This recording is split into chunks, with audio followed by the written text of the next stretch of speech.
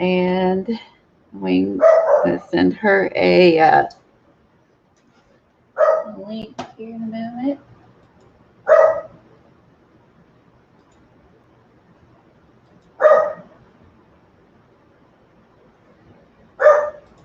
Alright. Bear with me if you just came on here.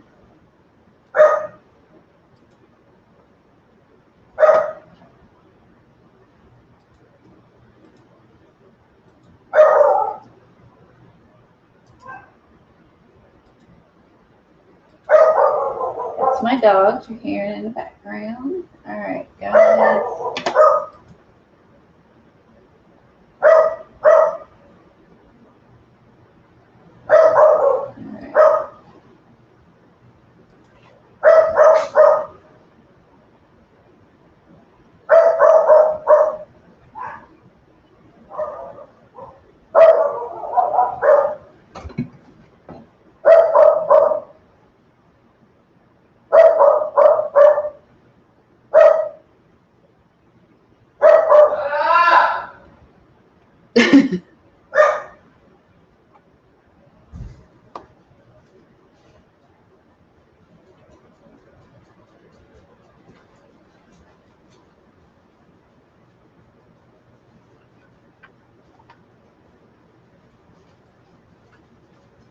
There is everybody. Hi.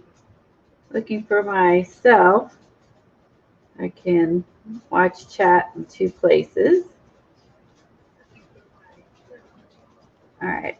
I do better if I have chat in two places, even though YouTube's slower than StreamYard. That way I don't lose anything.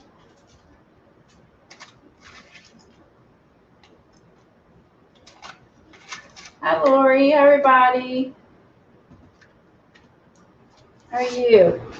I'll be right back. Be right back. Wait for my.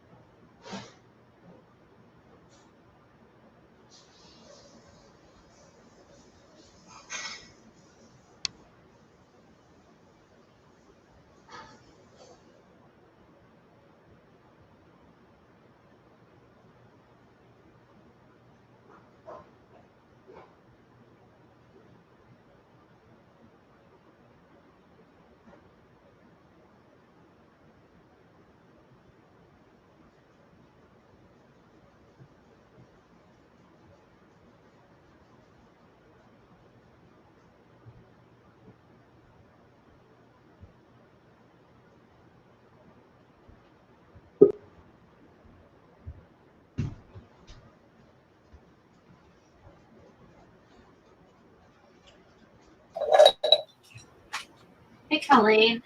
Hi, Cathy. Are we live yet? We are live. I caught the end of your stream. Okay, good. Oh, I'm sweating. My scrap rack's on the other side of the room. So I don't think I can show that. My camera won't reach it. It's on my desk. Yeah, you'll have to show it because you're the way yours is set up. I love how yours. It turned out really nice. Oh, thanks. Yeah, so we can do that. You should do a tour. You should do an updated tour with all the stuff you've been working on. You know, since you kind of reorganized your stuff too. The other room's kind of trashed again because I was working on a book. And I was jelly plating yesterday. I saw that. That was fun. Sharon O and Laura were on, and I show the ones that you did, Colleen. They looked really pretty with the water. I'd never done that with the water like that. I could try to do a video with my phone and post. Oh, okay. You know what? It was okay. You can invite yourself, but I think you might have to put earbuds, or you could do a separate video with your phone.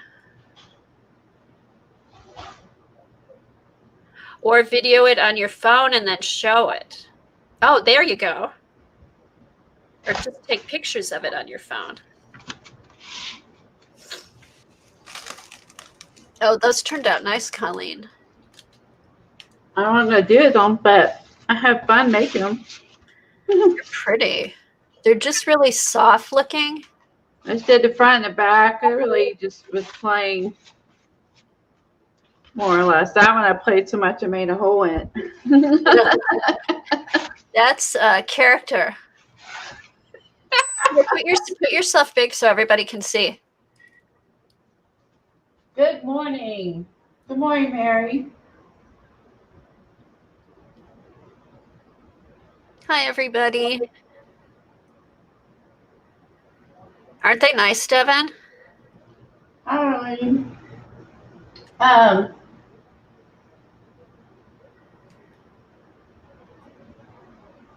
Really? Yeah, you should be able to. Just, I got feedback. You may not get feedback on yours. But yeah, send yourself a link and then open it on your phone. Okay, give me 2 seconds when I finish eating real quick. Hi, Kiki. Oh, good. I can go get something to drink now. I was so nervous. The circles are is a foam stamp. It looks like coffee rings. I think I got it over Joggles. Thank you, everybody. I was working on it. I'm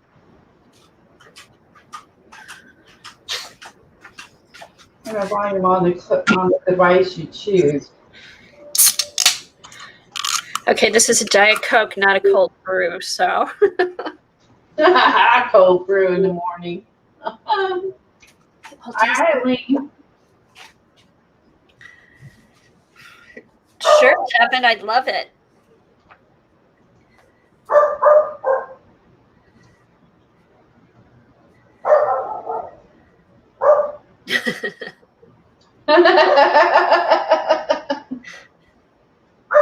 So many hats.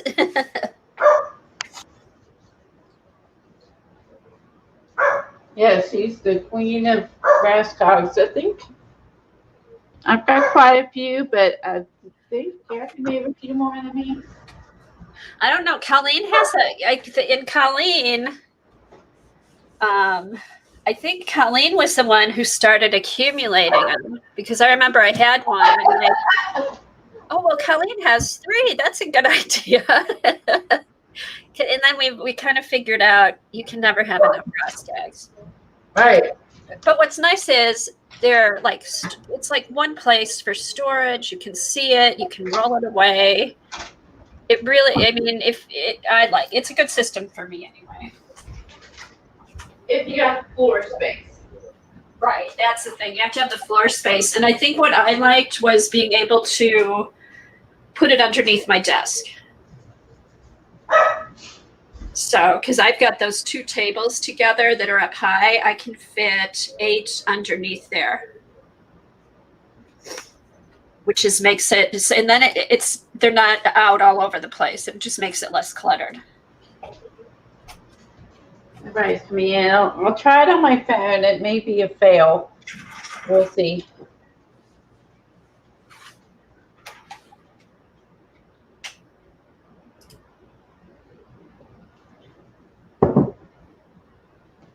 Let's see. What's the app called? On the StreamYard app? I can't remember the name. Oh, okay. Go to your. See where I just pick it up. Go to invite. See under your screen where it says invite? Yeah. Okay, do invite, copy the link, and then send yourself an email, and then open it on your phone. Oh, I can't. I'll email my phone. I'll go see if I try to look for Twitter. Oh, you know what? Just go to Twitter and open Twitter on your phone and click on the link you sent me. Okay.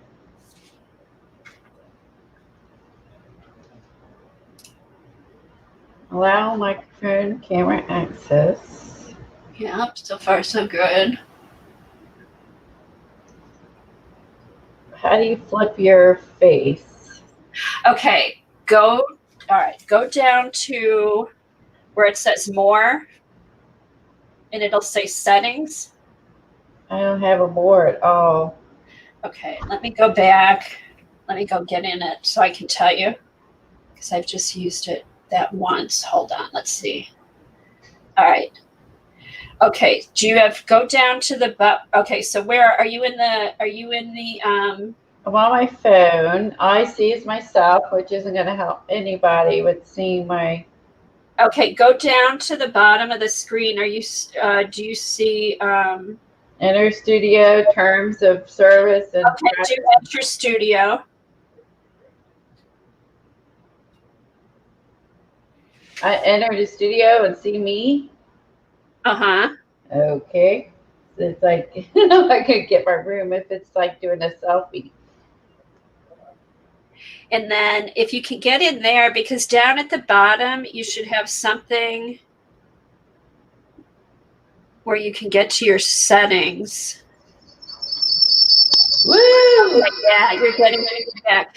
Do you have headphones that you can put in your phone? Yes, it's downstairs. Okay, I'm going to turn it off. Let me go down and get my headphones. Okay. Woo, terrible. I know. See, that's what happened with mine, and I didn't have headphones. I think it should work.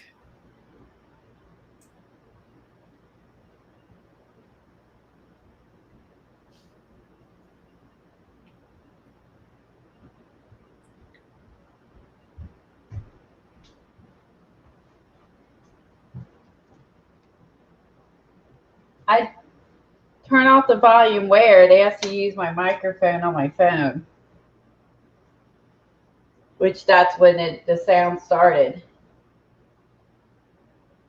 Oh, maybe just turn off the microphone on your phone. I have the volume down on my computer. Okay. Oh, your voice will pick up at your computer. So just turn the microphone off on your phone.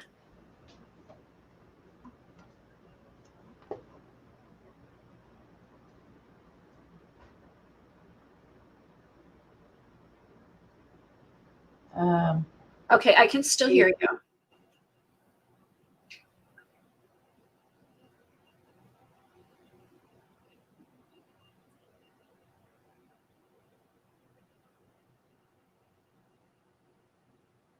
No, you don't, Colleen. I don't know if you hear me. You want your microphone on on your computer, but not on your phone.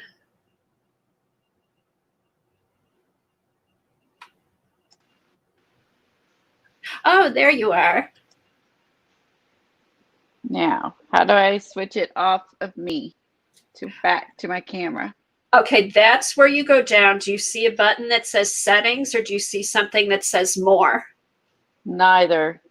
Underneath? Nope. Underneath your screen?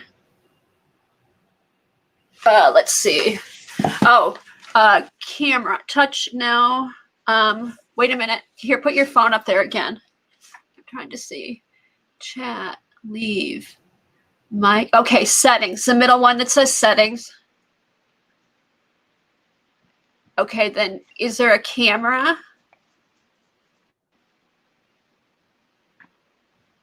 Back camera. There you go. Okay, can everybody hear me? Yes, we can hear you. Okay, because I have my headphones in. There's two of you on there. Oh, it's scary. They can't hear you. I'm on my, unless they can hear you through these. Oh, okay. We can hear Tom. You can hear Tom? Okay.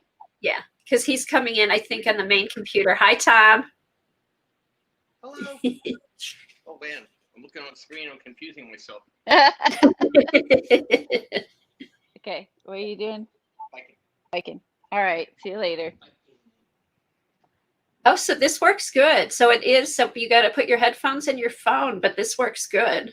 Yeah, I put in my wireless earbuds. Okay.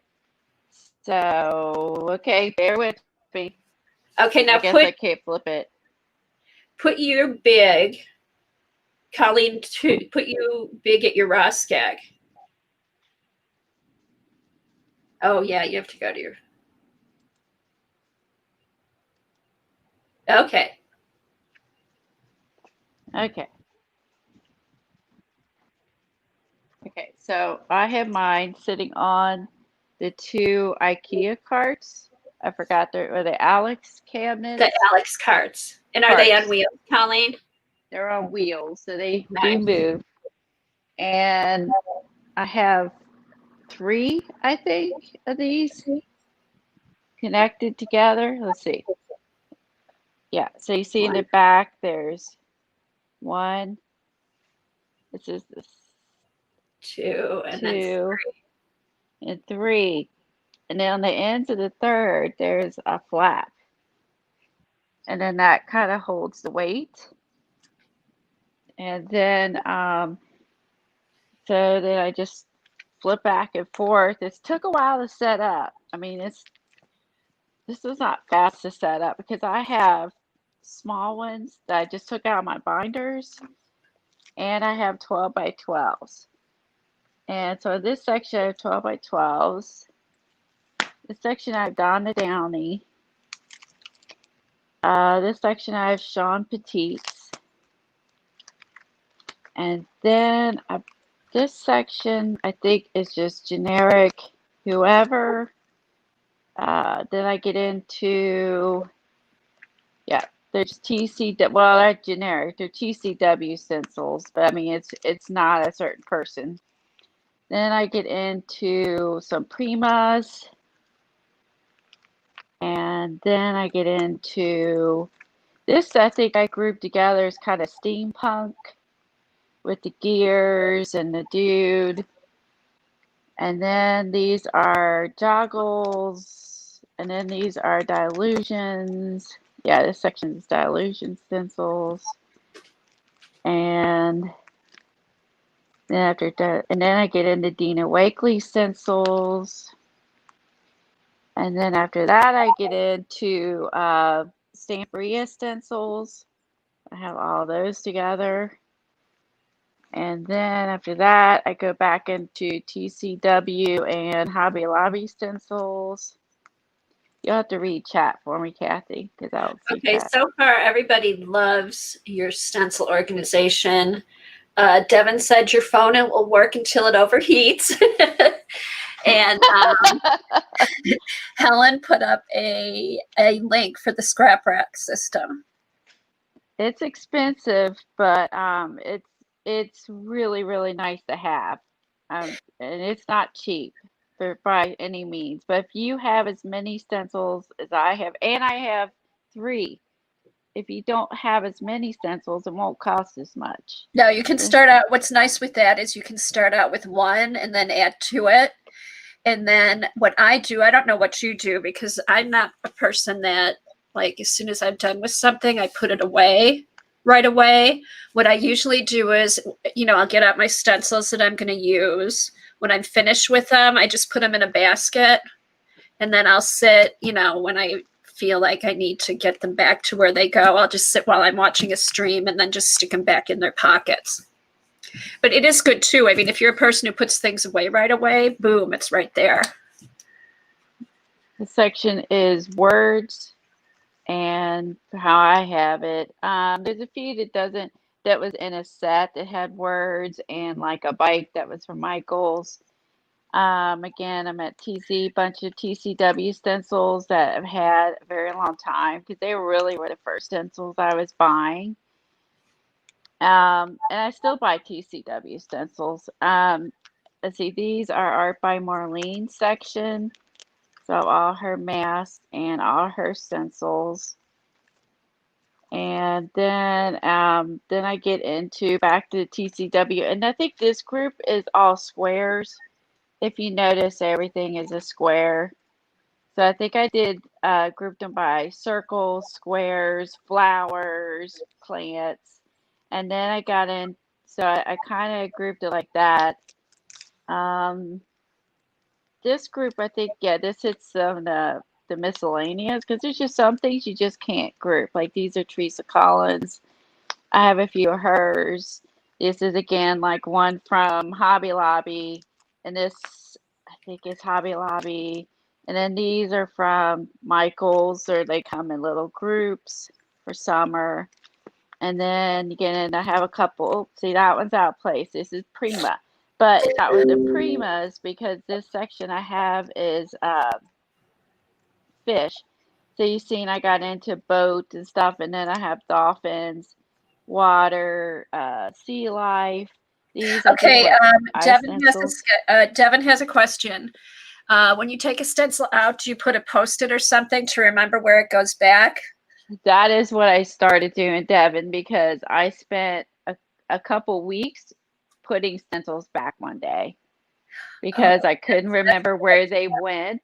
And I actually just started that system because I'm like, I'll remember where it goes. Psh, no. So yeah, I that is actually a good suggestion is to stick a post-it note where you pull it out because I did not do anything like that. It literally took me 2 weeks to put everything back, like where it was supposed to go. I appreciate you saying that. That's actually great, Devin. yeah, that's a good question. In fact, that's a good idea. I have it because I usually just kind of they don't always go back where they where Wow, they this is a originally were. stencil I forgot about. I'm not even sure where I got it. This Oh, one I don't even cute. know. I wonder if I got that at a yard sale. Like I don't even recognize the name. It's got a dog and a gerbil and a turtle and a bird. And Cute. a Oh, fish. that's a fun one. I like the fish.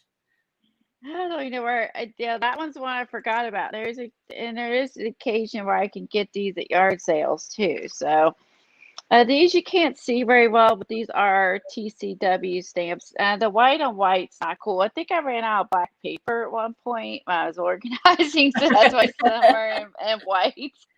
I And then can't imagine why.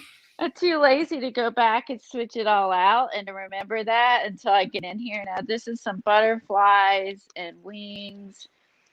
Um, then I get into some more. Again, this is just kind of a butterfly section. This is old masks I've had forever.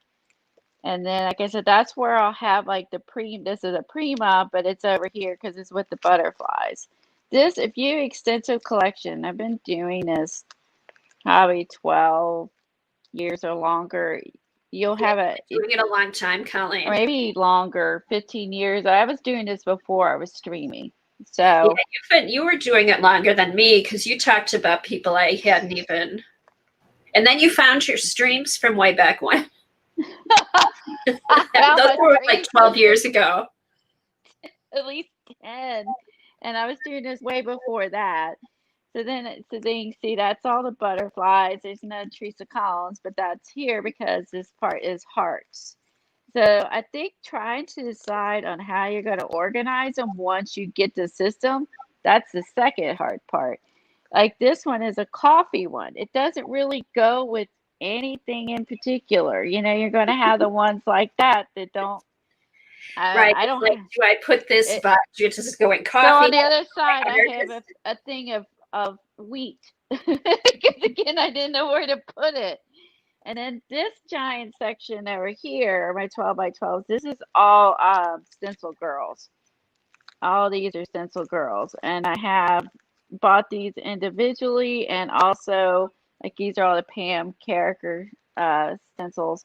These have been in kits and also bought separately.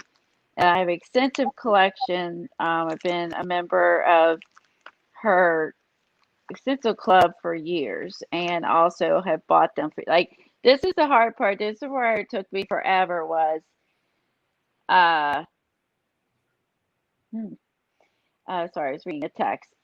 This one like you get three sets with your kits. And then what I was doing is let's say I'm doing a page, I'll pull out one and forget where it went. So I actually am definitely doing the post-it note. Now Kathy's super organized and photographed hers and put a photograph in the corner. oh, actually, what I did, I went to the Stencil Girls the Stencil Club site and they have a picture of all of them, and I printed them off. and then just pasted them on. But that's only for the monthly stencils. That's not for all of them. Jan would like to know, how many of the binder Velcro thingies do you have? I bet you have 30 at least. Oh, the clip. Okay, let's Little see. clippy That's things. a good question. 1, 2, 3, 4, 5, 6, 7, 8, 9, 10, 11, 12, 13, 14, 15, 16, 17, 18, 19, 20, 21, 22. Okay. Wow. See, so that's better than having like 22 binders of stuff, because that would Which be is, hard to look through. and that's what I had before. It was, Right. it was, they took up a lot more room. And so then I have blank pages in here. But see, here's the part where you get tired when you're assembling these. Uh-huh. These are upside down. And I haven't fixed them yet. Look. I know, because you get to the point you're like, I'll do that later. These are upside down. So my stuff would fall out. So you can see I need to go back and put those back the way they're supposed to. But there are gaps in here. I did put in extra when I loaded this up. I put in blank ones because I will continue to get monthly Stencil Girl Club stencils. Plus, well, you can't see this one. It's black on black, but there is a stencil in there. That's the bad thing about black. If you use black paint and you put it back in, it gets invisible. Now the leaves are nice because I use like a copper, and so they stand out really nicely. So all this, like I said, is all Stencil Girl. So I'd say They most said of my empty stencils, sleeve, quick order more stencils. Stencil Girl and TCW is probably my most stencils I have. The next runner up would probably be Donna Downey stencils, and then after that might be Delusion. So I could see like I still have more. So I have those organized in the back by face. I have all the faces together, but that is again, these are all Stencil Girl stencils. So some of them are old, some of them are new, but like this one I've had a while. But they have some really neat stencil, one of a kind stencils. And this is the one where I got like, a fish stencil. I've used this one a ton, this fish stencil. Cute. Absolutely used it a ton. And I like this one with the bus. Oh, and that's one of my favorite ones you have. Now, do you find that you use more of your stencils having them organized like this? Yes, I Yeah, do. I do I too. do. I really like it. Now, the other section, like I said, I have a lot of like generic ones too. I don't just get name brand. I'm not particular. No. Stencils. I Colleen do hasn't found a stencil she doesn't like. exactly. So I do have other brands in here, and I buy like this one's a Gina Oh, Gina Ashton. Parents. I didn't know she had stencils. She has stencils, and I Cute. bought this one, and I like that one of hers. And so I'll have the oddballs in there too that, if I see one I like. And then I have a bunch of, like I said, even ones from Hobby Lobby. So then I get the Donna Downey section I have is huge. I have a huge collection of hers. And then I have the new collection of badass stencils that I got from iStencil. Yeah, those are cool stencils. Those are kind of the new, I bought a big group of these that I really like. And these are the Patty stencils and Jones stencils in this section. And then I have a bunch others of Patties that are back in this section of 12 by 12. See, like this one, I know is a Dina Wakely. Some of these I just know who it is because I've used them. Yeah. I have some joggle stencils. Um, Let me see. I have, this is no ice stencils, but they're over in this section. I got a bunch of the farm Cute. ones. Her name is Cathy Holdine. Holding. Hold it. Oh, Holding. those are pretty. Yeah, so I I've never got a seen bunch. those. Yeah, those are eye stencils. There's a bunch of hers is all farm stencils, Cute. and now this group is more of a glass, but most of her stencils are all like old wallpapers and that. So I like those. I will probably be adding to that over time. I'm trying to get to Patty's. Okay, these are all my giant the illusions. I love these. These are probably my favorites of hers is the girls.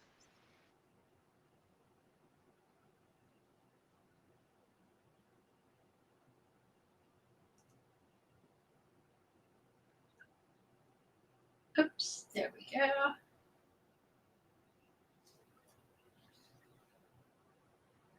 Colleen, I don't know if you can hear me. We got flipped back to your main screen.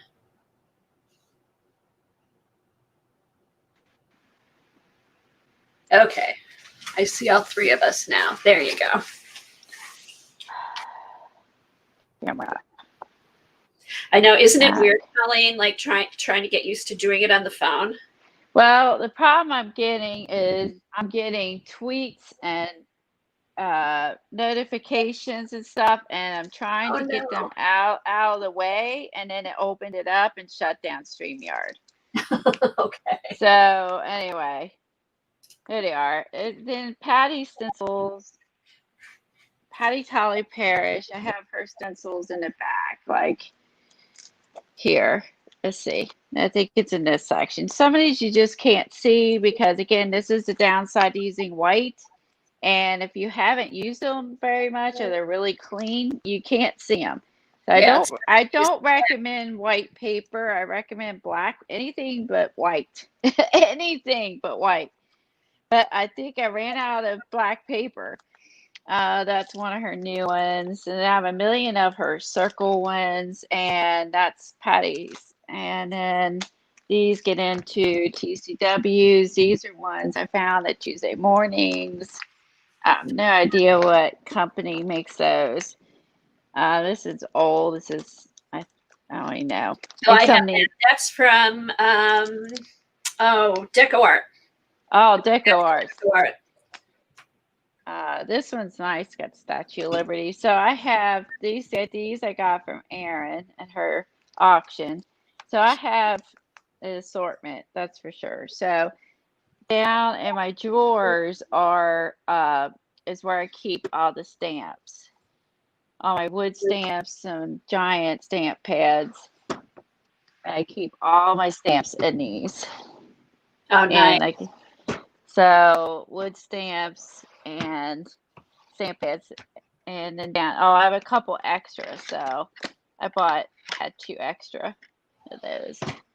And then this section is stamp pads, magicals, brush shows, all that. And then I get into my new hoarding, which is vintage stuff. These three have all the vintage stuff in it from auctions. See, that's what I need. I have to get all my vintage stuff. I have to figure out what I'm going to do with my vintage. Behind me is up top. I just some of the laces from the auctions, and then the spools I've got at the auctions. I just put them in a bowl. I just like these to look at. And up here is like a Tim Holtz spinny thing, and I keep all the little things I get like Tuesday mornings, all the little die cut things in here. Then I have a file cabinet, and in here I have a lot of my collage stuff organized by in here, like Fourth of July and Easter. I have a food one, a jewelry one, women, farm. So I just basically go and keep all my images organized in there. And this one is the second drawer of it. This is a lot of caboodle kits in it, and that I've now Drawer. I have a caboodle drawer, Renaissance, the fish, steampunk, Oriental, Asian, and I think I added sewing patterns because I had a bunch, and then I have a bunch. The rest are all digi things from Sean Petit, Donna Downey, So Crazy. This I think was some digi images from Wonderlust last year. Down here, ooh, hold on, there we go. Down here is all deli paper, so I have all the jelly deli prints all organized by color. I had them in giant folders and then I changed it. So basically blues, pinks, oranges, gray. So if I'm looking for, they're not all, I mean, some of these are on paper and not deli papers. Those are all there. Oh, that's awesome, Colleen. I love your collage storage. Oh, thanks. Up here, I have, these are from IKEA too, but I don't remember the name of them. They're, I don't know what they're called. That's what they look like. 5. They have 6 baskets and they're really big. Like, see the width of it compared to the file cabinet. They're very deep. And they were about 30, 35 a piece. And I'm able to put like a couple of the Dollar Tree baskets in the drawers. And I started doing all my other stamps that are not wood. All my acrylics I store in here in baskets, and this is all grouped together by flowers. This section is all flowers. This section is butterflies. And then this section is mark making stamps. I think the back is a generic one. I think it's like the old, this is ancient. Hold on. I hardly ever use it. Hold on. I don't remember who makes this.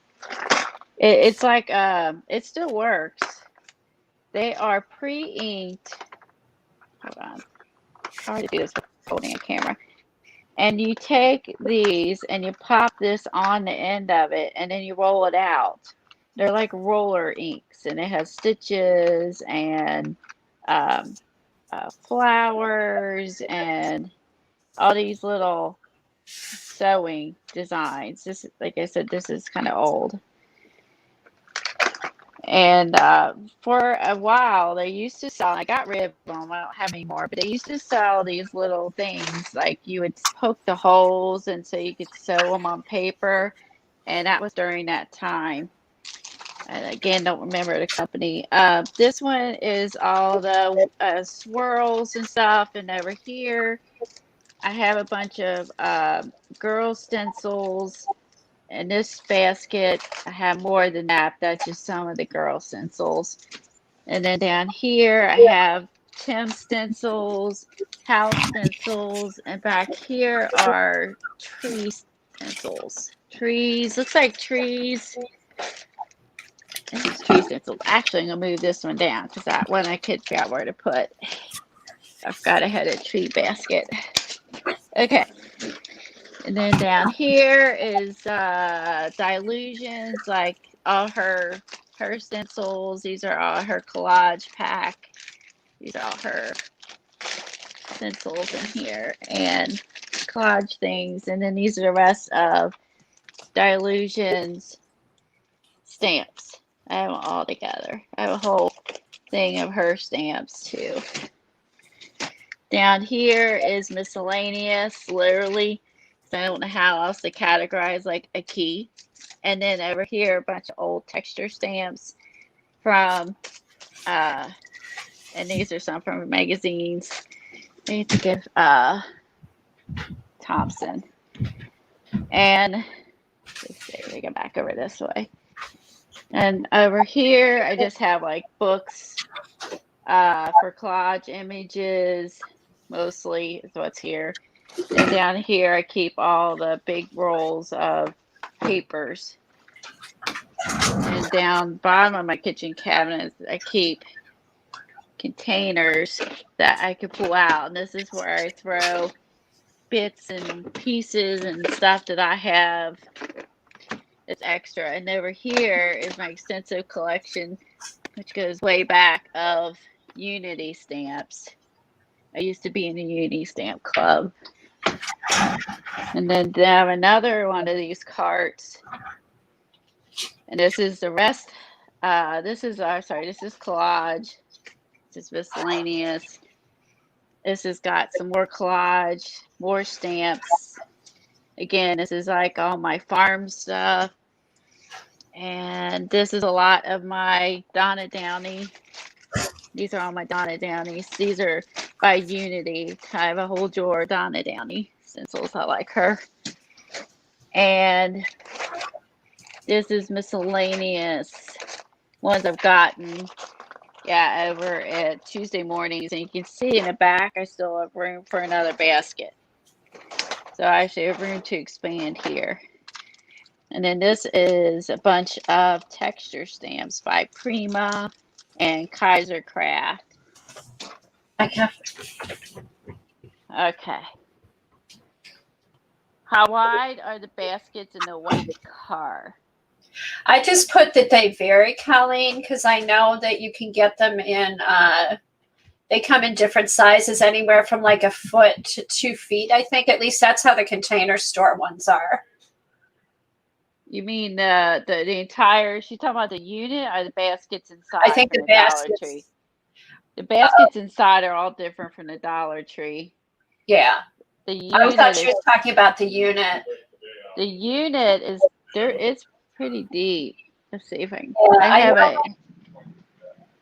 Like mine at the Container Store go, I think, 21 inches deep, but then they also have them where they're only 16 inches deep, and then they vary between. Mine, this one doesn't vary. This is IKEA. Okay. This one, including the basket part that sticks out, it is roughly about 23 inches deep and 16 inches wide. So it's almost 2 foot deep. Like depth as in 23 this way. 23 this way. The baskets inside are about 5.5 inches deep. These are really deep. They hold a ton. They're nice. They're good. That was a good investment. I could add those onto mine from the Container Store. They're about the same size. Yeah, this is a Ross Cog I keep watercolor stuff in. That's one. Try to keep count because I lost count how many I have.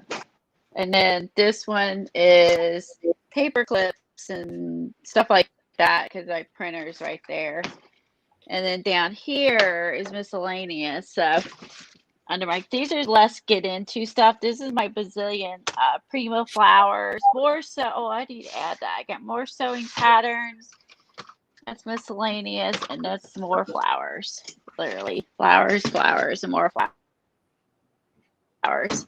That was during the flower Prima phase. Let me push it back over. I have another one. These are from Michael's, and I roll them underneath my counter. And I keep my paint in them, and they're huge. And I keep all my paints, and they're all organized by Arteza, Goldens. These are Amsterdams. A few basics have gotten thrown in there. Primas, pens. These are the Bria Reese.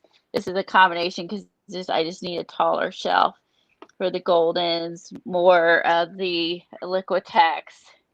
Down here is more. These are more Arteza. The ones I've gotten, Vicky Bootins, and more. Oh, there's all shiny glitter paints, Dragonfly Glaze.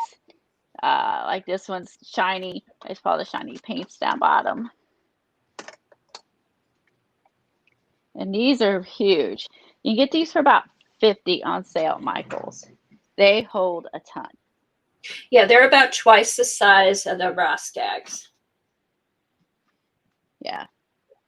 So, depending on your space, gotta hold them together. They're taller too.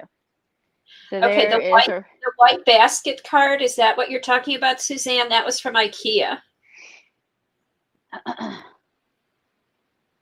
Yeah, that was from IKEA. I don't remember the names, unfortunately. I can't The remember the name of that one. This is the IKEA cart. This is a Michael's cart, and it's twice as wide. So it just depends on your space and what you have to put in them over your needs. Now, these came out, what, 2 years ago or a year ago? Sorry, What, the one-handed trying Michaels to. one?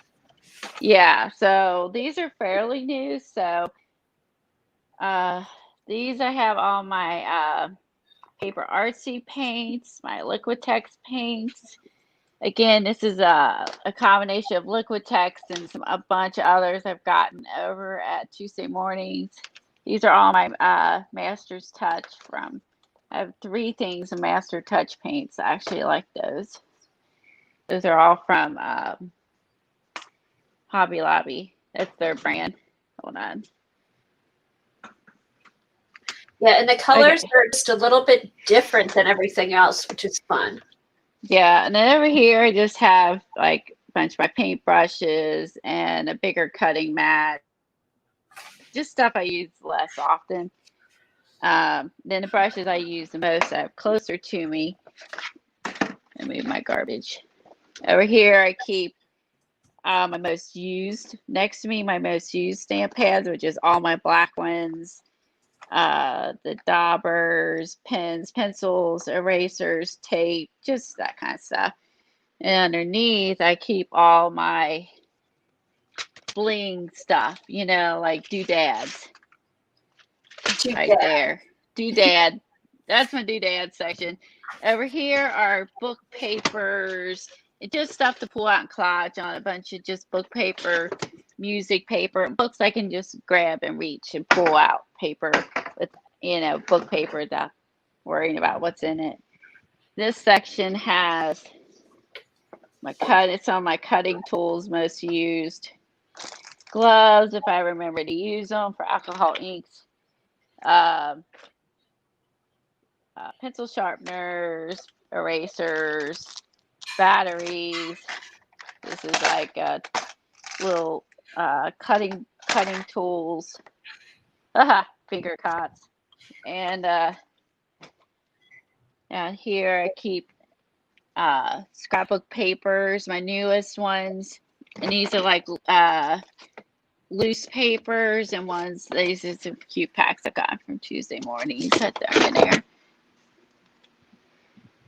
Everyone's still at the tour. Does everyone want me to stop? And now the most important piece of your most important organizing thing, your refrigerator. Yeah, my refrigerator. Kathy and I put our pastels, like Ray and them, in bowls. Um, Over here I have distress crayons, and then I have the Dina Wakley crayons. These are some ones I've had forever. These are Reeves, Stadlers, Vicky Booten, and here in portfolios. And then behind it is like one of those sugar things. I can't remember, sugar molds. And I keep just pens, pencils, white pens, black pens, Sharpies, rulers. And then I have a couple of these where I keep like all my black pens in here. And then over here are markers.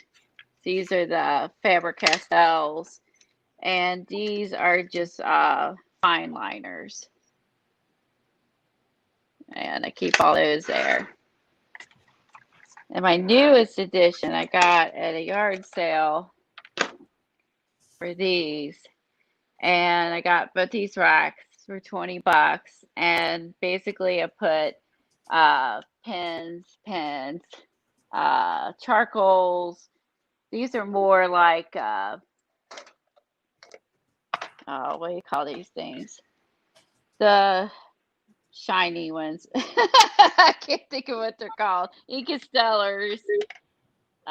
These are ones Dee Dee has, like the black ink in here that are permanent. I can't think of the name of them. Pixie spray, more markers, coffee for paper, my punch. regular pens. These are archival markers. And then I have my heat gun. Ooh, my cans I'm going to cut up. Oh, you have to pull back, Colleen, so they can see that whole wall. It's awesome. Okay. Ow. There's a table back there. Wait a minute. My lights kind of mess things up. It's, I get further back. There we go. So you can see them on each side and my light in the middle. And then that's my screen I watch you guys on. And I'll keep my iPad on the other side. So I can keep an eye on chat in two places because it's really hard to keep up with chat when you're streaming. And this is the other. You can see the this one, which again I got both shelves for 20. It was just I was so excited. She got these from a scrapbook store that was going out of business. That was an awesome deal you got. And I love all your holders for your pens. Your little cups and everything are so cute. And my little face collections. I love those. You gotta have some whimsy, right? So this one I have more of my specialty brushes in, and a few like the Dino Wakely, what do you call it? Kind of mark making ones. Kimberly just called it the cockpit. It is like a big cockpit. Yeah, that's like this is the main area I stay in, and this is the glues. All my glues. Well, the ones that I'm using, there's more down below. These are gel pens. These are gel. This is all gel pens. Gel pens. Gel pens. These are skinny paint brushes in my hippie bus. These are the weird makeup brushes everyone's using. That's the foil pen. There's some watercolor pencils. The what do we call those? Woodies. Then I have a couple black inks, some washi tape, just a few things to grab. Fine liner, and I like the rust water. This is probably my favorite alcohol ink is the rust. Ah, I just knocked down. This is some liquid pencil. I want to try and a foam pad to put it on. This is pencils and stuff and erasers right here for me to grab and more erasers. And then down here is the scissors. I use the sugar things. I have a few like these that Laura has. Like I'll have a cutting knife handy, and then I'll have a couple of little rollers. That's just all scissors. And then over here is water pens, more markers, charcoals. These are little sketchy pencils that Dee uses. Yeah, the China markers. And then I have over here is all my scrapers, whatever you call them. Palette knives. Palette knife. I need Dr. Pepper. I know, I had to think for a minute. But yeah, palette knives. I have my Timmy stencils hanging off of that hook.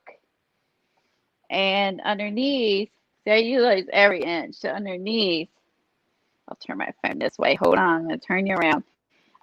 This one is where I keep underneath my desk, and it's back a couple foot. So it's not, and of course, the dog bed, you know.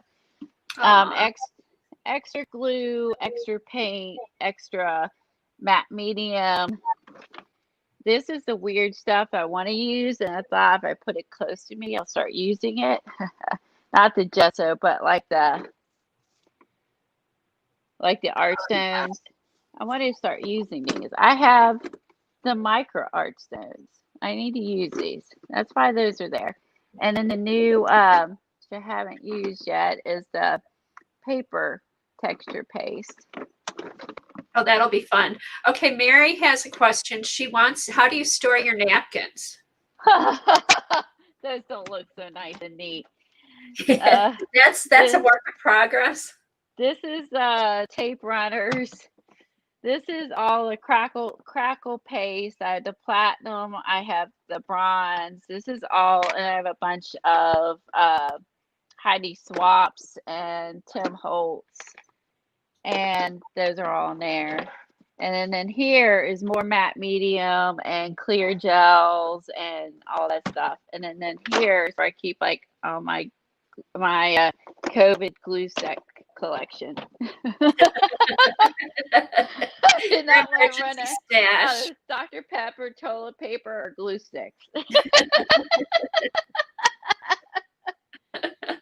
Okay, so napkins are in multiple places. Okay. Oh, I have think another. that's the big thing. Somebody needs to come up with, a napkin Roskag. I don't know. I was thinking maybe a Roskag. That's not a bad idea. Put them all in a Roskag. Because mine are, I'm having trouble with what to do with mine. And I'm thinking I just might stick them all in one Roskag. I have Arteza. Their version of the Posca is not as good as Posca, but they're not bad.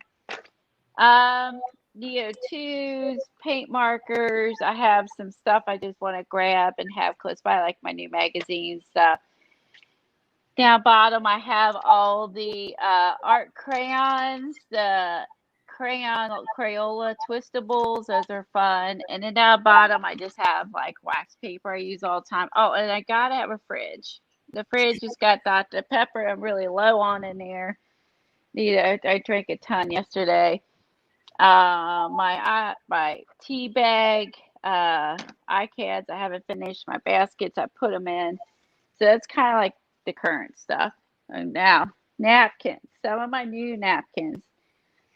So I have a big, kind of fold out table in the middle. So if I was going to have anyone over, I could collapse it and get it out of the middle of the room because it makes the room look small. But I really don't have people over that often. But anyway, so down here, see, I may put my new binder down here for napkins. I have all my new napkins. These are all the new napkins. So these are new, and they're just laying in here. That's that category. That category is new napkins, and that's my napkin book. This category is miscellaneous, like this I want to use. That I was looking for that. I'm gonna leave that out. That's gonna go in my other book. This is all my auction stuff with the stuff I got from Michelle. This is all my lace papers and stuff I got from Michelle. And these are the other batch of lace papers. So that's all. I have a drawer of Michelle's. And then I think at the bottom I have some envelopes to alter. That's all. That's my Michelle drawer.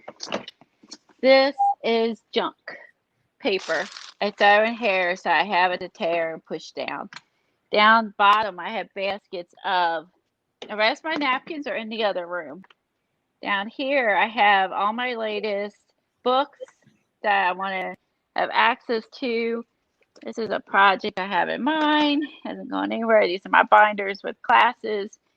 And then I keep rolly carts full of Catherine Anderson's books and calendars. Now, this is where it gets messy. This is the part I use all the time. These are all my little books that I'm working in. And I put them all in these little fridge pantry containers. Oh, that's a good idea. So I can flip through. Here's my new one. It's cute.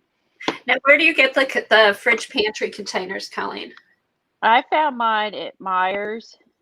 Okay. Store. Yeah, I found mine at Myers. And this is all I had some composition books. And they have little ones that I throw junk in, little things I can push down on a page. You know what I mean? Where you have bits and scraps. And I keep those in here so I can just grab them and glue them down. And then over here is all of my sticker stuff I'm using for my daily journal. This is all my faith stuff, more faith stuff, washi. This is my other book I was working in, and some Allie Brown stamps. This giant basket is, hold on, I'm having a crack the lamp. This one is all my black and white stuff for Rosemary's Journal. Oh, It fun. is, it's getting very fluffy. So, and this is what happens when it's together, but it doesn't stay up. This I've got packed to gunnels. I'm going to have to put these in something else because this is what happens when working. They fall over. Okay, next room. Oh, wait a minute. Let's go this way first. This room will be faster. This is my spare bedroom, and I keep all my books in here, art books, and that's my clothes my grandma made me. It's in the shadow box up top. I put it in like UV glass to protect the clothes. I love those. My grandma made those for my Barbies when I was little. Oh, I have to, yeah, that's my sentimental. Yeah, so she made those. I put them in to protect them. I can still see them. Uh, this is all, like I said, all my books. This is more of the macrame stuff, and then all hanging up on the wall, macrame cord. This is all sewing stuff, and I keep these in just plastic tubs that I can roll out and move. And nice. my typewriter, and again, this is a mess. This room is the messiest. Then there's my sewing machine, my sewing table. This needs to be hung up. I do exercise in here too. It's a multi-purpose room. Uh, It's nice to have the separate room for all that. yeah, I consider this room my book and sewing room, and I'll have all my sewing stuff in here, and I have all my buttons, threads, fabric paint, felt, and then on the other side of my desk I keep more sewing stuff like trims and fabrics and pretty much threads. Uh, this is laces, like more scrapbooking ones, you know what I mean? Trims. I keep all the sewing stuff in this room. And then there's another container. I got this at Joann's. It's the same as the other. It's just really tall. And this again is all fabrics and sewing stuff. And then this section is binders from previous classes. My abandoned books to alter, empty binders. I'm a binder hoarder. Up top, I have my foam head I made. I just have my initials. These were books. Watch out, honey. My dog. These are some books I got with letters cut out. They took Reader's Digest. Oh, I love those. And they cut them out into letters. How cool is that? I've You never see, seen that before. this is a palm of my hand. So I got to spell my name out. I got these at Altered State. I'm trying to get my camera to focus. Altered State is the store. There. That's the store I got it at.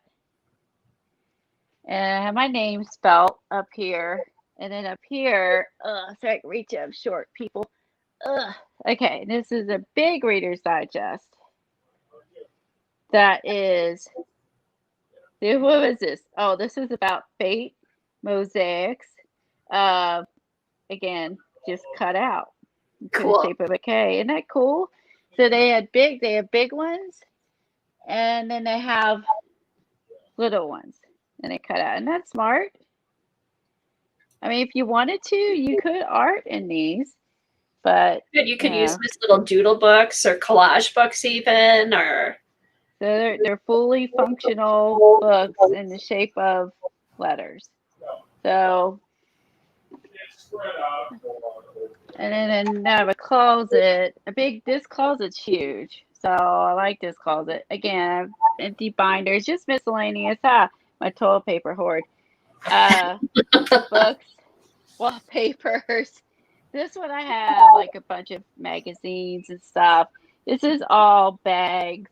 I have my sewing stuff. I have finished projects. This one's pretty empty as far as closets because it's just big. It's nice, but Oh, this look is at the boys.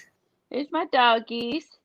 This is their watch spot at the window, and they're sitting on a rollaway twin bed. It goes into an ottoman, and then I can pull it out and open it, and it folds open to a twin bed. And my daughter comes over; she sleeps there, Nice. and then just have a place to sit and read my books. And then you go to the main area with my loft. And I come into this bedroom, and this is like the one that's messy. I have one, two, three, four of those lined up, and I have the Michaels one stacked on top. Is anyone Nice. tired? Is everyone sick of looking? Do you want me to No, keep stop? going. You're almost done. Keep going. We want to see it all. Okay, this is my paint, more paint section.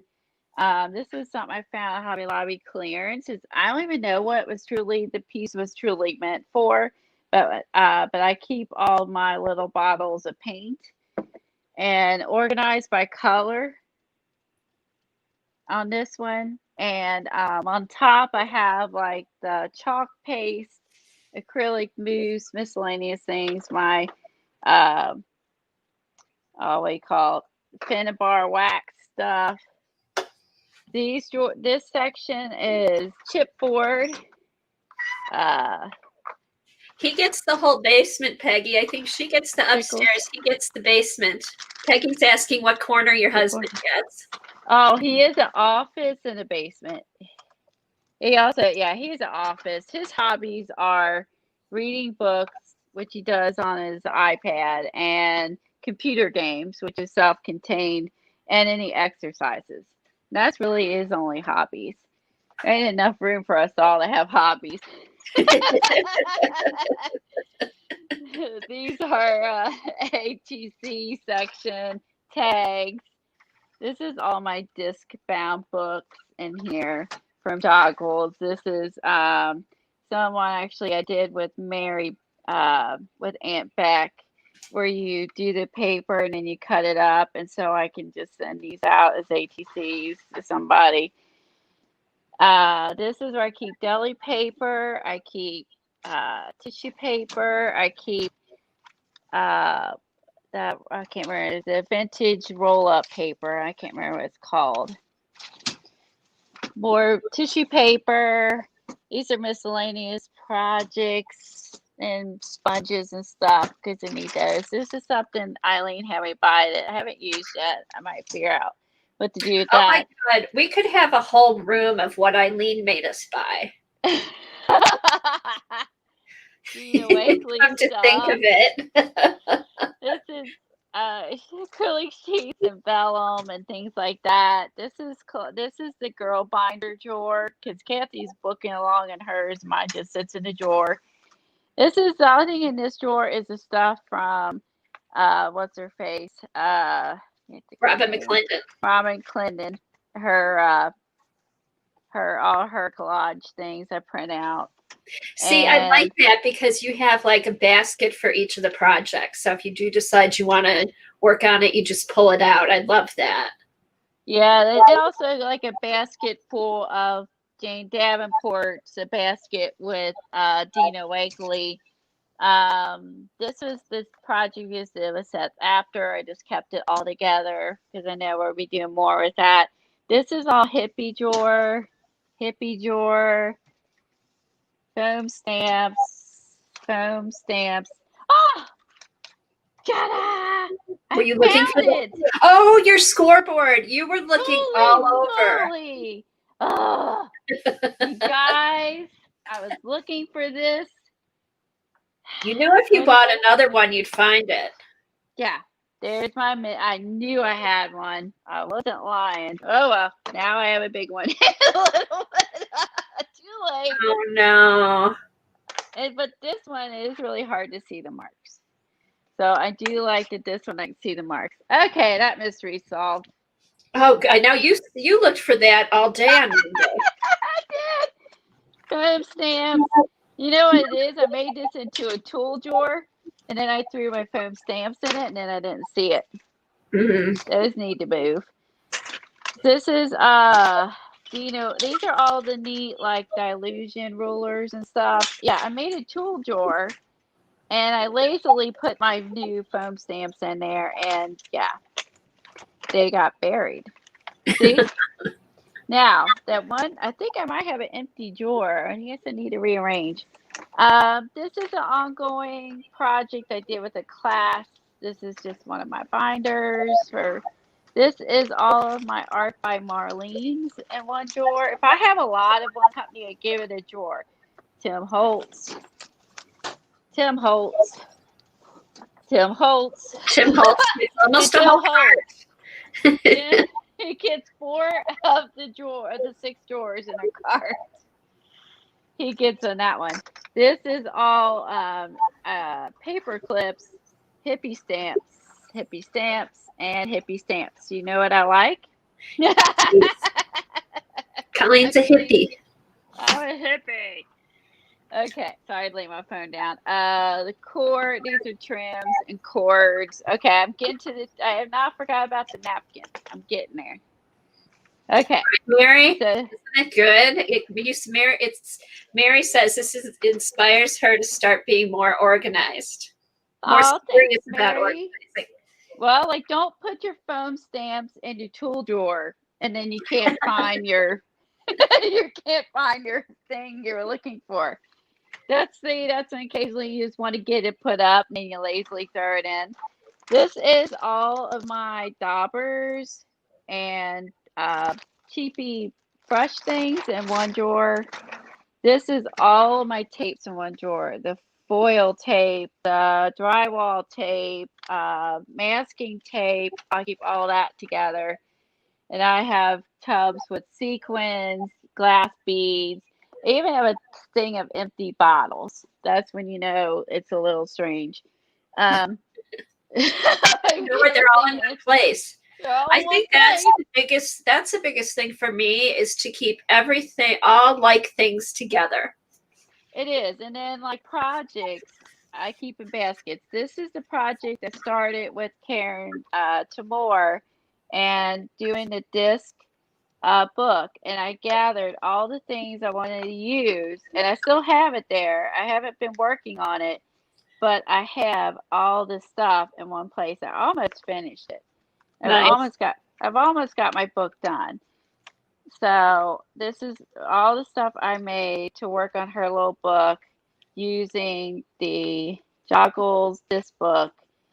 And so this is all of the materials together. This is my new love, which this is why they're in here to use. These are Elizabeth Designs. I have all her stamps and stuff and her watercolor and her paper, and that's in a basket. This is my new books I put together, the fan Dex books. These are books I'm going to alter that I have put in here.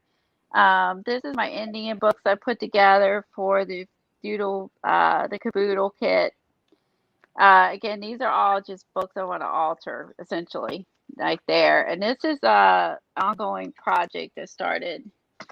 Again, I have a lot of ongoing projects where you color coordinate your pages. And I got these idea. Oops, on my coloring book pages. It's called Art Journal, Art Journey, by Nicole Ray. It's an old book, but it's a really neat, inspiring book of using simple things like your collage images. She uses paint cards. She likes to use books. She just uses a lot of simple materials and shows you how to put them together and make these like color coordinated pages. She uses books, and it's more or less, it's just a really interesting book. Like I said, it's really old. A lot of. You have a lot of really interesting and fun projects that you're working on, Colleen. It's fun to see all of them. Oh, thank you. This is grouped together as in this is stuff I put together for a class.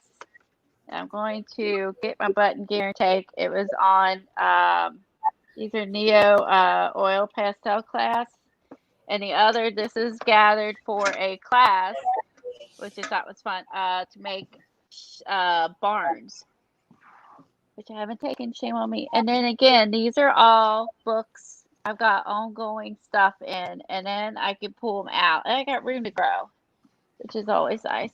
Again, these are projects. I should just switch this over. These are books I've got started, and I can pull them out, and I know what's in them. And this is going to be a folder. I'm going to use a peacock folder. That's all that stuff. This is all my cast folders, empty folders for Cass's folder. And these are books. Again, more projects. Well, I wouldn't say projects so much as art journals I'm working in. Should be a better description. Yeah, and that's empty. Room to grow. And this is my nature drawer.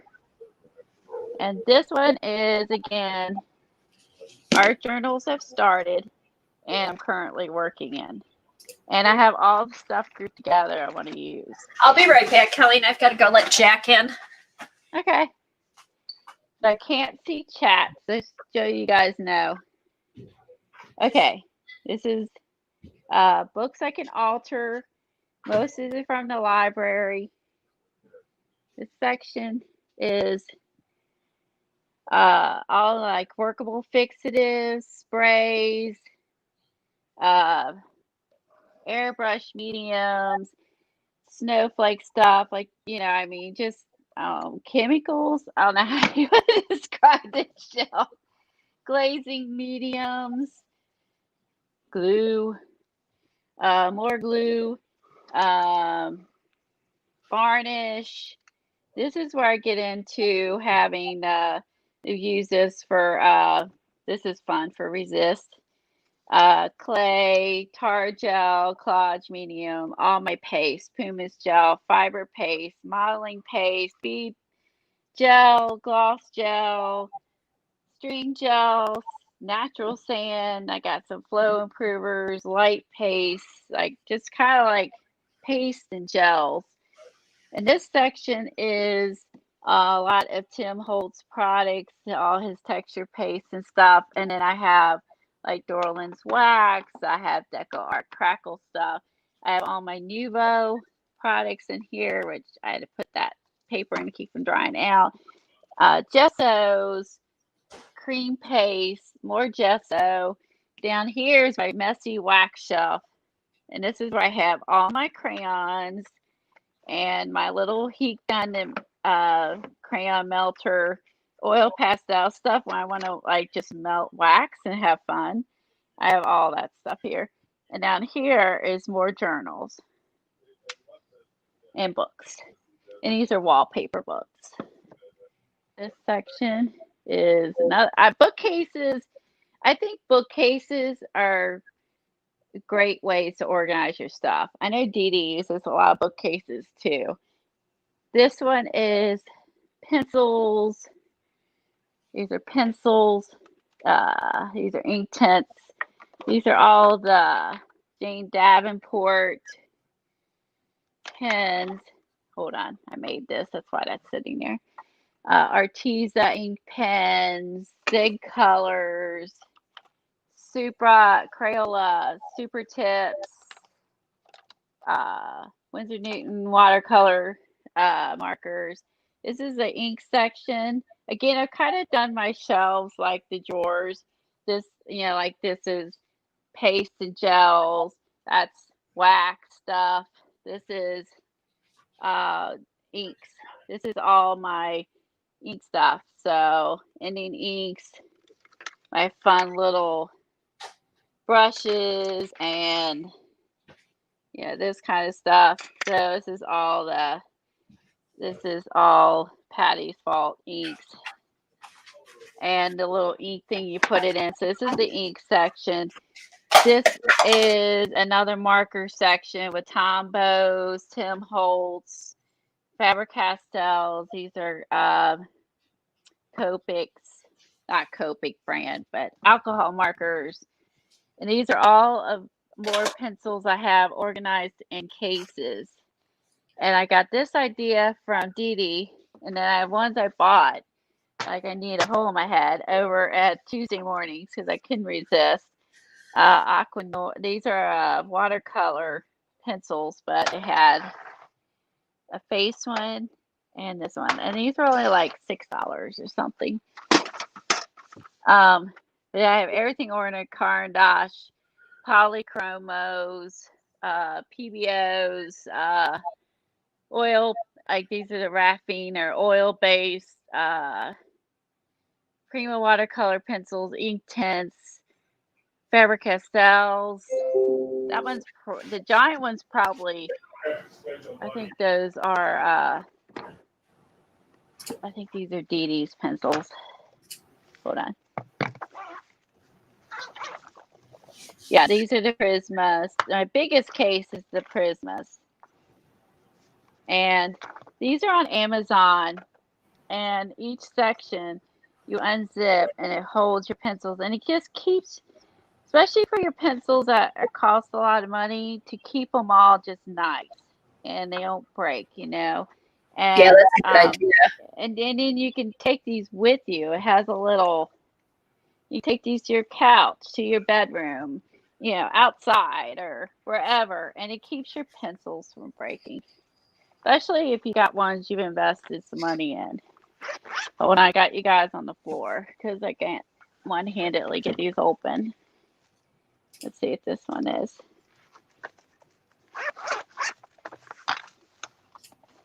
Okay, this is my miscellaneous one. These are Blix pencils. These aren't too bad. They're kind of like their version of Prisma pencils. They're not bad. They're not as good, but they're not bad. I would say I've used them. They're not as good as Prisma, but they're still nice pencils. And what I like about these is they're kind of fat pencils, and I like the fatter pencils because I have easier time with them. Yeah, Tanya said she swears by them. She has sets that are over $250, and you have to. It's worth keeping them nice when you spend that kind of money. Oh yeah, like who said that? Tanya. Yeah. Tanya, yeah, like the Faber. I think these are all my polychromos. Like those were expensive. You know, the Caran d'Ache PBOs were expensive. I even wrote on there. Yeah, you want to kind of protect those because that's an investment.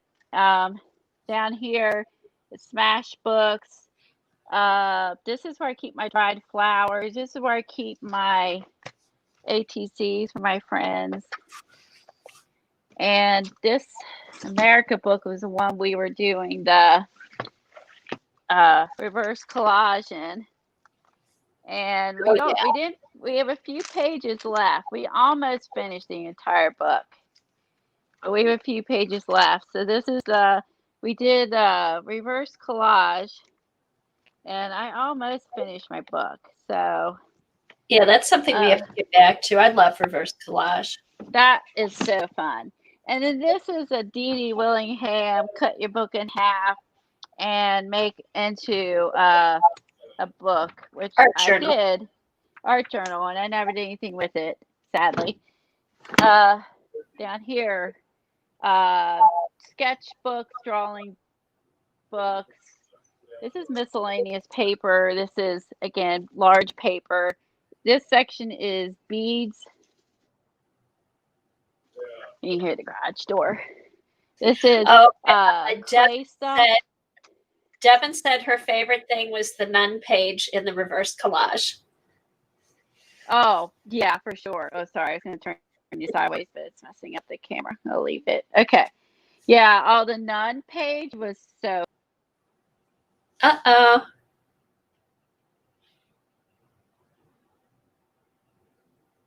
Okay, hang on, everybody. She'll be back.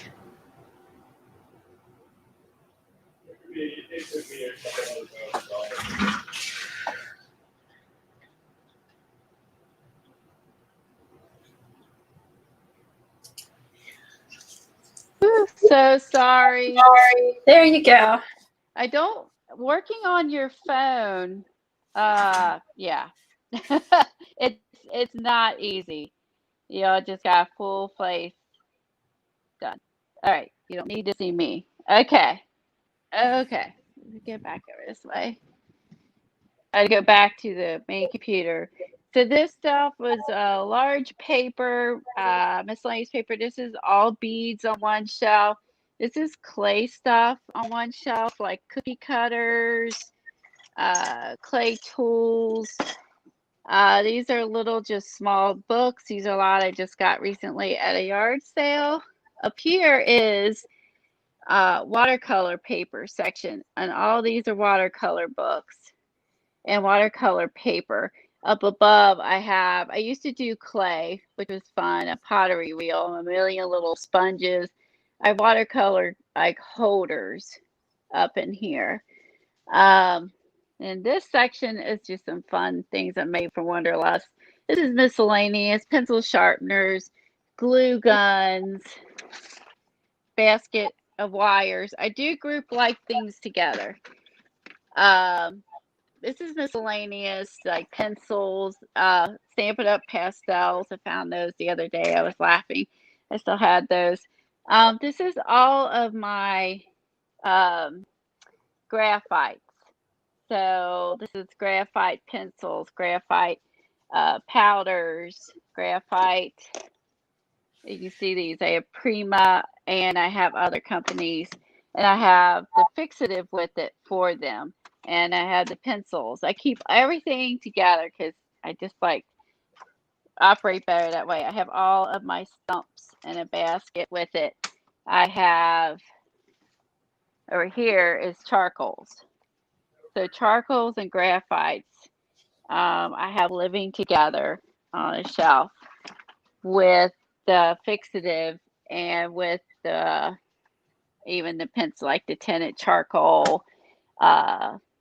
I have the charcoal I know. I would books. have to say, for being, I mean, you're truly a mixed media artist, Colleen.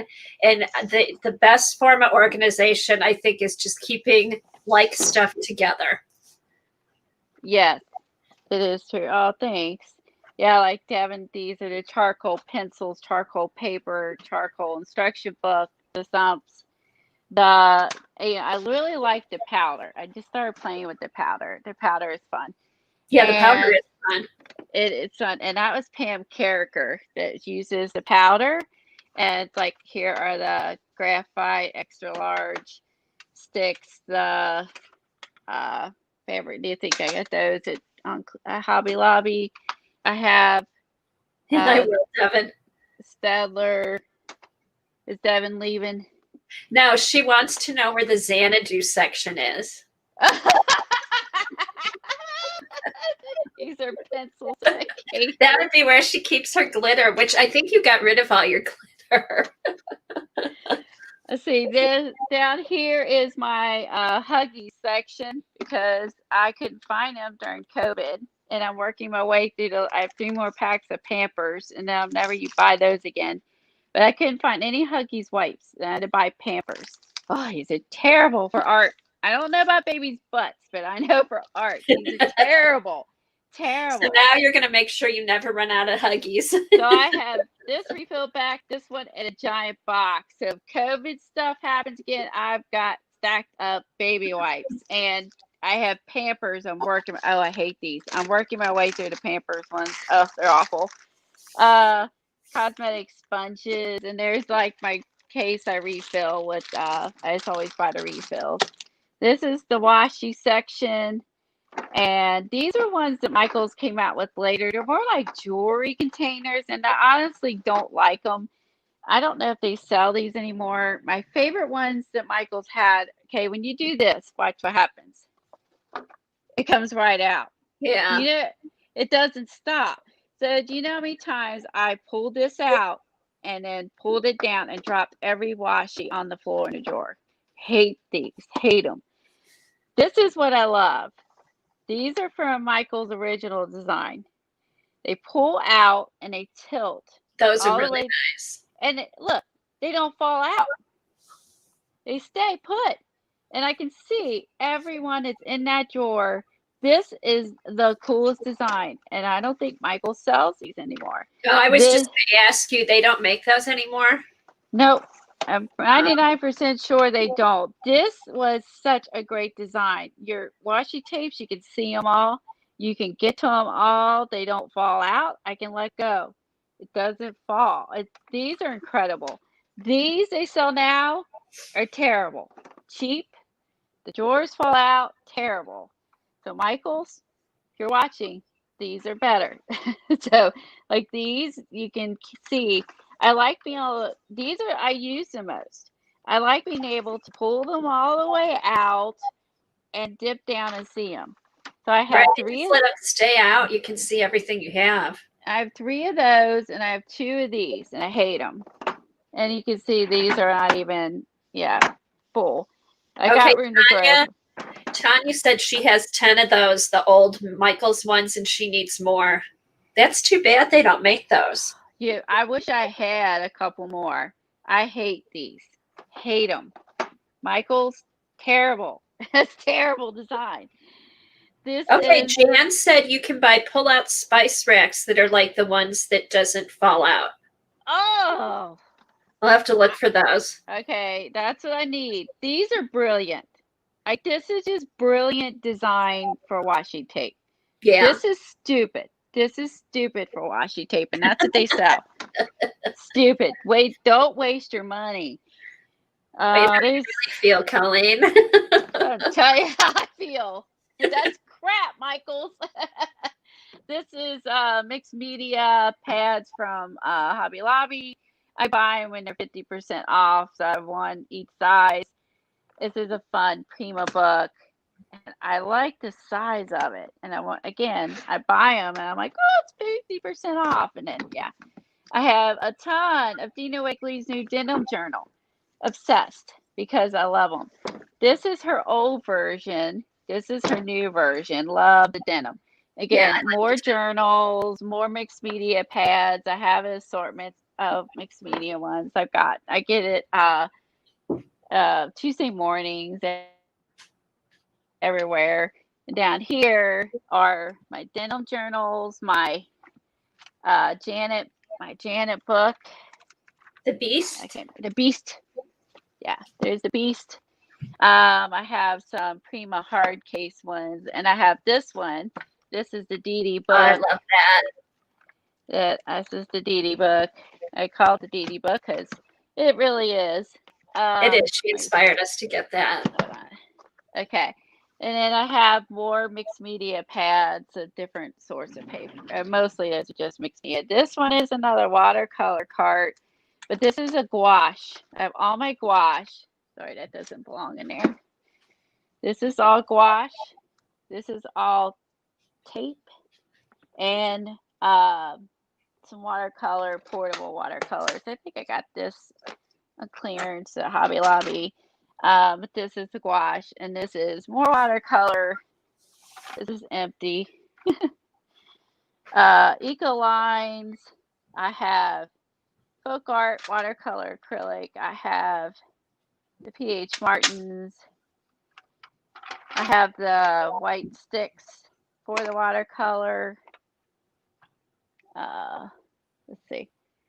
This section is my section of heads. I love those. Those are from where? Hobby Lobby or different places? These are Jane Davenport. Oh, these are okay. all these are Hobby Lobby ones. And I love these things. And I keep this one is really tall base. Obviously, I keep really tall paintbrushes in. Oh, and cute idea. This space one, I keep all of my blades and scrapers, the big ones, the weird ones, in here. And I have the regular ones on my desk. Hold on. I got to make room. These are huge. They're huge. Okay, this one is another one from Hobby Lobby. And again, I have large brushes in them. And I'm pretty sure I got these at Tuesday mornings. These are all the Jane Davenport heads. And these I keep all the scruffy brushes in. Cute. You know, that you'll get. These are the Vicky Bootons. These are, and I think those are also Tuesday morning. Oh, those are nice brushes. I like those brushes. Oh, thanks. Oh yeah, here, Eileen. Oh, that's There you go. her pods. There's my silk pods and marbles. That's all you have left? That's all I have left. I've used mine. Oh my God. These are oil pastels. All these are oil pastels. Like I have the artist sticks. Good These question. are artist sticks, but short. These are all my Cinnelier oil pastels. These are the miscellaneous things, the money things I got at the yard sale the other day. I threw up there. These are oil pastels, fluorescent oil pastels. Up here, I have all my embossing stuff here, and here.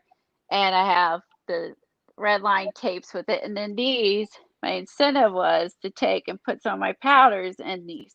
Haven't done it yet. So, okay, Eileen and Jean want to know, how do you dust all this stuff? feather duster. Feather duster, yeah. See, I have a couple more of the little head things for fun. I got those at Home Goods. And then these are my fun, I'm gonna hold my camera up so you can see it. My fun pins. I have trolls and stuff like that. That's my 12-year-old girl in me. Ha. That's the case, portable case to throw stuff in. That was enabled by Diane Fago to get that one. And this section is die cuts, and then this section is punches. And then I have my paint cards. Now, this is my current. That's my current mess. This is a current project I'm working on. So that this was spotlessly clean until last night. Okay. So this table in the middle of my room is one I got. It's Magnolia Homes table. And I work in here. Love it. Work in here too. It's really big. It's hard to, it's like 48 or 48, something like that. It's pretty big. But I got this, like my daughter's coming over Saturday and we're going to scrapbook. You know what that means? All this needs to be cleaned. So we have her and I will work at this table so we can sit together instead of my desk. Yeah, she's going to scrapbook this weekend. Anyway, so over here is all my little Dilution books and traveler's notebooks and refill books underneath where I hide stuff. More calendars for collage. All of my flea market and farm magazines, because that's what I love. Another container. I haven't gotten to my napkins yet. Okay, tissue paper. Joggles paper, tissue paper, and more collage. I love collage. Is an hold on. Fan. Okay, over here, cart of alcohol inks, cart of stickers. Hold on, they're on wheels. They will roll. Oh, nice. So you can pull that out to your where your computer is then, if you want. Yeah, so these are all stickers. Nice. Yeah, and I like things on wheels for that reason.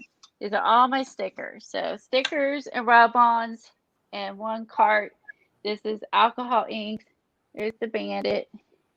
Aww. I have dog beds in almost every room for the dogs.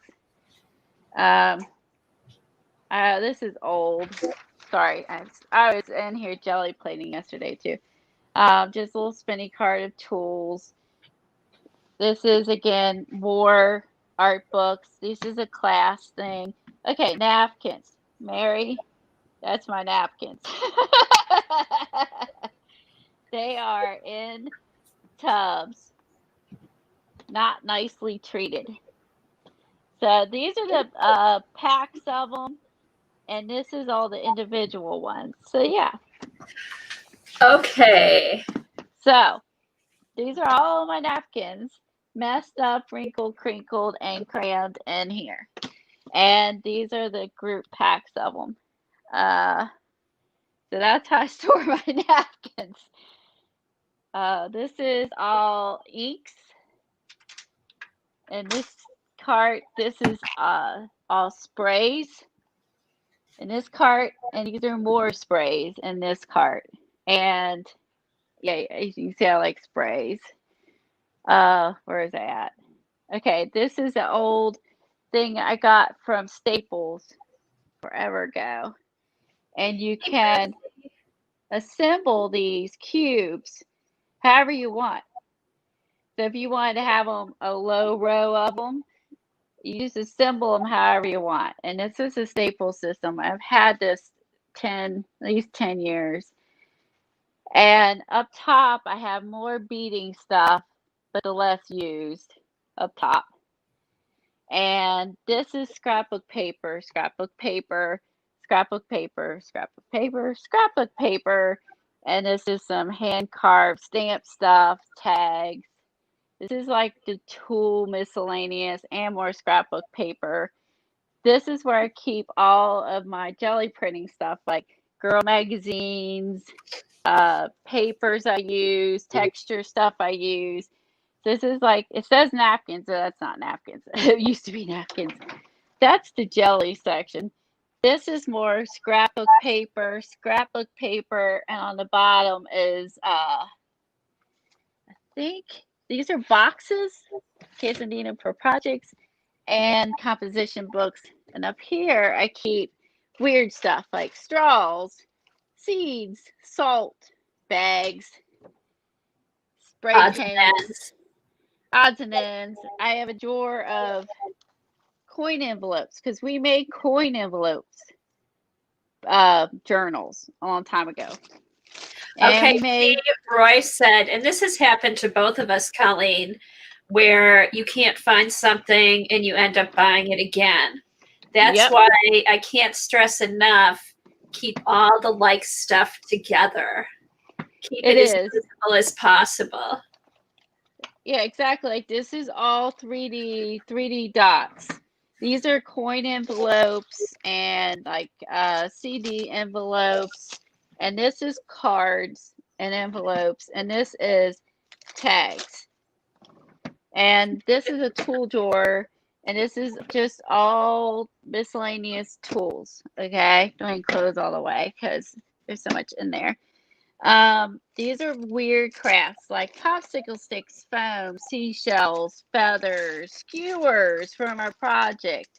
I bought this after I realized this, found this. I bought this fishing net somewhere because that would have been good for the fishing caboodle. Too late, but you never know. And down here, I have more tools, like cutting tools. Oh yeah, I need no more circle ones. I have multiple circle ones, that's for sure. My Tim Holtz stamp thingy. This is a tracing light, you know, like the light traceable light thing that I think who else bought that? Janet bought it too. These are frames. I was trying the method for Diane Fago will do is she'll do like a mixed media page, and then she takes this to pick out certain spots out of the page and puts it in perspective to use that one spot. Do you know what I'm saying? That's a great idea. And that's a good thing to have too in different sizes, like for smaller journals, journals, stuff like that. That's an awesome idea.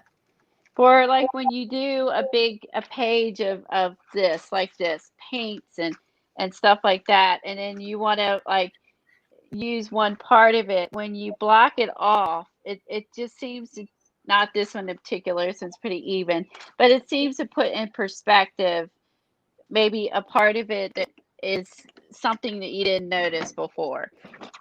This down here is more tools, heat guns, rings, stamp things. Down here is cards, envelopes. Oh yeah, my never finished cow. What do you call this thing? We stick the little beads on the sticky mat. Oh, I mean, Crap. did that with my kids when they were little. I have one. I've never finished. Tools. Oh, diamond painting? Diamond painting. That's it. That's my I was cat. thinking of the other Yeah, stuff. this is the one I never finished. I have it all organized though. Look, it's all organized. It isn't finished, but look. But I it have looks nice where it's stored. It has everything with numbers, and it's labeled all the doodads together. I even have empty doodads. And there is my cow that I partly done and never finished. But if or when I decide to work on it, it's all organized. It's all together. It's easy to find. And these are some old cloth paper scissor DVDs and CDs that I can't play anything on now. I don't want to keep them, but I do. Hold on. Let me move my fan. It was hot in here. This is over the garage and it gets hot in here. Closet. So I keep in here all the new Stamperia mold things. These are all like playing cards and stuff that we alter. My pizza box. Very important. These are like pre-done envelopes. I think I got most of these at Tuesday mornings. And in here are some more stamps that I never really use much, but I keep. That's really the category. I know that the ones I don't use are all in here. This is foil stuff. This is enabled by Cathy. A little pack of sheets of foil. This is more. This is the ones for the foil pen. You know the pen's in the other room. Oh yeah, the quilling. Flowers. Oh yeah, I have more flowers under bigger flowers. There's a little flower. All the woodies. All the little blingy things. These are all doodads. These are my doodad drawers. Doodads. That's brown craft stuff. Again, these are all tags. Doodad tags. Doodads. Doodads. Blingy doodads. And these are all butterflies. So, but I do know that other than the little tiny ones are in the little jewelry holders, but those are the drawers of doodads. Peggy said that you're going to get your 10,000 steps in just getting your supply. These are all my tea stuff, right? This is weird stuff. You all got your weird stuff. What do you do with your weird stuff? Okay, I have mine in a closet. Like I have foil pans when I don't want to ruin something, right? And then I have envelopes. We do altered envelopes. Oh, I have a machine. That's because that machine I never use. These are some game boards I bought this weekend to alter Christmas stuff. This is empty baskets. I know where to go to get them. Halloween, Thanksgiving, 4th of July. These are all of my seasonal stuff together because I rarely use them, obviously, during that time of year, but I know where they're all at. So I have all Christmas together, Thanksgiving, fall, 4th of July, Christmas, all together. And over here is extra stuff, extra bags. I should put those up here. Some wood frames. These are all my Prisma markers. These are all my map stuff. Again, our million posters Kathy and I bought. Oh yeah, our poster project. Which we haven't stuck to. We'll do it. It's on our list. Canvases. And back here is large, gigantic paper pads. That again, this is what I pull out sometimes with jelly printing. It's an ironing thing to lay jelly prints and more canvases, giant clipboards. This is where I put big stuff. These are again extra storage containers and mat, and those are more canvases. Those are canvases, and this is just storage container here. So what happens is I rearrange my room, and then I end up with extra storage containers. So either some stay here and some go to basement. Because sometimes I end up going back and reusing them or repurposing them for another reason. So I keep them all because I don't need them now, but I might need it later. This drawer, Right. this If you have the room, it's good to keep them. Otherwise, you just end up buying them again. exactly. So these had projects in them. And that's the other thing I do is I put projects. These are some seed. What are those things Oh, your called? Like a seed bags. Your seed seed bags. bags. Seed bags in here.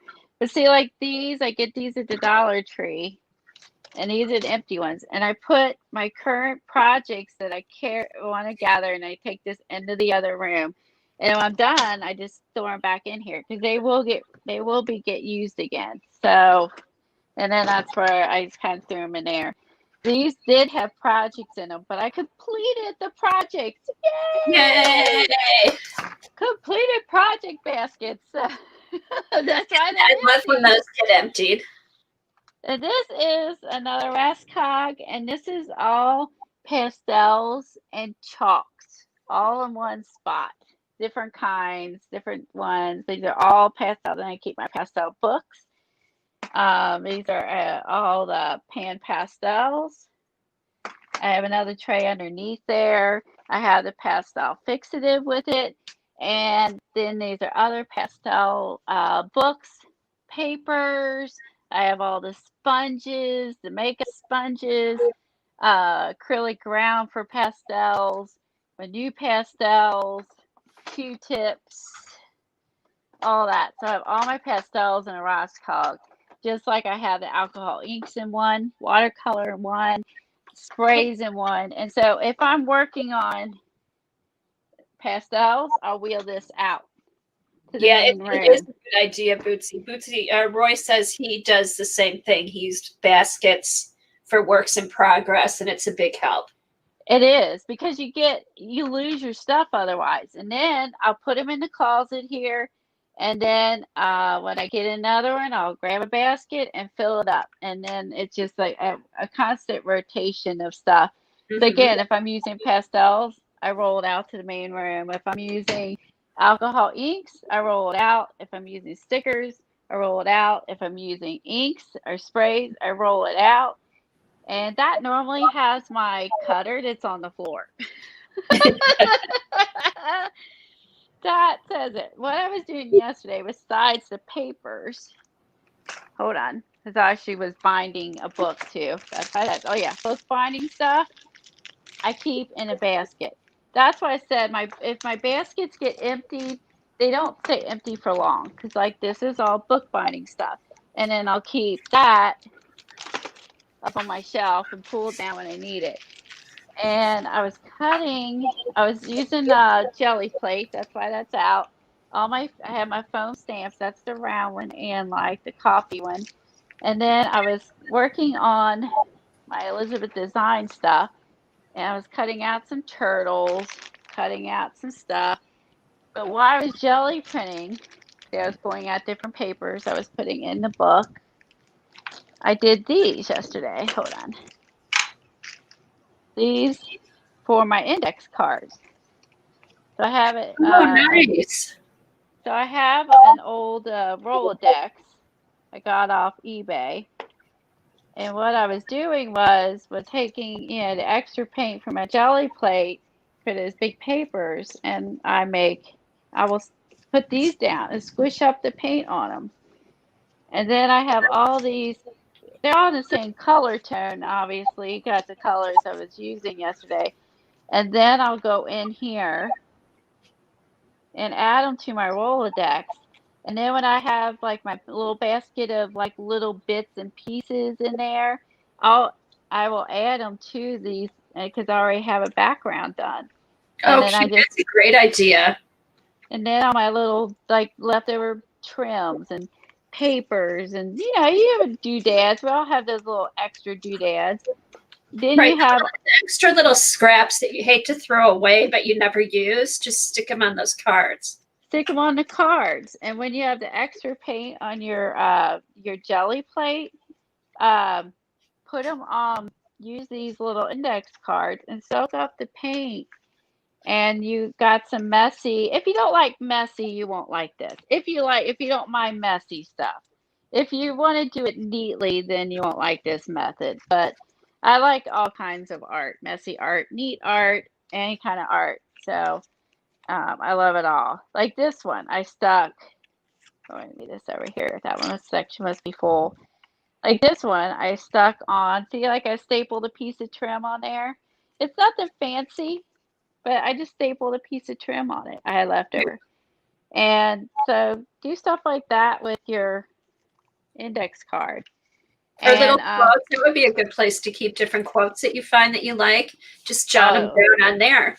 this would be great for quotes. Get a black pen, can write on it, and now my blank ones. But yeah, like use the paint stuff. So I was doing that, like I said, and I'll keep all the bookbinding stuff in a basket, and I keep the wires in a basket. Basket system works for me, and also what works for me is clear storage. I really prefer clear storage, and I like labels. I like labels. I like clear storage. I like clear drawers. Like I can see underneath this is embossing powders. I can see this is over my head. I'm really short. This is over my head, and I can see embossing powders. I see the embossing powders, and I see my tape through the container from down here. And I like clear containers. I said stamp carving, but I can see the stuff in there. This is not labeled with tags, but I can see it. I like clear storage. If I don't see it, I forget I own it, and that's one thing I've learned over the years. There's a basket in the corner that I keep big rolls of paper in, and I need to see it. If you notice, like all of my jewelry things are in clear containers and the stuff. The only ones are not, obviously, are my pencils, which I have labels for them. And again, I see my alcohol markers, I see my Faber-Castells, I see my Tim Holtz. Like I need to see them. I can see that these are Jane Davenports by peeking. These are labeled. These are all my Arteza pencils. And for me, it works. And also, what works is grouping projects together works for me. Also, ongoing books I like to keep together. And again, everything together, paints together, my drawer of stickles together, my chipboard together. I think, all my gypsy cords together. Again, like here's all here. This might be my Xanadu section. There's the Xanadu section, Devin. There's the glass glitters, all that stuff is in there. And then these Hey, are Colleen, kind of, yeah. don't you find once you have everything organized where all the like stuff's together, it's so much easier to put away. It goes much faster. It does. And it's easier for me to find them when I'm streaming, except if you take your tool drawer Not for your scoreboard. and you pile these on top of them that you got it scored at Tuesday mornings and you put them on top, you lose your scoreboard. So don't get lazy, because I did, and I lost I was like, I have a scoreboard somewhere. So this is, yeah, so don't get lazy, because that's why I bought another one, because I couldn't find it, because I threw these in the wrong drawer. See, now how dumb was that? It's literally one drawer down. Sometimes we're just tired. You just want to get cleaned up. But I Right. also Put it away. I have extensive set of hippie stuff, and I keep my hippie stamps separate from the other stamps because I frequently use them. 3 drawers, hippie stamps together. There's so many. I keep those separate from those other wood stamps and from the acrylic wood. I just make it a hippie drawer stamps because I have so many. So I'd say you also got to like make it conducive to what you do. Like I have a drawer of Jane Davenport. I have a drawer of Dina Wakley because I have a lot of them. I only have a small section for the dilution stamps. Like I don't have as many of hers. I have my doilies all together, my rice papers all together, but I put them in one drawer because they fit. Really just fit. There's just no rhyme or reason. And I have all these are Tim Holtz. So 4 drawers of Tim Holtz, 1 drawer of Marlene. So I do by artist, by like, and you have to figure what do you have a lot of, what do you have, a little bit of. Like I only have 1 small drawer chipboard because I don't have that much chipboard, right? This is a tool, diffuse tool. And this is some more chipboard, but that one specifically steampunk. Yeah, so don't you think, I mean, everybody, you just have to figure out like what things you use the most, and Oh, I agree. and how if you're visual, if you feel like like I found out with mine, like I found out if I see the stuff, I use it more. So you just have to figure out, keep all the same stuff together. And that works for whatever size room you have, It does. I agree. And I agree. What make sure you can see it, and it's a good way. You use more of what you have that way. So I have spice racks on the bookshelves. I got for $3 at a yard sale, and I put my new book and I put all my stuff on it. You can use spice racks on your bookshelves to kind of keep your little things from getting lost. So that's another one. And then up here, see, I'm short. Those are towards the very beginning, Diane. That's what you started with. And up here is my glue bottles. And you see, I can see it's glue and it's labeled glue. And I have that in a fridge container. And I think Eileen uses a lot of the fridge containers as well. The refrigerator containers are awesome for storage. Is she talking about this? Okay, so that's my stencil storage. Yeah, if you go back to the beginning, it actually does a flip through. And it worked out that I had these 2 already, and it fits on it. So I just got lucky. Oh, and then my yard sale bag of ribbons. Oh, you put it all in the bag? So I got 94 rolls of ribbon, yard sailing. And for $10. I put it in here. Perfect. I know they're in there, and I just used this one on my cast art folder.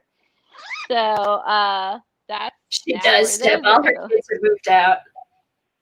And I think like I have this near my desk because I use my pastas and stuff, and then these are like all my black pens I use, and I've been using these in my daily journaling.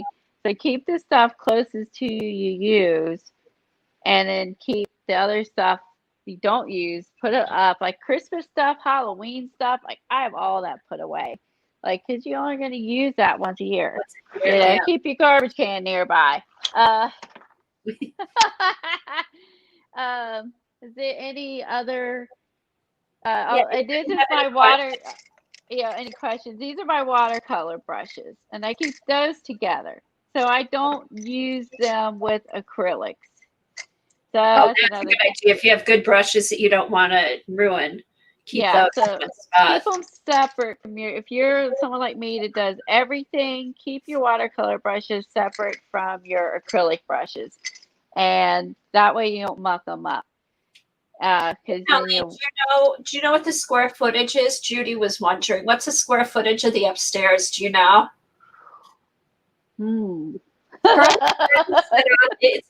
It's a loft space with bedrooms. So this would have been a 4-bedroom house. This would have been 3 bedrooms upstairs and a loft. And I had the option to not have the 4th bedroom and have a loft. And I did not want a 4th bedroom and made it into a bigger loft. So I'm thinking,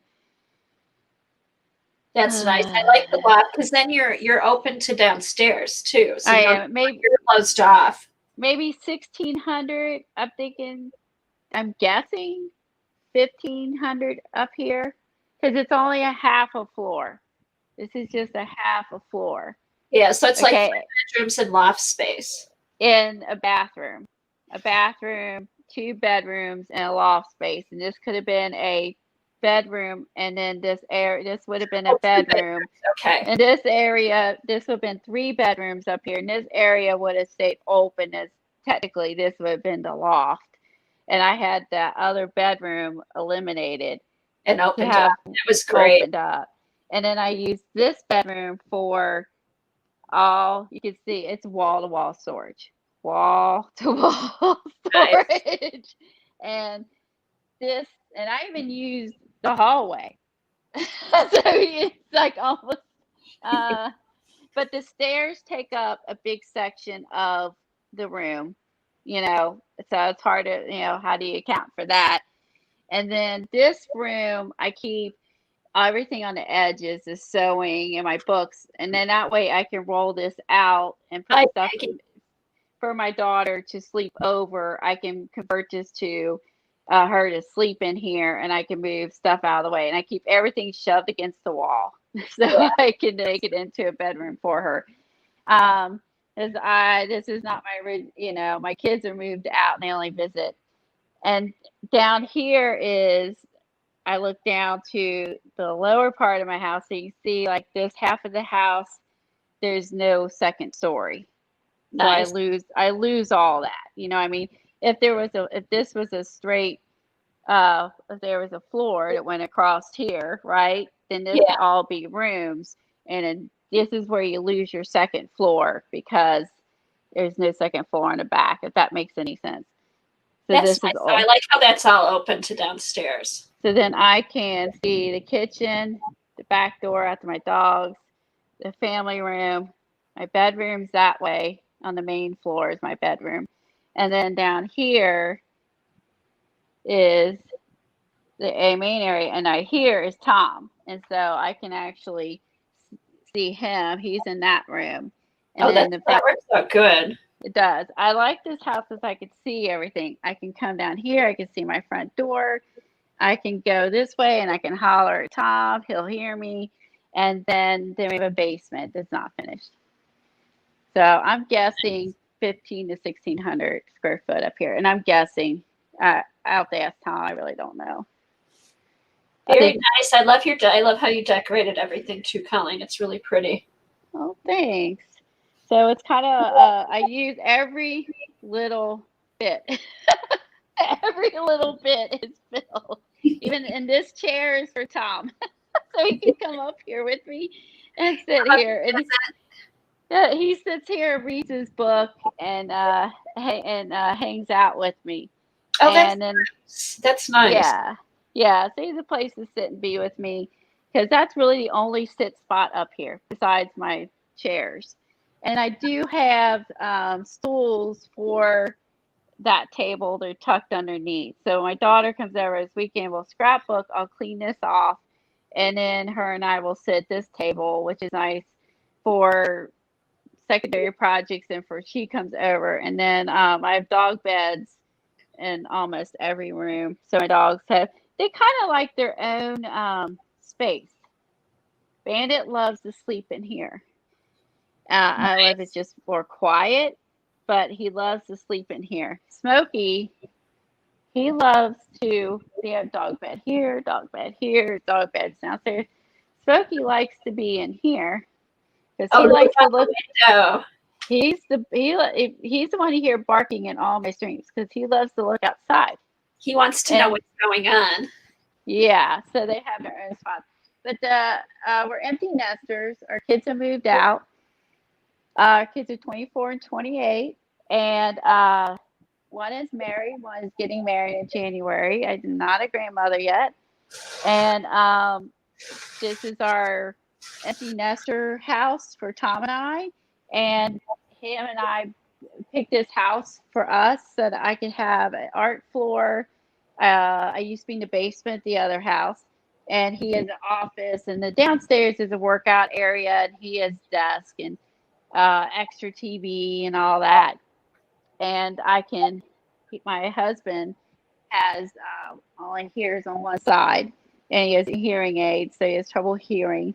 So I can actually holler at him wherever he's at, and he can hear me.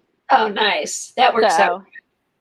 Yeah, so had a brain tumor removed, and they had to cut his hearing gland, and basically he only can hear from one side.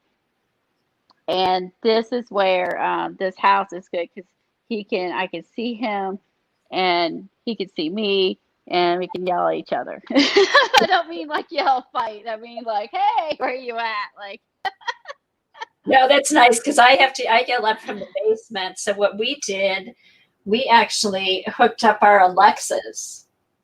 So, because I was like, oh, we wanted to be able to be working on stuff, but to be able to talk, but to do that, we're like yelling and we're like, huh, what? So we actually hooked up our Alexas so we can talk to each other when he's up in his office and I'm down in the basement. yeah, we have Alexis, and we're old school, and we forget to use them, and we end up yelling. I like that here too. But So if we remember to use them, it is nice because then we're not yelling through that. yes, this house we need to buy it before Tom retires, so we get a chance to pay it off before he retires. So we kind of had to make a move. Both kids are out after my last daughter moved out after college, and then get this house and then pay it off, hopefully before he retires. That's our goal. And but we built this house just for us. Like, actually, this is the smallest house in this neighborhood because everyone else is young kids and growing families. Mhm. We're one of the weirdos who are empty nesters back here. Oh, I know one other couple. But see, Tom has his own room here. You can see Me he too. can shut the doors when he's in meetings, Nice. and he has his stuff. He likes the telescope. It's echoey in here because there's no soft surfaces. Oh, Doug has telescopes too, Colleen. That's funny. Yeah, that's one of his hobbies. Is that he? Uh-oh, I think your connection might be bad down there. I buy those for him. He loves these. He has a cool clock. I decorated the office, of course. And so this is where he works primarily. See, like this lives in here because this is his room. What is this? Okay, this is a gift from one of my kids to my husband, and that's why he keeps it. So it is great for him, but I'm glad it lives in his office, if you know what I'm saying. So, yeah, that's where all our sports stuff is in Doug's office. So he keeps. This was something I got at auction. I can't remember if this was from Johnny or from Rosemary or somewhere. We got stocks. He works at a bank, so he likes that kind of stuff.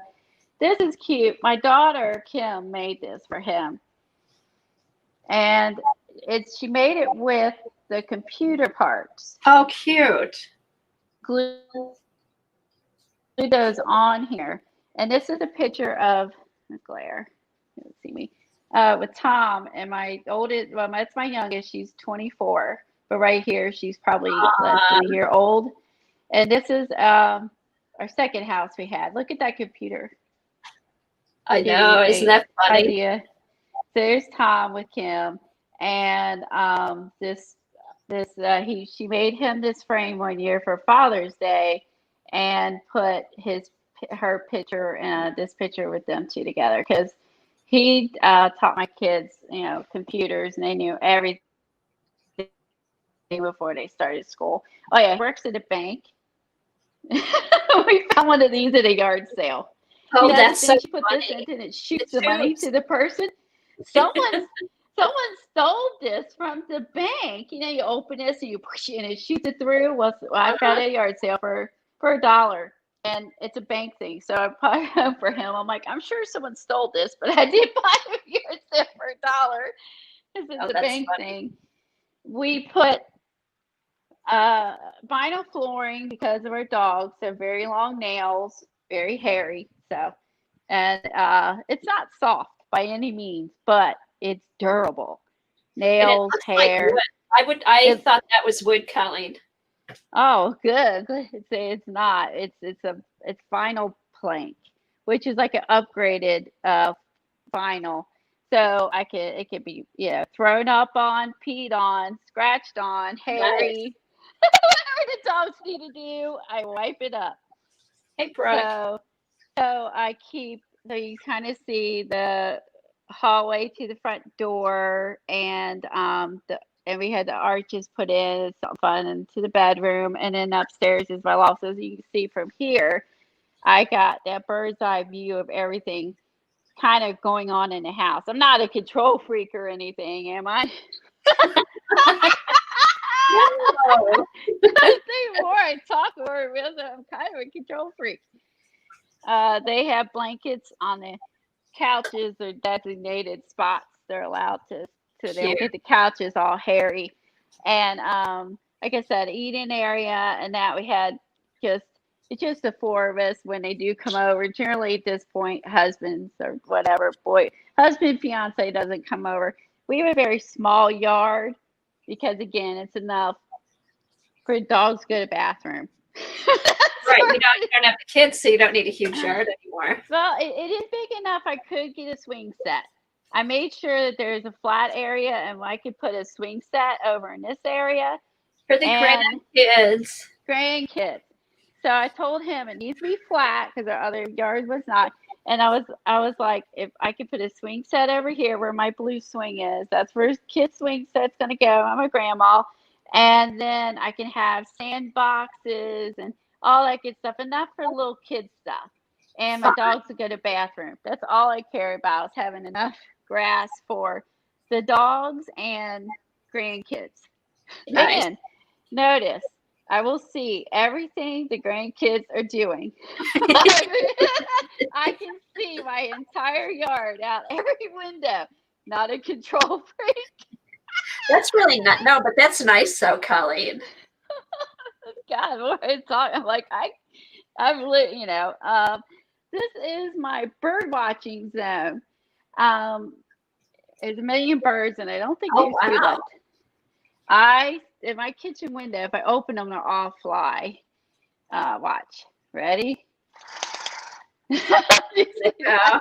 They're like, what? They're all flying here. So this is where I keep all. Oh, right now, look. I'm going to see. Can I zoom? Can y'all see the hummingbird? Oh, not. Yeah, I see him a little. I see it. Let me see if I can go in the other room. Hold on. Okay.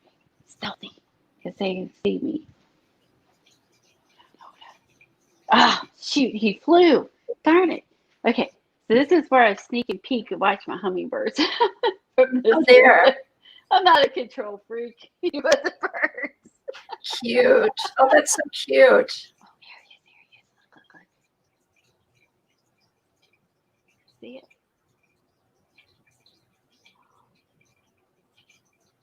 You see him sitting there above it? Is it too far away? I can't zoom with my camera.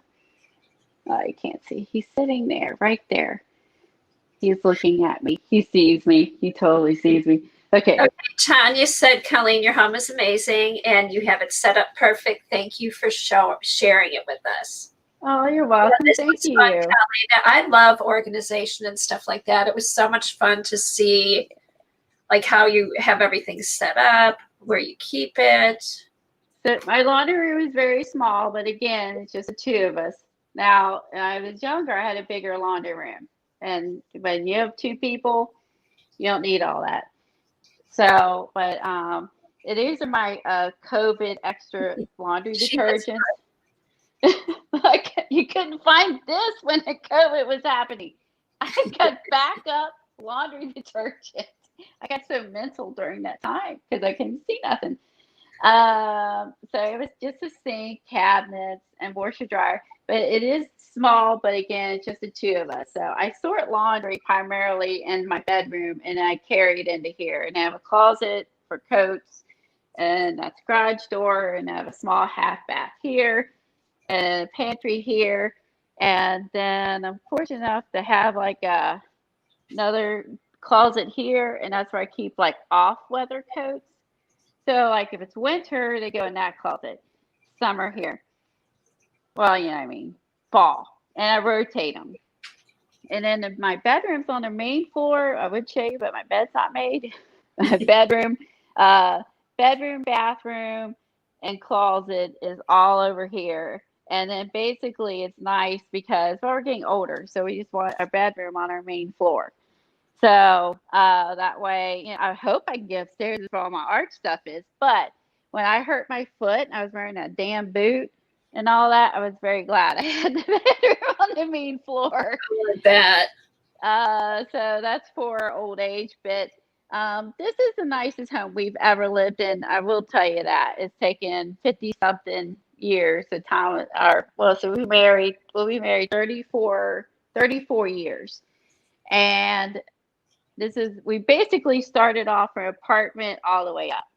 So it took us 34 years to get here. We had 2 kids through college on their own, and we did this is us. This is for us. Now the basement. The nice thing is, see how this turns.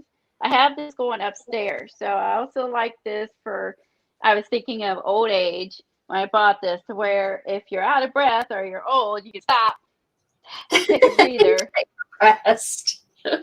I could take a breather and see. Can you all see? My camera just got weird. Hopefully you can see. Okay. And then boom. Yeah, I did accommodate that. That's breathing spots. Like if I'm old, right? And then I have that going upstairs. And then down here, this is where Tom's hiding. They want to know if you have any space in the house. Oh, he has plenty of space. He was outside biking. Look, computer. That's my workout computer, and I put music on there when I'm lifting. Okay. Whenever, and I'm logged on to work, so we work even though it's my vacation day, because that's dedicated. He's logged on to work. What is wrong with you? This is extra furniture. Keep it for my youngest daughter for when she gets married and she gets her house. I'm storing some extra stuff for her because she's in an apartment. So I got extra rugs. I got extra chairs. That's all that. All this. Like 20 people in the basement.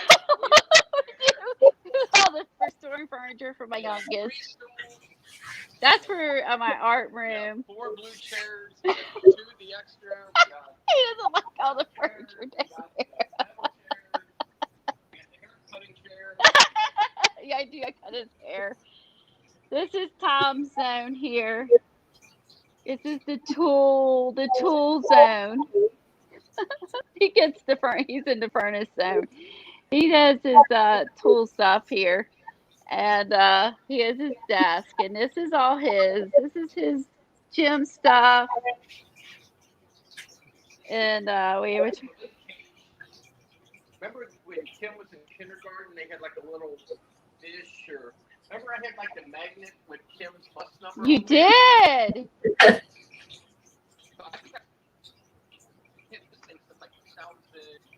We got it at Woodford.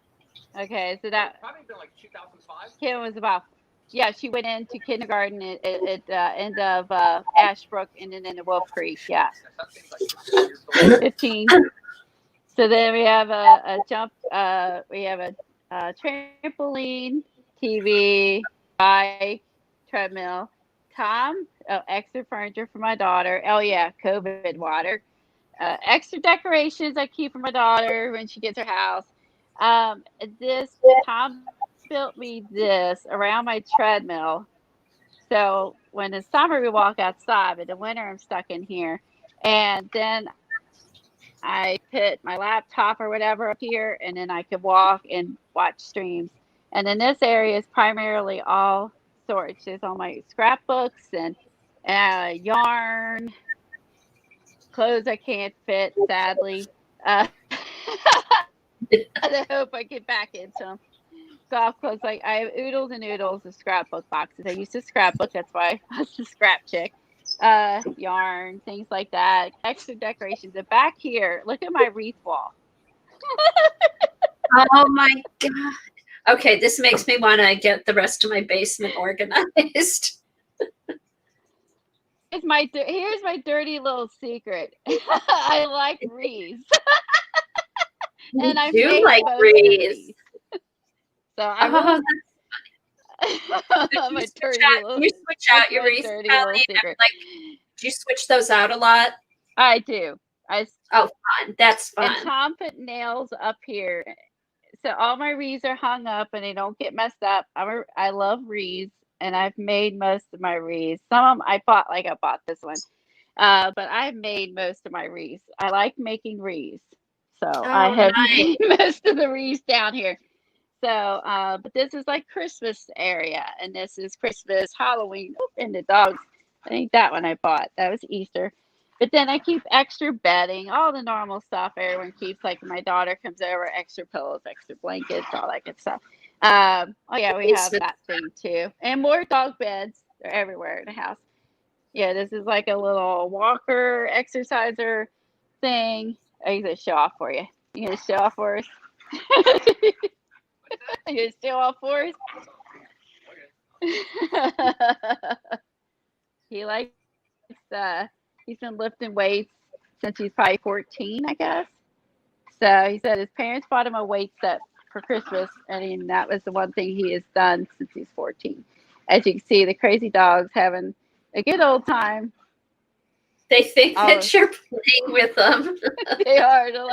They're all rowdy because they love coming down the basement because this is the most wide open space in the house. Even Oh, and so they so can just run around and have fun. yeah. And so we have our rugs and yeah, whatever our daughter wants. So I'm basically keeping a lot of stuff until she decides she doesn't want them once she gets a house and stuff, and then I'll decide what to do with them then. But she wants me to keep everything. So anything that gets disregarded or not kept, I just change out. I keep for her.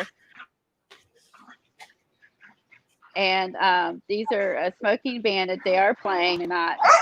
This is how they play. And they're brothers. And they've been together this whole time. So anyway, I adopted them together. So again, like I like that there is. They think this is so fun. We're walking around the whole house. This is so fun! Yay! Okay. So the nice thing is that now we can't hear me in the basement. I'd say that's the only thing I can't be control freak is if one of us are in the basement, we can't hear each other. And again, I like that I can. There's pauses, and when I had a boot, I would pause, and then walk. So it did come in handy when I was wearing that 40-pound boot. Let me tell you.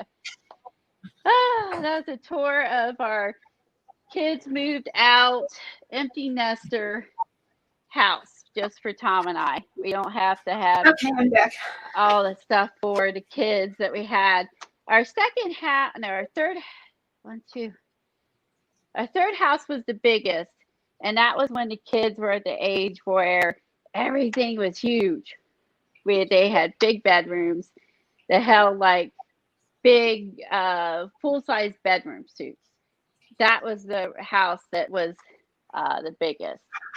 And since then, I've downsized. So, I'm out of breath.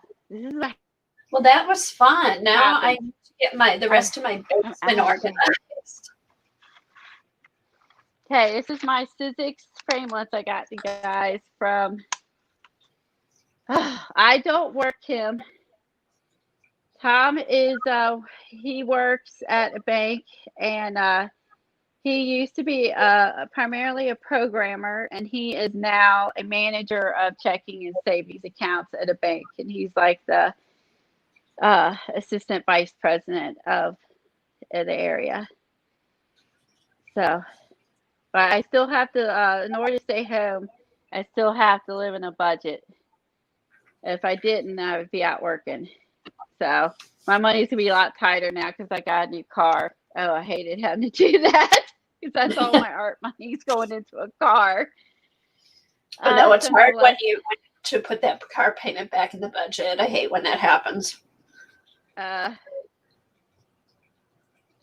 so these I got off of Amazon, and this is Eileen told me to buy them. uh, the framelits because we're going to be doing the tag exchange, and we're going a size 8 tag, and this large one here is the size 8 tag. and that's why I bought it, so I can make my own tags for the swap. And then there's 3 sets, and there's little tabs, and it even has the little hole. You can have your paper match that. And this was on Amazon, and I think it was around 13. But, so you don't have to buy this. You can just measure your own tags and cut them out if you're good at measuring, or buy the tags at Staples or someplace. Do you remember, Colleen, what size the size 8 was? Was it like 3 and a? Oh wait, it might be on here. Maybe it's listed. I think, is it close to 3 by 6? Maybe, I can't remember. Brooke knows. I'm thinking it's probably this one. Oh no, let me hold this up. Would it be the 3 1/8 inch by 6 1/4? Would that be it? Yes. Yeah, 3 1/8 by 6 1/4. So that's the size of size 8 tag. If you want to make your own 3 1/8 by 7 1/4. 6. I'm sorry, 6 1/4. I'm looking through my phone. 6 1/4. Sorry. Yeah, don't make them bigger than that. If it's a little smaller, that's fine. Like 3 by 6 is Thank good. you, Janice. Yeah, so I got that to make the tags because I'm not very good at measuring. So I need all the help I get. If you're good at measuring, you won't need this. So I'm going to do real quick is I'm going to exit off my phone and go to my regular camera.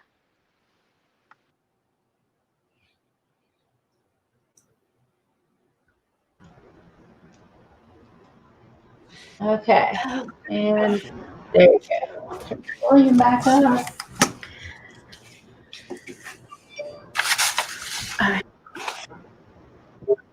All right, should be able to.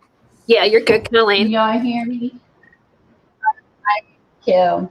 I was able to stay home with my kids. I worked for about the first 5 years we were married.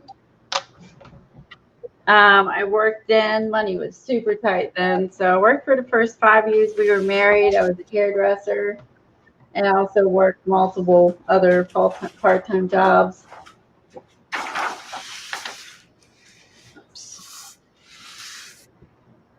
Yes, I can. Can you hear me? Can you hear me? Okay, I just want. Oh, I have a volume. No, you're fine. You're nervous. So that works out. That works out good with the phone. It's good to know we can do the phone and our regular stream. So that means when I go to Tuesday mornings or whatever, I can do a live stream from Tuesday morning. Yeah. But you won't be going to Tuesday morning because now you have a car.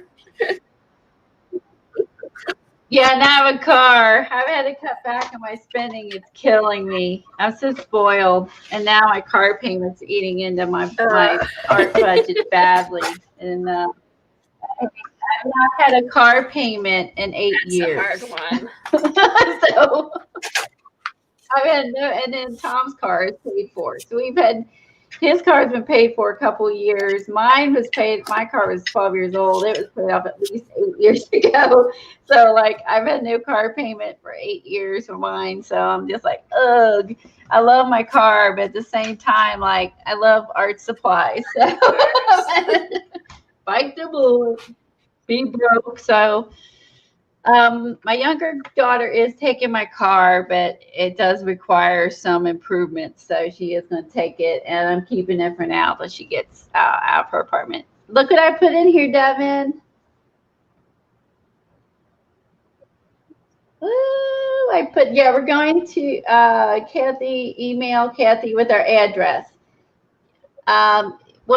you don't have to email your address so much as get Cathy's email. Yeah, email her. She'll give you her address, and then you send the tags to Cathy, and then Cathy will have your addresses essentially on the card, but you can also Okay. send her your address then. Yeah, basically And right then now, she'll send them out. just email me if you're interested, and then on Tuesday we'll have all the details, which I'll fill you in on stream, and then I will send an email out with all the details, and I'll put it's my Gmail address.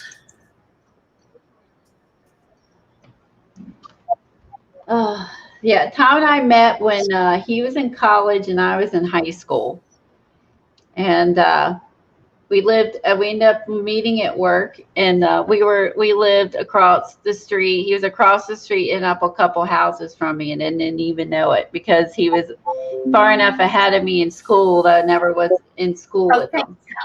So yeah, I thought that was funny. That well, I also lived in multiple places. My parents got divorced. I lived in multiple places, but ended up the last place my mom lived is I ended up down the street from my husband. So again, we were wondering, like, yeah, we met. I was in high school and he was in college. So it's so funny. Look, don't you love Devin's car? Look, guys, she emailed me her car from her Kim, from her Pam character book. And it's look at this. It's the perfect size for my Elizabeth design book. It's the perfect size and color, meant to be. And then look, I put a sea turtle on the car. That's my collage version. And you can see that I have already used a die, and then the die has like wiggly edges and square edges. I put some watercolor paper in it. I used a railroad thing from Keisha in there and more paper. So this little book will hold three sections. So I just started this one. And this is what I had my binding stuff out last night. I just sewed these together last night and added this one. That's why my machine's on the floor and the papers are all over, because I was cutting papers to put in here and working on the little art journal from here. And then this I bought because we're making pockets. And I did it without the scoreboard, and it was a pain.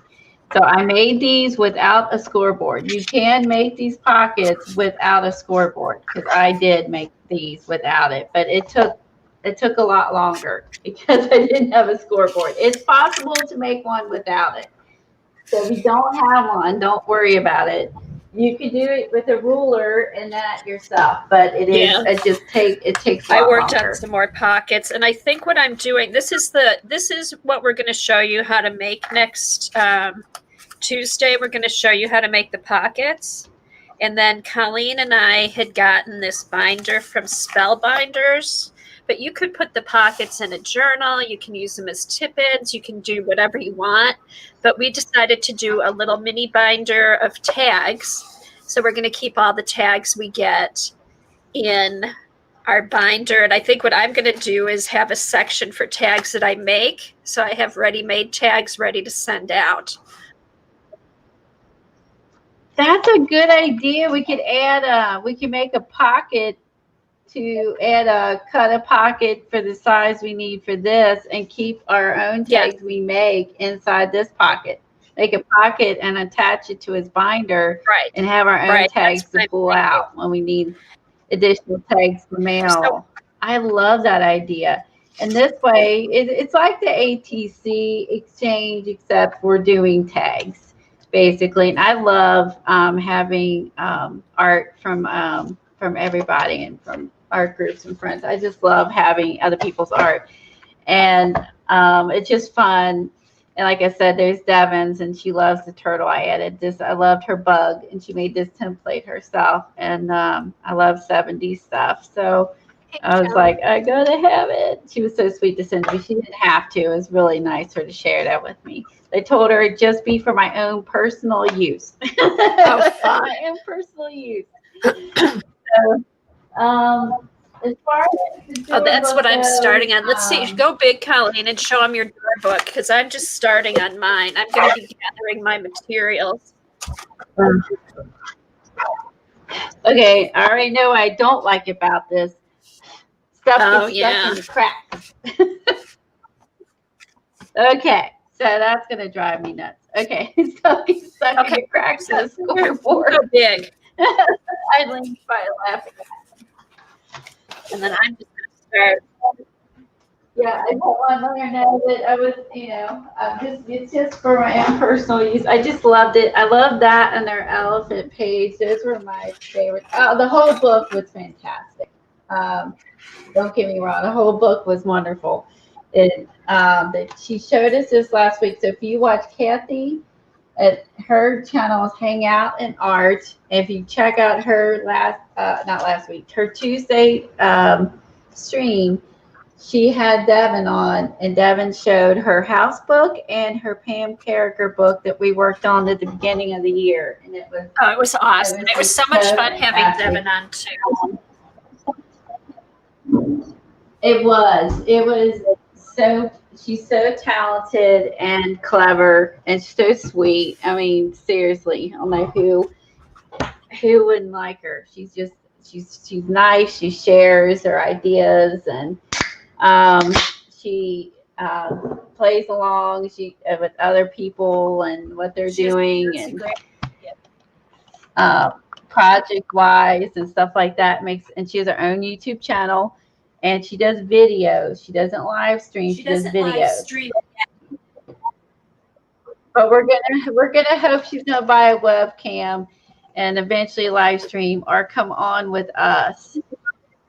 Now my phone did not overheat, so I was very fortunate. My phone did not overheat, so I was doing all that. But I got out of breath, which is sad. Yeah, the tour book I used the Catherine Anderson book, the door book idea. Dee Dee did a door book when we were doing the house book.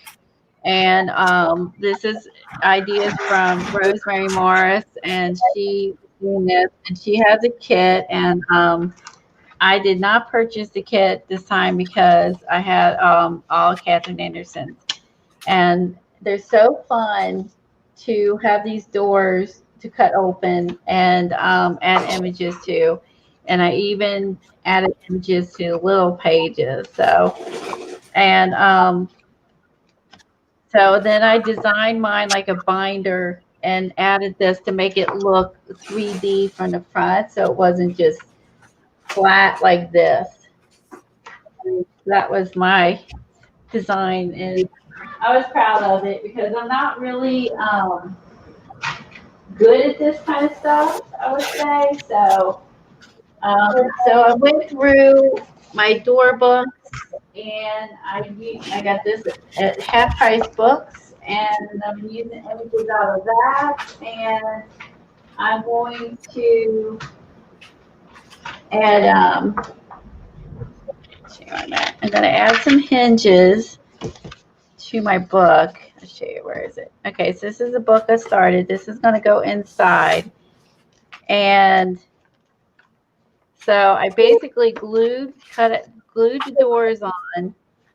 This is Rosemary's design. Cut out the top of the cut out the top of the doors, and then cut off the paper. And then what's left is you can fold it and you have a book. It's really a clever design. And picked up a number 8 because this is the August book. So I think I'm gonna put this on the back just for fun. I'm gonna glue it. Obviously, I found this for $1 at Menards. I'm gonna put the 8 on the back because this was the August caboodle kit. And then I picked up hinges, and I'm going to glue the hinges on the edges of these Oh, that'll be books cute. just for fun. And then I picked up an 8 to put on the back of the book. Now, can I see your cover again? Now, what did you make your cover out of? Did you use that heavy cardstock or a piece of cardboard? Okay. I did. I used a giant heavy cardstock. And it's such nice card. That's what I did the jelly printing on yesterday. And that one, the tour, the whole tour, that was after I had 80,000 layers of watered down paint. I was following a method of watering down the paint on the jelly plate with Elizabeth and Jersey yesterday. And on not Elizabeth, I'm sorry, Sharon O's channel. And Sharon O's channel, Jersey was on there, and I just wanted to do the watered down paint jelly plate, and I played along, and I used a giant cardstock that I use with this. This cardstock is amazing. It's so and it's thick. The 14 by 17? Let's see. Oh, it's 11. Right, Diane? Just 80,000 layers. Okay, 11 by 17 inch cardstock. And I ordered it special after taking a class with Kelly Kilmer. And let me go. I will go back on Amazon right now and see if I can get the name brand. That's what I use for my door book. And this paper is tough. I mean, tough. I put so many layers of paint on those papers, guys. It was like anything else would have failed. So what I was thinking for my door hinges, Eileen, what do you think about some crackle paint? Like Rosemary Morris used crackle paint method, but she used Elmer's glue. And I have crackle paint.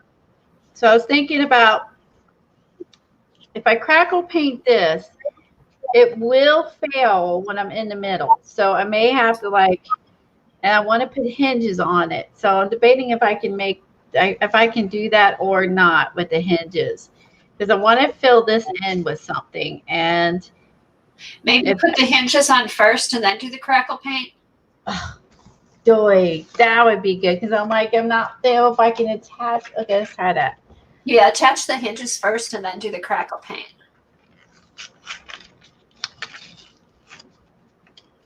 Where's the paper at? She's going to grab the link. I'm going to grab the link. It was a special paper that we used for the class. And if I have to, it was Kelly Kilmer's class. The paper on mine. I did that on purpose. It is. Here it is. It's called FindCardstock.com. I thought I got it Amazon. I don't know. Oh, that could be you still have the label. That's good.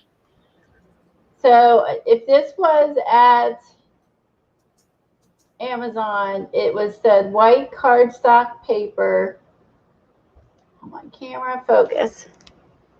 Oh, yeah, and it was 110 pounds. Buy it again. Here it is. Here's the one I got. It's 50 papers, and it's huge. My camera's not focused. It's big. So like this was I had used part of it. I had left over. But this is what I used to make the door hinges. Okay, there's the link for the one I got. Use crackle paste, not glue, and color the hinges. Okay, you get the only downside is you have to buy a ream, which is 200 sheets. But I have to tell you, I've used this for so many projects. I bought mine. Mine is 50 sheets. So I must have bought mine at Amazon, because mine is 270 grams. Mine must be 1 pound instead of 110. So it's the same size. This is like watercolor paper with the 270 grams. Like you don't see that on cardstock. So this is what there's the number X00QWAPPL, and I think you'll find that on Amazon. But that's probably, do you go to findcardstock.com to find yours? I've seen it once since the place where you got it. Mine is in a pack of 50, and I still got a ton left. But I love this paper. Oh, here it is. This is the paper that I did all like 80,000 layers of jelly plating on yesterday watching Jersey and Karen. And I mean, everything else would have crumbled as much as I put on there. It was so fun. And then when I got a hole in it, I realized I wasn't letting it dry enough in between layers. And that's what happened. Okay, let's try some alcohol ink on my hinges. Then I'll attach them, and then I'll put some crackle paste. Now, is everyone tired and want to leave at 1 o'clock, or should we keep going? It's up to you guys. It ended up being a literally tour for the whole thing. I'm going to rename my. Oh, that was fun, Colleen. Yeah, you shouldn't rename it. Yeah, because I think it says I'm going to work on a book and we're house tour. Well, plus it's a good art studio stream. It was, and it was just more about like I said, we're empty nesters, and we have lots of areas to walk here, which we like. And I have duck ponds. I get to walk over. I feed the ducks, and we have lots of walking areas and biking areas. And so this is our empty nester house. We're proud of it. We're really proud of our home. It took us a long time to get here. Boom. Okay. Okay, I have a question. Was that black paper that everybody was buying? Was that also Nina cardstock? Oh, I don't know. I didn't buy that. I did. Is that what it was? That the brand, or it's?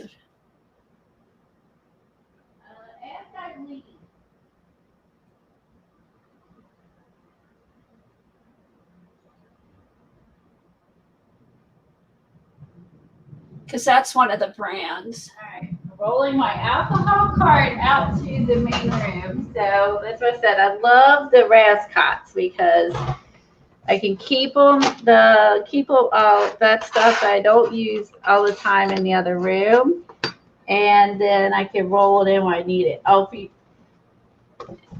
This is something else we haven't worked in a while. There's also, if you're interested in alcohol inks, there's a book called, it's really good, Pigments of Your Imagination, Creating with Alcohol Inks by Cathy Taylor.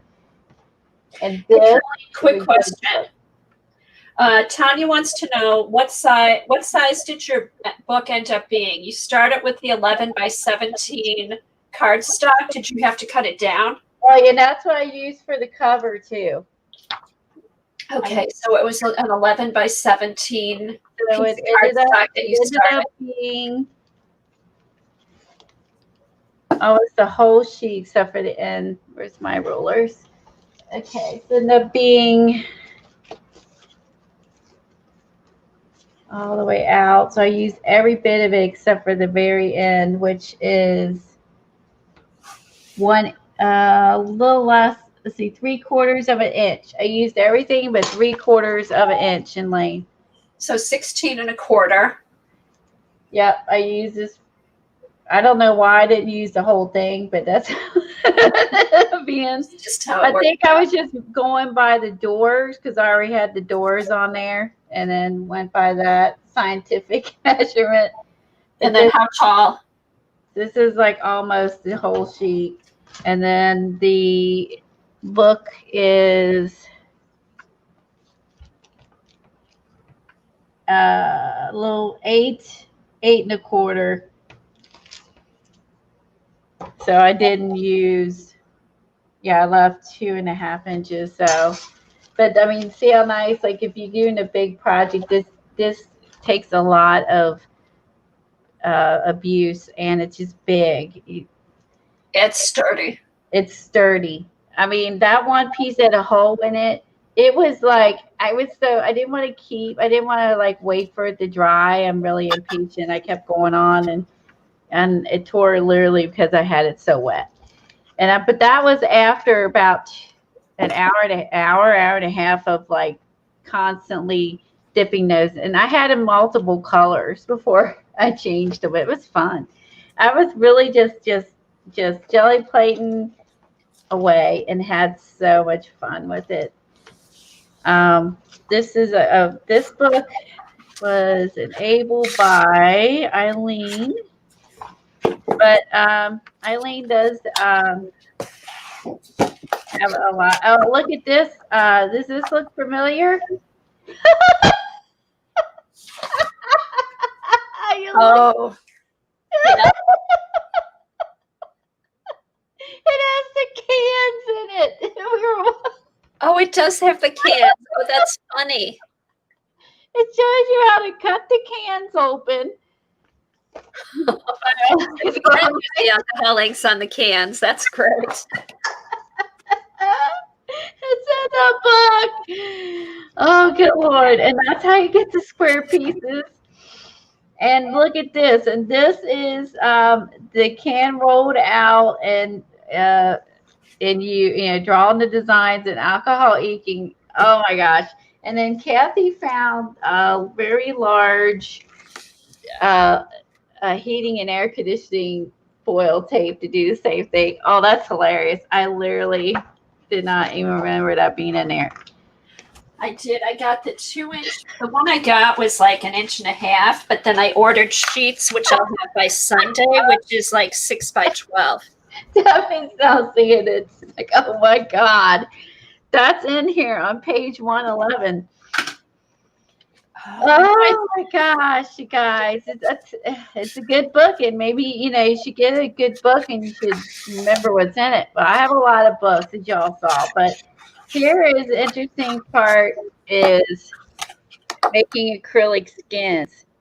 So you take a baking sheet and you can create dimensional painting with alcohol inks and create acrylic skins for them. So you take your matte medium or whatever you have, and you squirt.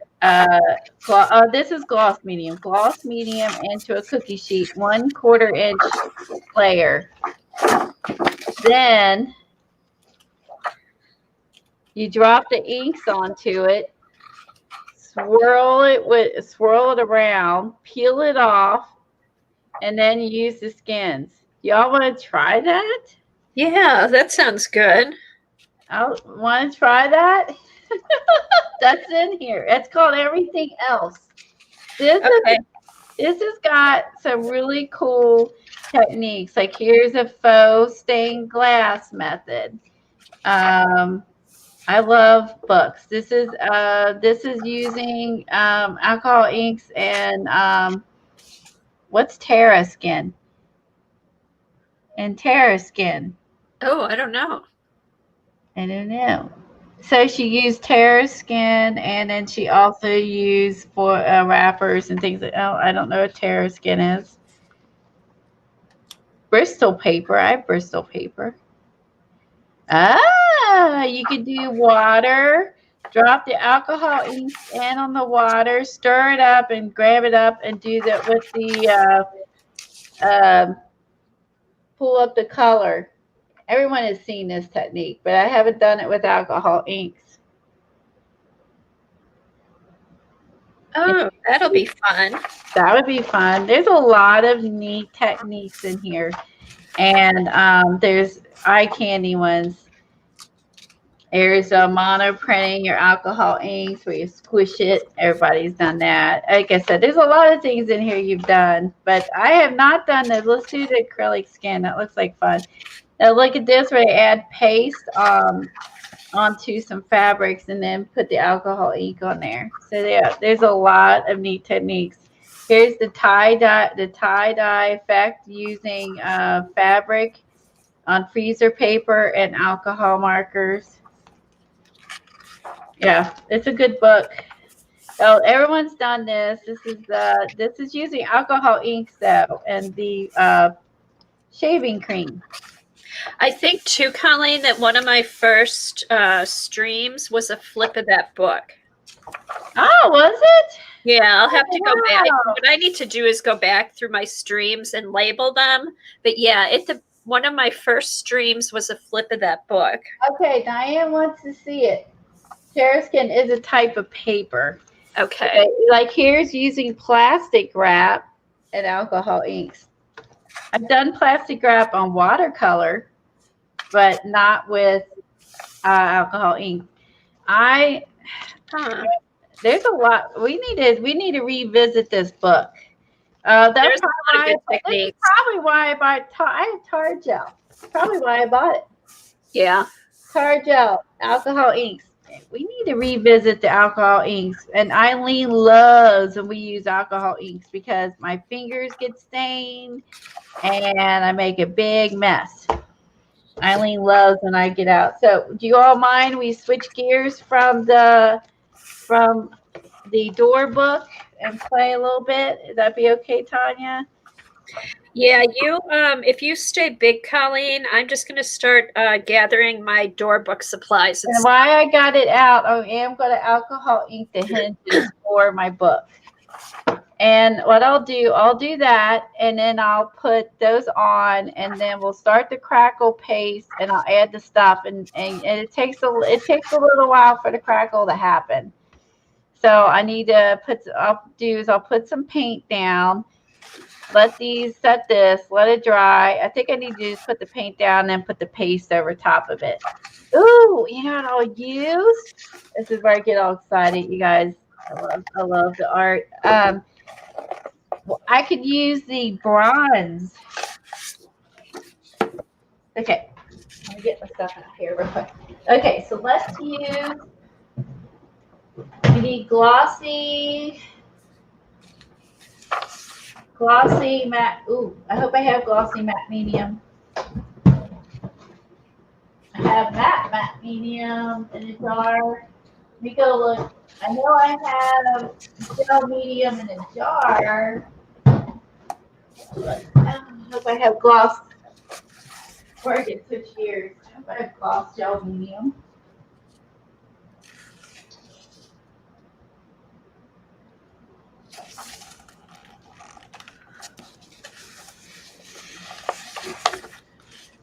Okay, Colleen.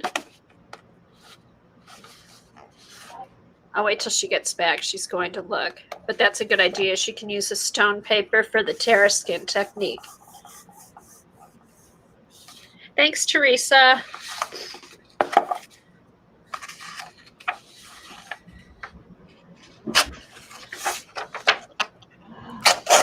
Well, I'll have to make, if I make this on the fly, I'll have to make it with matte.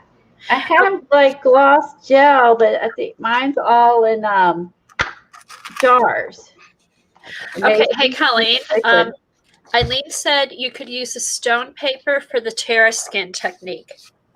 Oh, quality used for the stone paper. Oh, cool. Okay, I'll put that in my alcohol book. Okay, so the Terraskin paper is similar to the stone. I'm gonna put that with my book. That's how I'll remember it.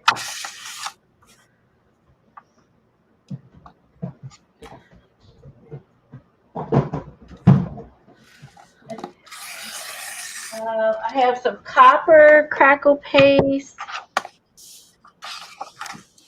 And I have platinum crackle, but I'll probably use the copper. Okay, we're doing this on the fly. I don't have the bottle of gloss. And I do have a bottle of matte medium. So I don't know how it's gonna turn out. I have this I can put in, but I don't have gloss. Okay, so Eileen said that Terraskin is stone paper. Oh, that's good to know. Okay, good job with product placement. Scared me. I forgot you were here, even though you're on the video. What, you came downstairs and you toured the basement and you forgot I'm home? I'm in Talk my. about short-term memory. I'm getting old. I'm in my art mode. In the art mode. I'm in my art mode. Cinnabar stone mediums for. You talk about using this instead on the paper, Tanya, the mini stones I want to use. To use maybe something like this instead of crackle paste. It's not a bad idea.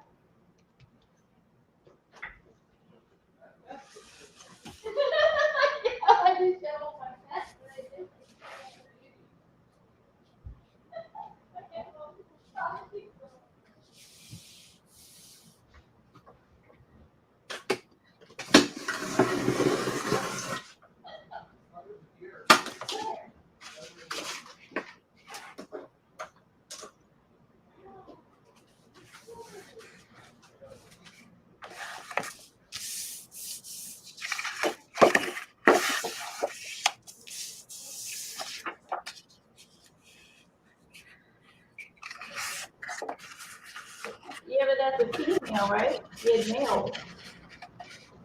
Okay, so I'm going to use this. This is why I keep these. I get these at the Dollar Tree for like stuff like that to wear, instead of a cookie sheet, I'm going to use this.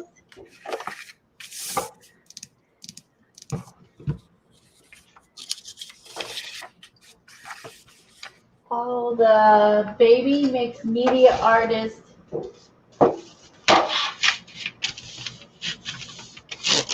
Okay, here. Okay, so I'm going to squirt this on here, 1/4 inch. Drop some ink and swirl it around. Ooh, this would be fun. Let me go get my cookies.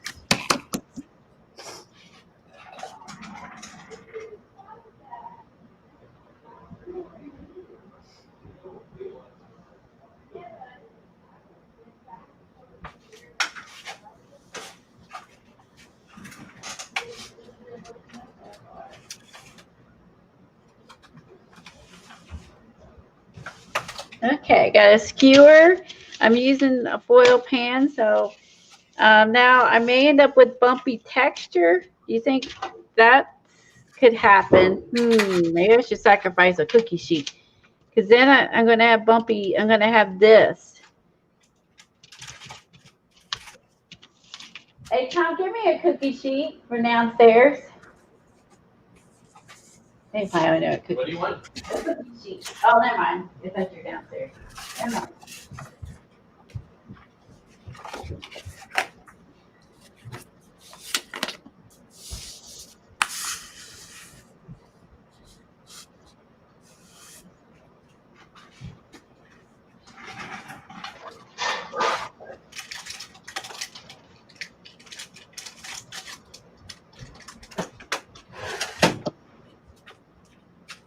Bye, Helen. Thanks for coming and helping us with the modding.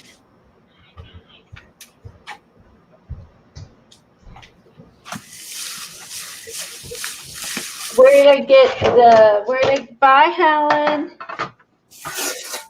I got all my doors are from Catherine Anderson's books on Amazon.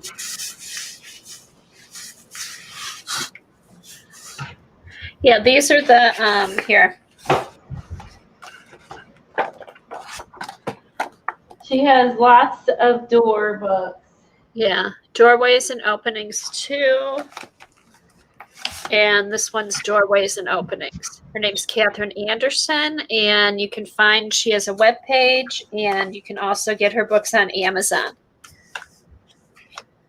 Can doorways and openings too on Amazon. You'll find her easier than her name. There's a lot of artists, a lot of people on Amazon with her name. Yeah, that's true. A lot of authors and Authors, yeah. So look for Doorways and Openings 2 by Catherine Anderson, and then you'll see the rest of her books. And she's a photographer, and she makes these for you to use in your collage specifically. And she also has a collage. That's where I got all of my doors from, and it's from her book. Yeah, and she has different collage books and classes and all kinds of stuff. And she has a website too. You can check that out too. All right, sacrificing a pain because I don't know what's going to happen if I have bumps in matte medium. Ready?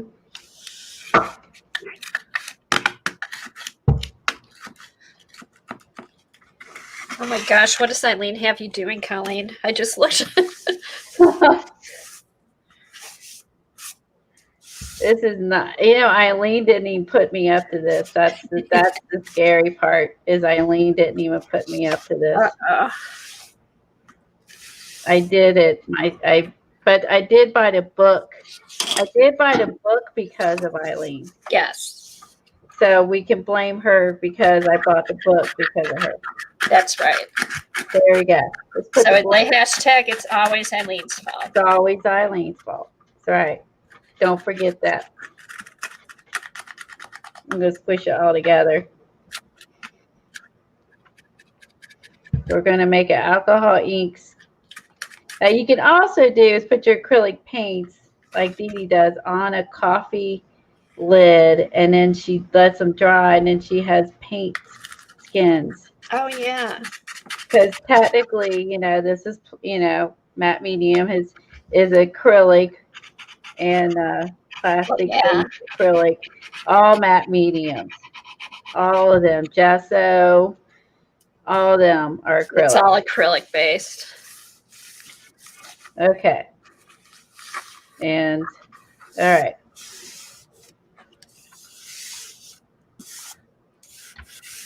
Now they said to use gloss. I don't have gloss. I'm using matte Liquitex Professional Matte Medium because I don't have gloss, and so that should be okay. It just won't be shiny. Yeah.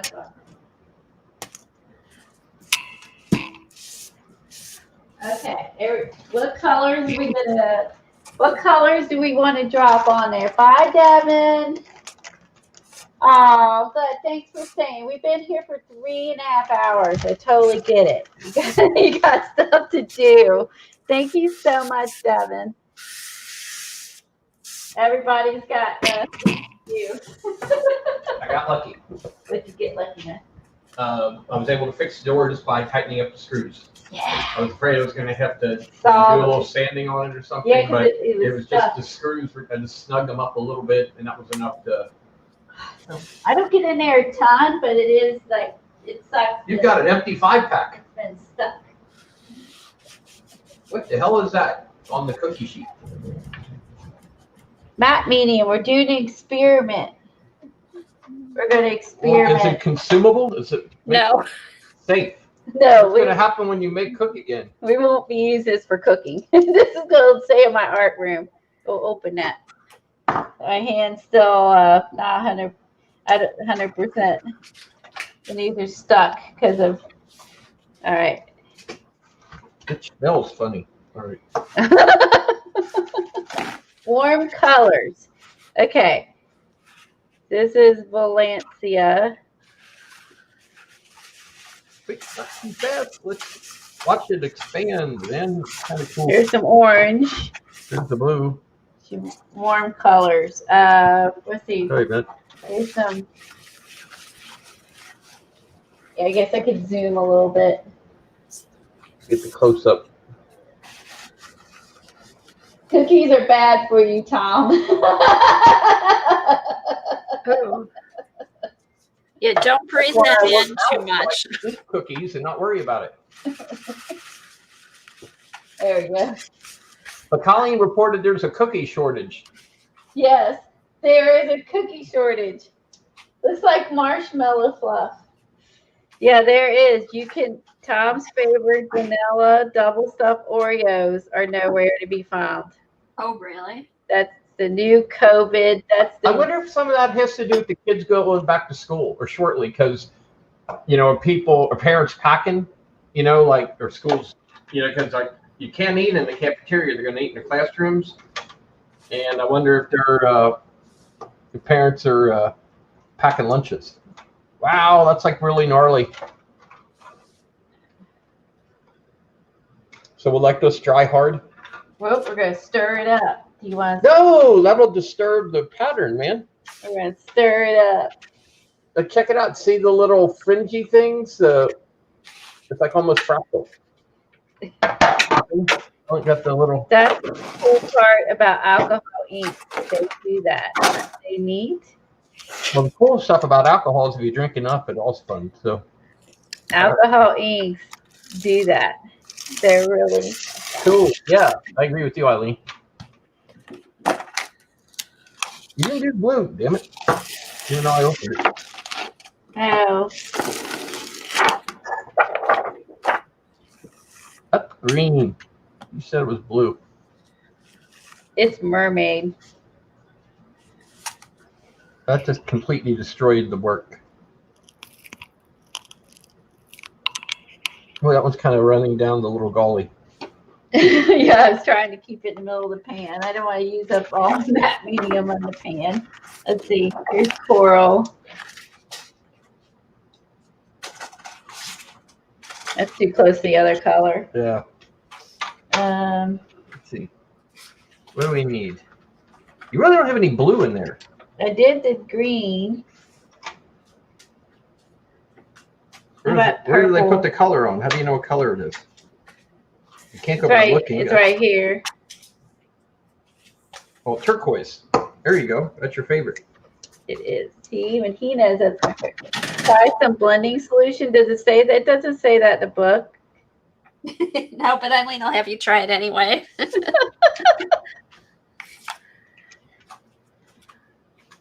You add that. Let me look at the book a second. No, I don't want to add anything. I don't want to take any responsibility here.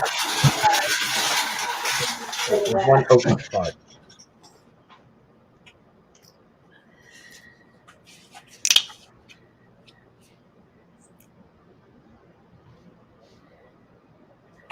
Oh, you can use this to use. It says you can also cut it, put in collages. It also says you can roll these into beads.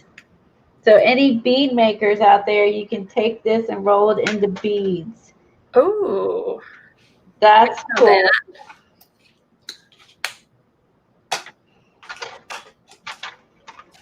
This is a lot thinner because some of this kind of the turquoise really spreads out. That's interesting. You're right. It is a thinner. I mean, I'm doing like one drop. So who reads instructions?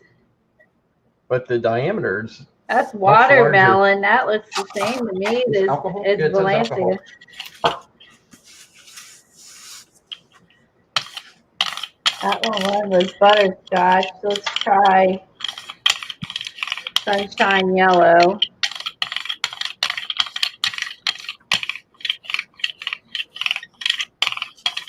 No, I don't think that's appropriately named. Yeah. Yeah, I don't think it looks very sunshiny, does it?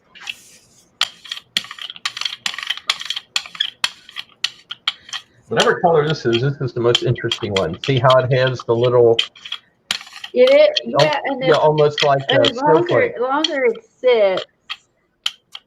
Yeah, don't mix it up. We are going to mix it up. You'll screw up your whole artwork, man. That one you like was crimson.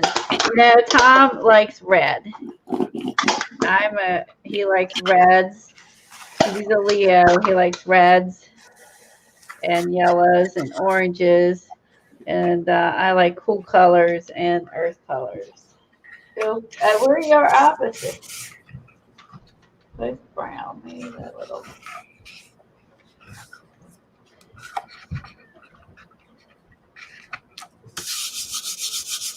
Guys, the house is not going to be a muddy mess when it's all mixed. Yeah, that's what I was wondering. Although it may stick in there. You know what I mean?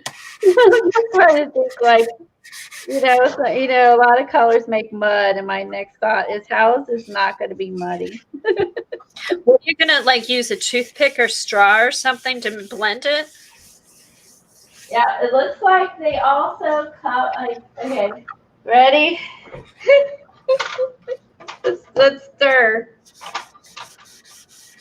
I would don't stir too much to begin with because they will turn to mud. Just like a little bit. You know how it looks like it's marbled or whatever. Oh, okay. Happy Diane said she's so going to do this, and she's going to die cut these into flowers. Oh, That's a cool idea. Okay. We're going to put a little tiny bit of solution on the outside edge. Then if it's awful, we'll know it's Eileen's fault. It's always Eileen's fault. Okay. Let's put it on the pink. That's definitely just, again, just pushing the color out. It's right here. Try to get the glare off. Okay. Ready?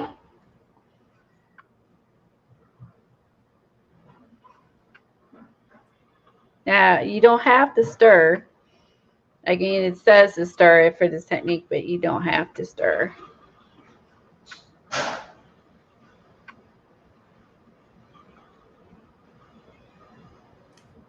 Then you can use this to make beads, use in mosaics. yeah. Do you have an apron? Kim said put an apron on. Oh, I do. I probably should. I'm not. What do you think about that? That's interesting.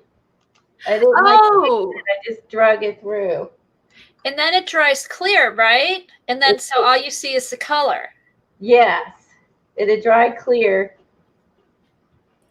And then we'll just have the color when we get done. Let's just have examples. It's showing here when it's done. See, they used it for some jewelry pieces. They made beads, and see how they cut out it makes squares. You could cut these out and make mosaics. How fun is this? Stuff you already have. Well, if you have gloss. All right, I found something the other day, Colleen. Put on an apron. I think we've done this. No way. Hold on. Oh, and I found I'm like, what am I going to do with this plastic piece? If we have, I have zero memory of it. Or you did it before we were streaming together. Well, it could be. Maybe that was it. But I think it could have been because we had this book out. And it dries clear and then just the color shows. I need to go find that piece. I'm trying to remember where it is. What was it with?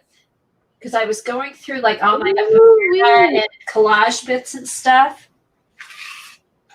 Where? Yeah, can you all see that sticking to the end of this already? Sorry, starting to. Now if you don't get it even, right? Like see how I have the ends thin. I mean, I'm going to have different thicknesses, because I didn't run it all the way to the end of the pan. I'm going to buy some generic gel, like Members Mark or something, is what I'm going to do, and get the gloss Members Mark giant one of this, so I can do more and not spend. Oh, that's a good idea. Yeah, I'm going to get an off-brand of the gel. That looks cool. And I'll keep looking. I will find that piece. As soon as you started moving it back and forth, it all came back. If you have this, that means you maybe did it on stream before we were, like, I started watching you when you were doing, you were drawing out of that book. The one book we have with the animals or the flowers? The flowers. Okay, so that was like, you see it sticking. It's starting to like get thick. Yeah. Look, hold on. And then you'll just let it sit, and all that white is going to turn clear, and it's going to be really pretty. You see how that just made a ball? I feel like I'm glass blowing. Look how that stuck to the tip of that. Oh, cool. So you maybe could make some little beads or something with it, because look how that's sticking and clinging the matte medium and the color on there. Huh. How cool is that? So you can see the colors mixing. So I guess like there would be a blue piece. Look, the orange one kept the circle. There's a couple circles that left. Come on, camera. We tilt it. There. Kept some of the circles.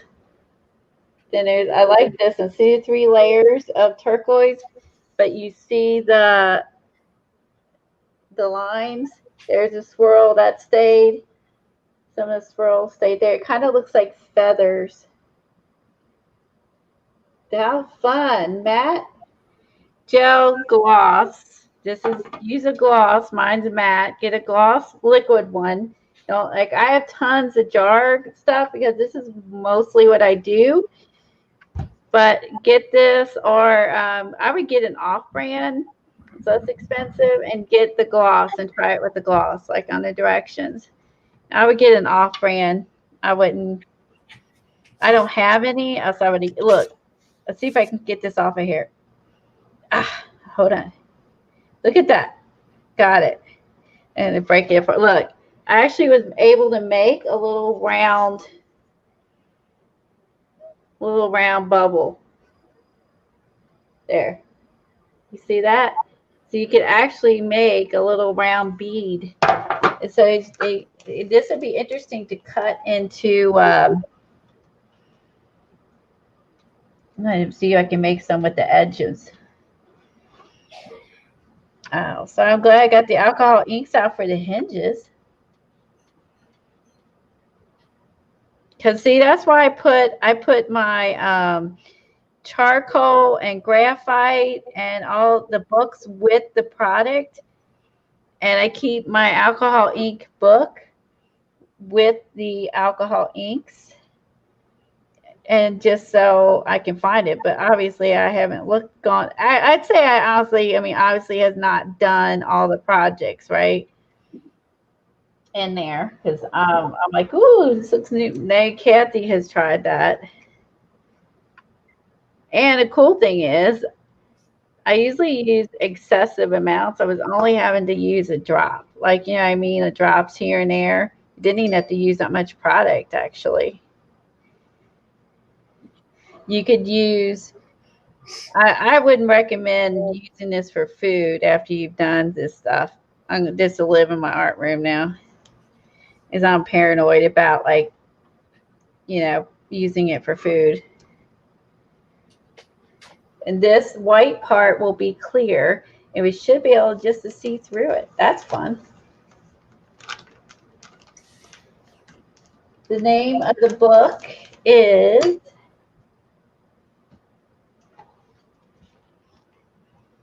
Pigments of Imaginations, Creating with Alcohol Inks by Cathy Taylor. Oh, yeah, there you go. You have, okay, Diane says she has a half a gallon of gloss Mod Podge. Perfect. Oh my gosh, Diane, you can make a ton of these.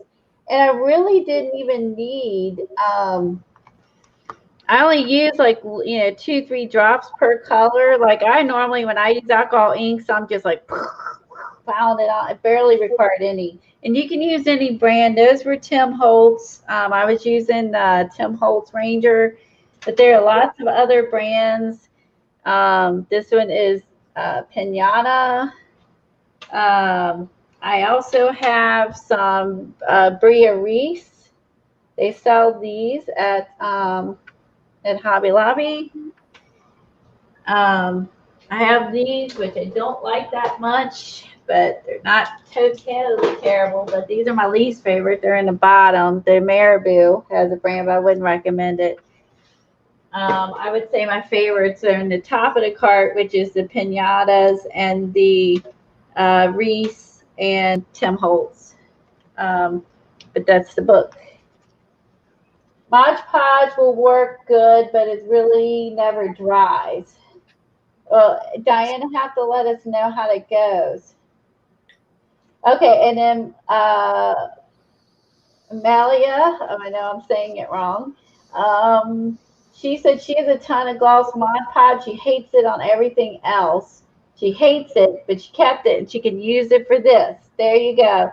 Let us know, Diane and Mala, if Malia, if it dries. Eileen's saying Mod Podge never dries. Let us know if it doesn't. And if you have any other kind of brand of matte medium, I'm sorry, gloss medium that you use, let us know. Like there's Liquitex that's not professional, that's cheaper. This is a professional. There's one that's not professional. There's all kinds. Let us know what brand you use. So if you could do a comparison, since you have both, do a little one of another brand and then do your Mod Podge and do another brand and just to compare. Since you have it, it'd be fun to compare to see if the one dries or whatever. Yeah. So let us know if it stays sticky. Does it work? If you have any other brand, try another brand and the Mod Podge and compare them. I would love to see those compared. I don't have it to compare it. Yeah, there you go. Yeah, Malia, try a couple different ones that you have and let us know what works and what you like or don't like. I would definitely be curious of what matters with what, if it makes a huge difference. If the Mod Podge works fine with this, maybe the alcohol in this will help the Mod Podge to dry. Since it never dries, maybe the alcohol ink will help dry it. Let's see what other fun things we got in here. We have to revisit. Okay. Okay, so there's the Bristol paper and picking it up, putting water, alcohol inks and Bristol paper and picking it up. That I have Bristol paper. Let's try that one. And Roosters. There's Resist.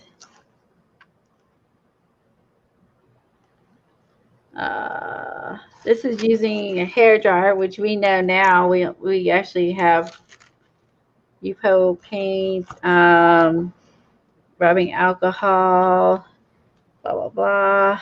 Okay, let's see. When I bought this, is we were like really pretty new to alcohol ink. Oh, this is interesting. Look, using the alcohol ink and putting on a toothbrush and splattering it. Look at that cool effect. This talks about you making flowers with Yupo paper and how to control it and make flowers. That's neat.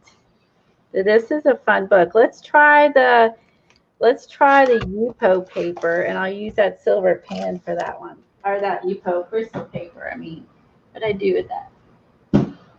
I did the pen. I should say it. Oh, wait a minute.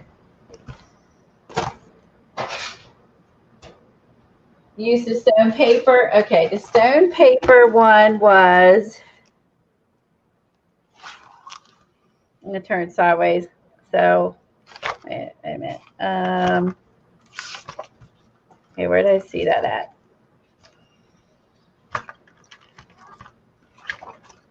Okay.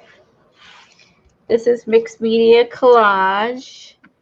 Okay, so on a substrate, we're going to put white artist tape down.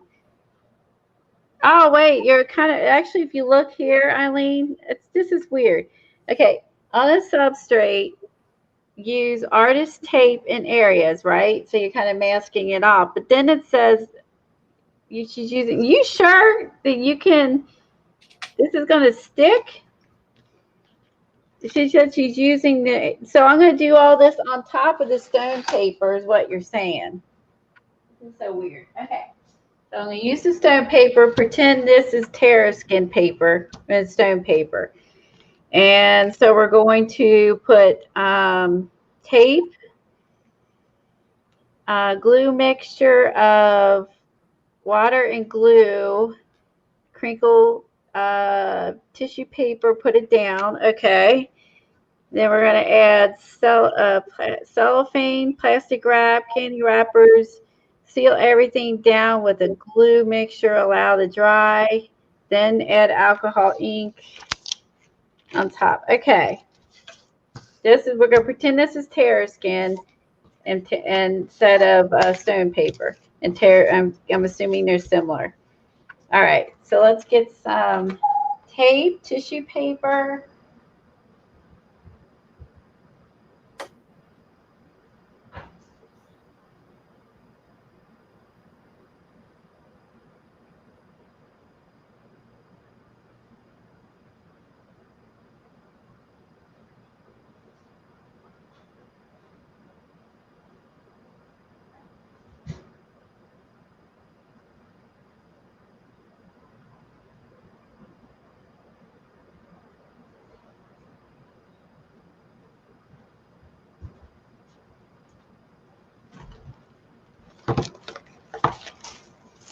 Okay, we're pretending. I'll raise up my camera so you guys can keep an eye on this.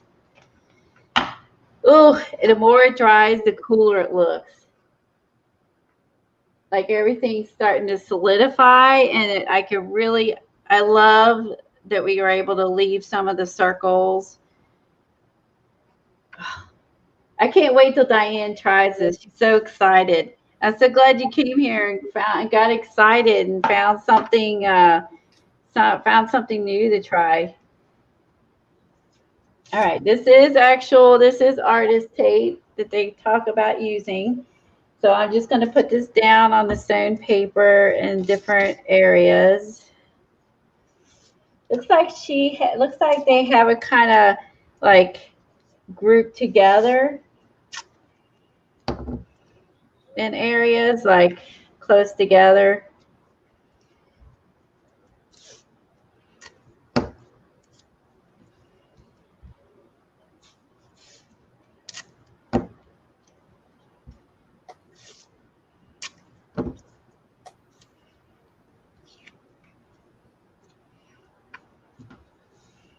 Okay, then looks like she put something on top because it is starting to peel off the stone paper because it's slick. So let's put some of the matte medium we have here.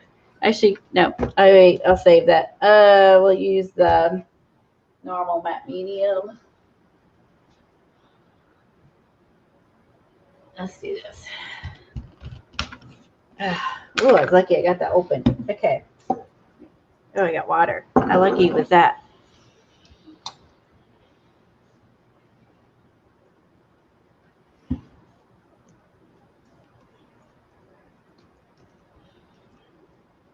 All right, let's put this down. Oh, Eileen's loving this. Eileen, are you going to try it? Do you have any stone paper, Kathy? She walked away. I do have some stone paper. I'm looking through my pictures. I'm determined to find when we did that. Or when I did it. Okay, she's trying to find, she thinks she did this and she's trying to find it. Okay, gotcha. And I just found a piece of it when I was organizing my stuff, but I don't know where I put it. Did you realize what it was? Or yeah, I knew what it was. I'm like, oh, I remember Eileen made me do this. Buckle up, girls. Okay, so now we're going to use crinkled up. We're going to crinkle up some, I don't know why we're going to use glue and water to crinkle up tissue paper, but we'll use some Tim and stuff. We'll use some of this.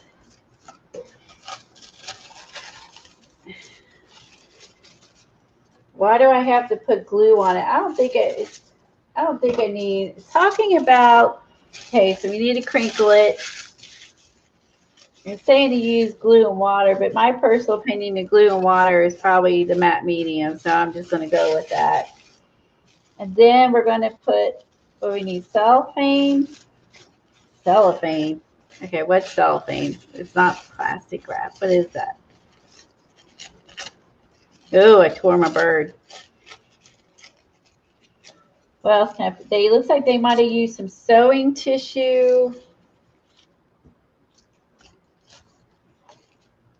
I use matte medium. I'm not good. I think if you don't have any matte medium, you could take some Elmer's glue and dilute it with water and use that for a matte medium. I'm just going to use the normal matte medium. If you don't have it, that is good to know that you can take and dilute some Elmer's glue and water. I had bought the Elmer's glue because I want to try the technique for that Cathy did. They were gluing it with the class she took. They used the Elmer's glue and it made the paper disappear. Oh, Elmer's right. Instead of matte medium, just Elmer's glue with a wet brush. Yeah, which is probably what they're talking about. Yeah. Okay. There's that, and then we'll put a butterfly on here from Finn's paper. Oh my gosh, you need time to get your alcohol. You can't get your alcohol inks open. Uh-oh. Who can't get their alcohol inks open? You're needed. Right, mine were. Some of them were stuck because it gets on the outside edge. It gets crusty like glue, and then your lid stick. Oh, it's the worst, Diane. I never I injured my hand, and then I never was very good at opening things anyway. So before that, so that just I just made it worse.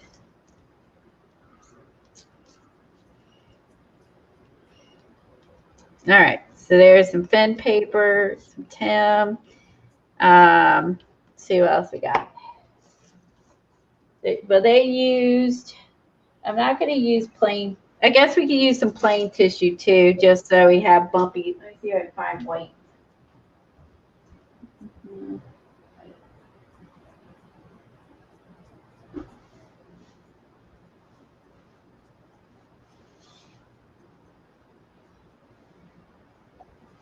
Oh, I did find my door pictures that I took in London, so that's good. Okay, so I think it gets white, gives it texture, and then you're gonna add the alcohol ink on it for color. So let's just use, this is the inky tissue paper, but it is white, so it should, and it's only gonna give off the color white. So let's just, for experimental purposes, let's use a teeny bit. This is the tissue paper that's got color or ink in it. Let's just use a small. That's a big piece. I'm gonna use a small piece on here with the color just to see how that does with the alcohol ink. This is the bleeding tissue. Let's put a piece of that on there. And oh wait, here's an eyeball. Let's put an eyeball on here.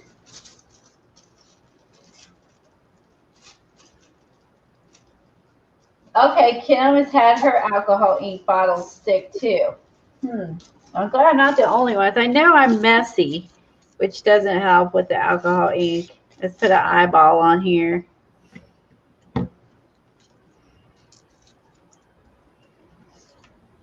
Yep. See my blue? That's from the inky paper. All right. Oops, sorry. The eyeball. And let's see. Trying to find some interesting stuff we can stick on here.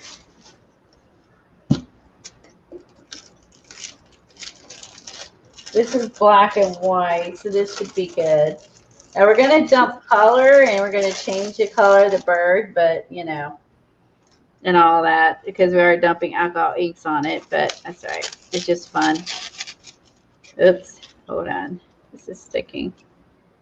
This is Tim's tissue. Oh, you know what I need to do? Devin's not here. Devin left. I'm going to put I forgot I had this. I knew where it was. I knew where it was. All my tissue papers in one drawer. I'm gonna put this in my black and white uh, rosemary journal. But there's tissue for it. Okay. Oh, good idea. Yeah, I knew where my tissue was. I just didn't remember I had black and white. So I keep all the Tim Finn tissue there, and then I keep all the deli paper in a drawer near it that I use for when we jelly plate.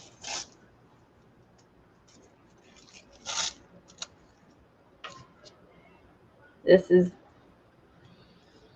so you don't have Tim tissue, just use just on their example they use just plain white tissue for presents, you know what I mean, packages.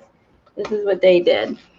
They have it's like they use some sort of gold, some sewing patterns. I'm not sure what this is.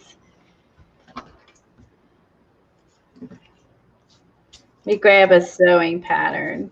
We can put that on here. Ooh, I got blue in there. Okay. Okay, well, I did find my door pictures that I took in London, so I'll be able to print those off now. So that's good. Oh, that was good. That worked out really well. So now, yeah, I didn't find that plastic thing. I will find it and I will show it to you. So you made it on a stream and I didn't see apparently.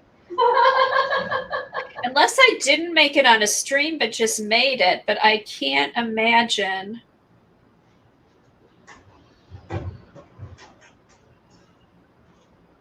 I would have thought I made it on a stream, and maybe I did mine with the tar gel because it was a small piece, it wasn't big. Oh, you did it. You think maybe you did it with tar gel? Oh, let's try this. Possibly, I don't know. But it's weird. It's funny that I just saw it the other day. This is on glassine paper. Hopefully, we'll see if the alcohol ink may roll off of it. Let's see what happens. This is glassine paper where I stamped some fish. Oh, Colleen, you should put those fish in your black and white journal. They look cool. Beautiful. Good idea. I'll do that. I'll save a fish. That looks cool on glassine. I have 2 of these fish. I'll use one on here, and you're right, I'll put this this was in my Fishy Caboodle folder. I got, yeah, my new folders are all Caboodle kit folders. And then when I find something else, fishy, I add to it.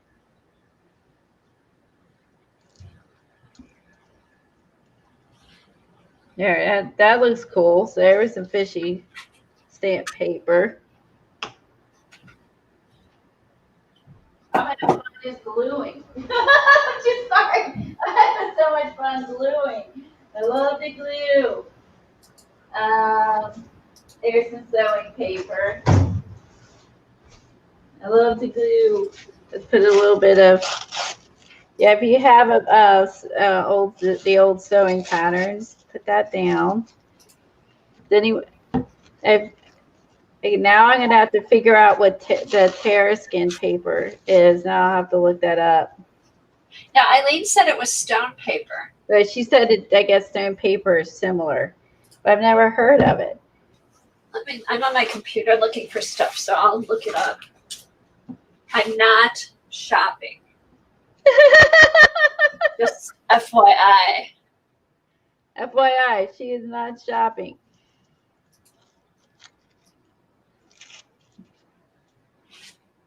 Okay. Terra paper. So I have to cover the whole thing. Yeah, it looks like I got to cover the whole thing. Let's put some more. I have to put. I guess they get bumpy texture somewhere. Let's put some more white tissue down.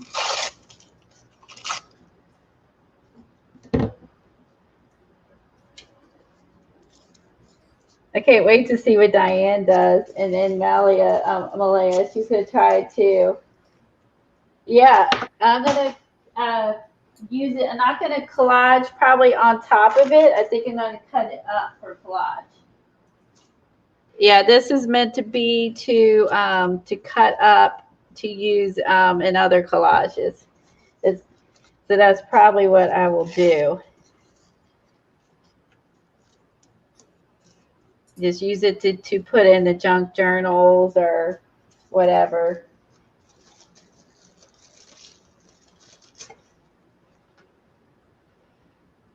All right. So what colors are we going to put on top of here, Eileen? I'm going to dry this, and then what colors are we going to put on top?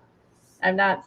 Do I want to use the stone? If we say I'm using alcohol, we're using alcohol ink. So I do have some sprays, but I don't know how they'll react with the alcohol inks. The sprays for the stone paper by St. Maria. Okay, how do you spell Terra paper?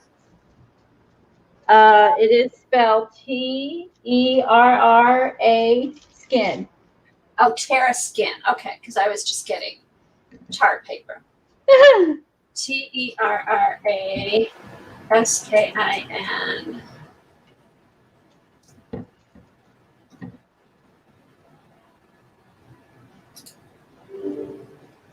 Terra skin stone paper. Blue and green. Blue, green, orange. Bye, Jen. See you later.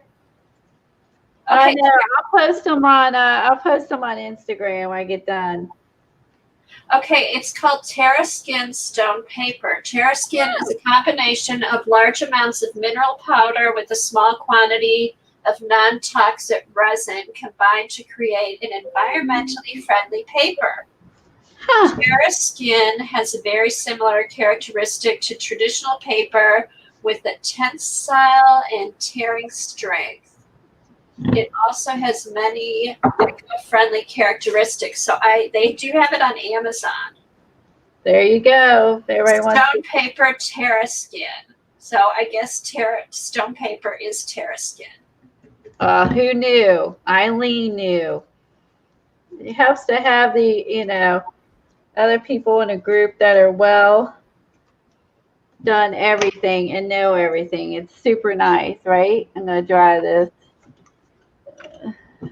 Although actually I don't see any Terra Skin. Hey, doesn't it look like this is like his nose? That was just stuck it there. That's funny.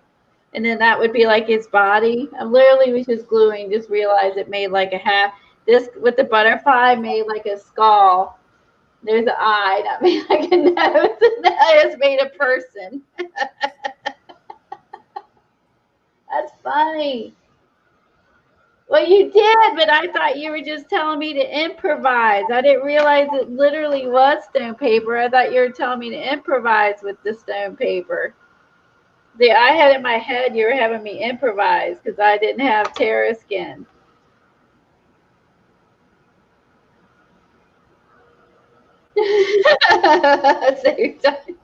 Did you get your bottles open, Diane? I guess she's like Tom. She's got all of her monitors.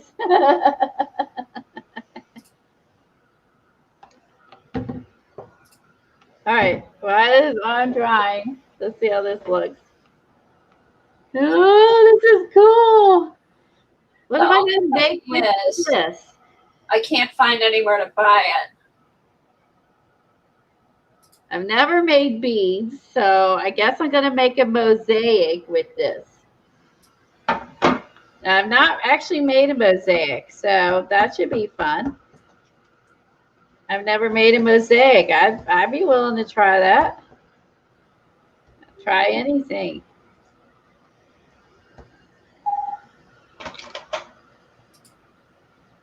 And why I got this out, where'd my hinges go? I'm going to douse them with some alcohol. Where'd my hinges go?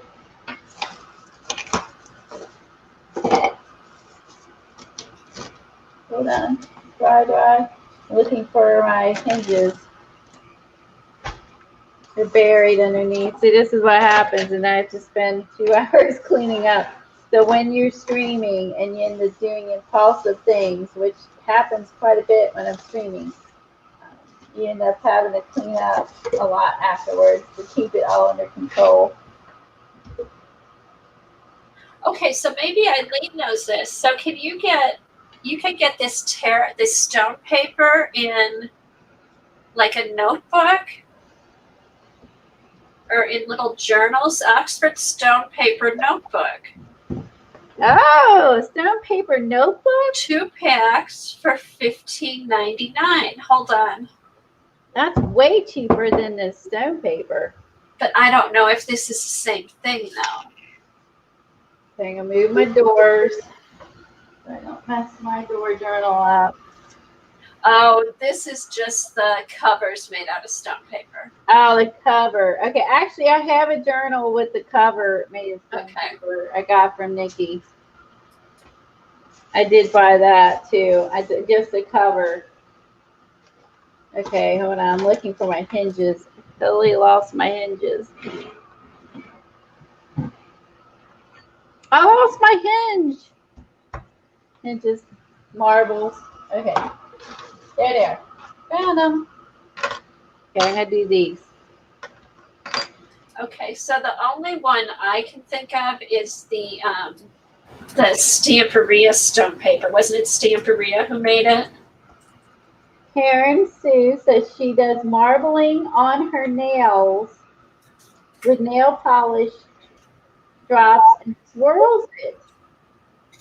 Wow. You can buy stone paper at miniature luxuries. Oh, that's good. I didn't know that, Alicia. Is that an Etsy shop or? Post on Instagram.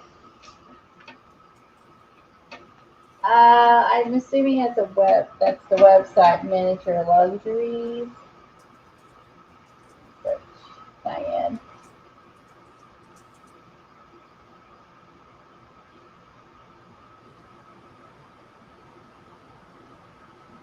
Okay.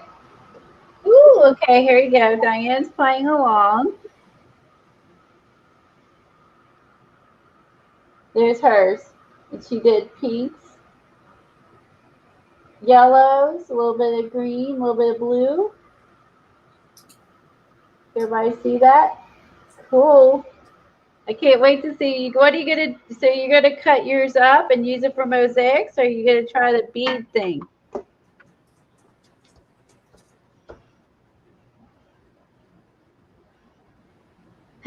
Hashtag all Eileen's fault too.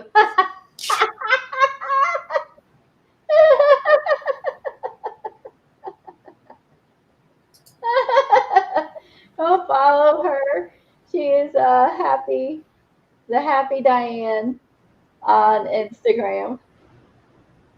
I plug my phone in. My phone's dying. Okay, Craft Stash USA has Stamperia stone paper for $3.09. And I think that's just one sheet. Eileen has her hashtag.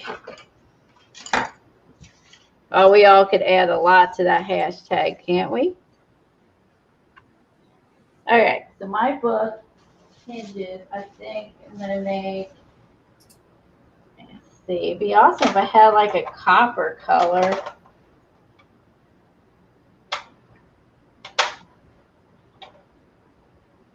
Oh yeah, I also have the alcohol lift, Eileen, for that one project. I have the alcohol lift, the pad and the thing to try the Bohemian Crafters technique.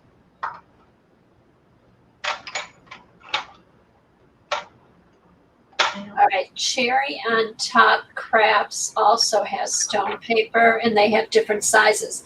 It's expensive though. It's $3.45 for, I think it's just one sheet that you get.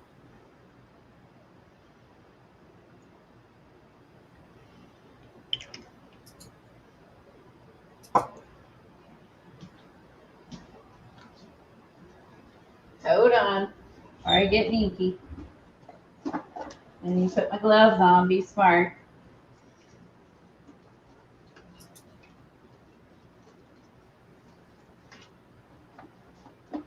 Okay. Warning, alcohol inks will stain your fingers for several days, even if you shower and scrub the crap out of them. Okay. Oh, And Sandra.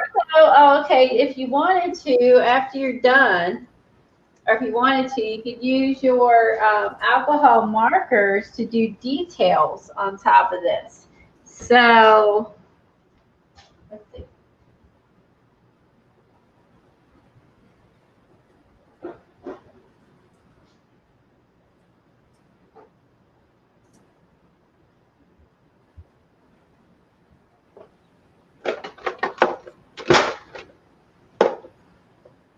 That's cool. So if you want to go into alcohol markers,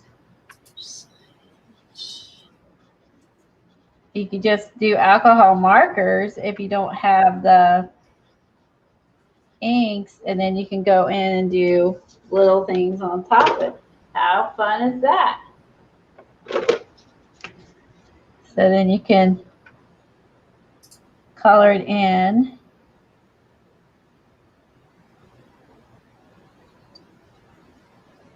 Okay, Sandra does have it. Paint and Paper Studio.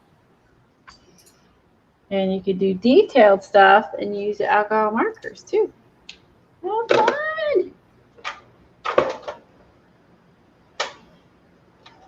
Okay, so Sandra does have it. It's $3.99 plus shipping is $5.95. So yeah, so that's where I got mine the last time. I know she was out for a while, but she does have it back in.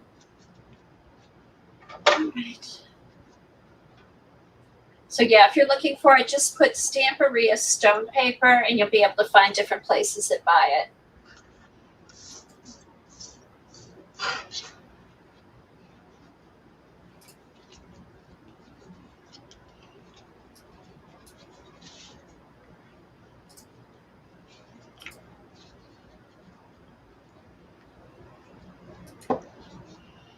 Okay, where's orange? I forgot I was supposed to be using Eileen's colors. Okay, So I got Eileen, what are you using the stone paper for? I'm going to cut it up and just use it for collage in a journal, or maybe I'll make it into a page, fold it in half, and I don't know, maybe make it into a page. I don't know.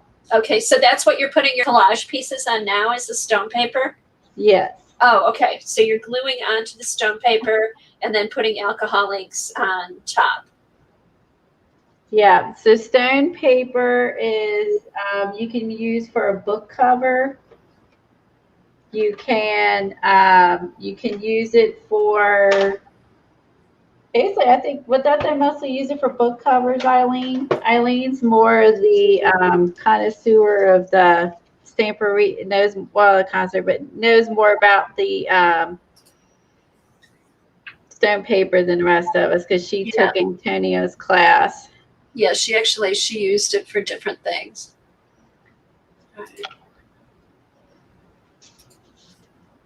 She probably knows a little bit more. She might be able to answer your questions, Kim.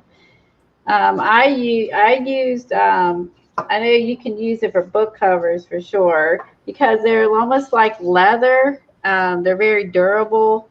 You know what I mean? I like the purple touch in there. I'm gonna add more of that. I like that. Okay, Stamperia has it, but it's more expensive. It's $7.47 and $10.94. Purses. I'd say mostly used for book covers, but I don't think I'm gonna be used. I don't know if this would make a very nice book cover. It's kind of clunky, but it almost looks like a poppy. That was not intended. Just worked out that way. Let's fill that rest of it in. Make that look like a poppy. Okay, so Eileen said you can use it for book covers, purses, etc. It makes paint and sprays great.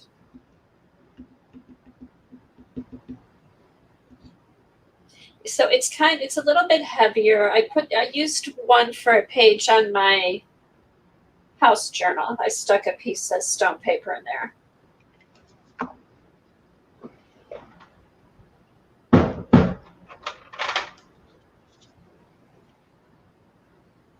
Oh, this is going to be cool. Yeah, it's fun to try. I mean, I have several sheets I haven't, done anything with. Why not? What are we saving it for, I know, you got to use it. Eileen said you can even wash it. Hey, Eileen, is it similar to craft text, do you think, or is it different? It's definitely thicker. It's similar to craft text, I think, because it is thicker, but it thick like craft text, but it's very smooth. It's smoother than craft text for sure, and you don't have to wash it to use it. Okay. And because it's not as stiff, it's softer. Okay, Eileen says it's different. Okay. Yeah, it's softer. To me, it's more flexible, more soft.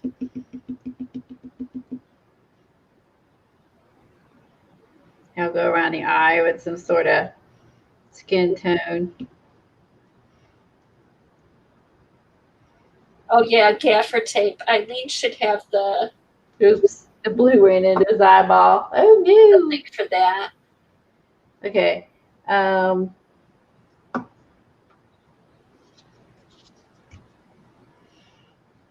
Dark green.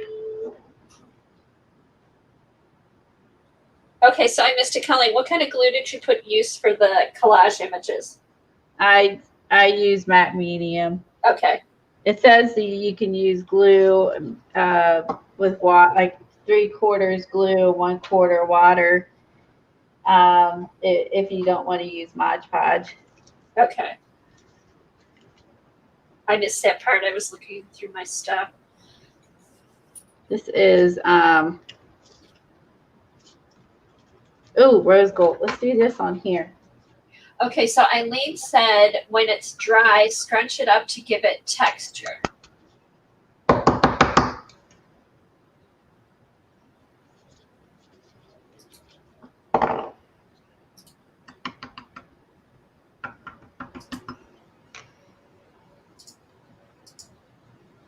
Ooh, shit. I forgot I blew on my fingers. Hold on. Let me get that off really quick. I forgot I got blue on my fingers. Let's try some rose gold on the hinges. That's upside down. Some rose gold. And I found that. This is gunmetal. Let's just put a little bit of this on here.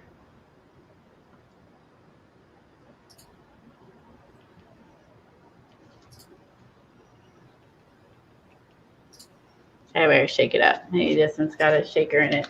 It does.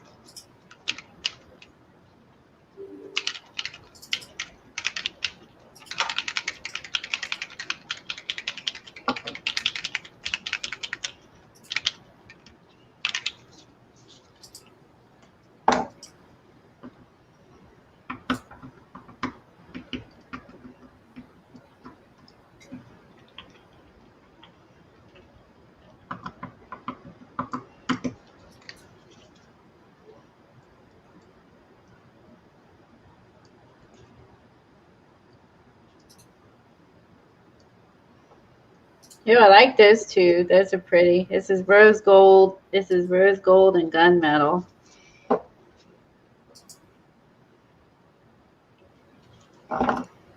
Like those.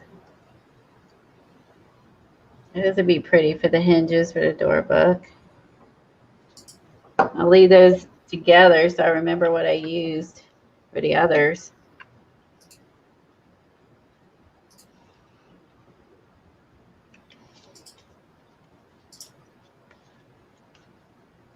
Okay, need a few more colors down here.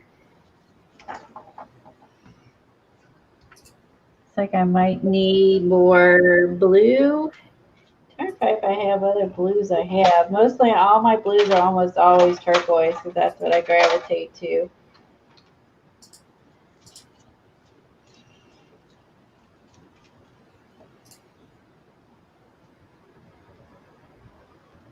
So I got some blues. I do have a fish down here swimming. He needs some water.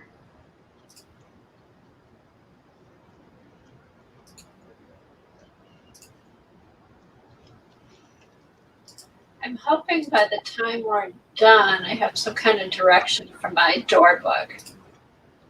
In terms, Sure you how to don't, put it together.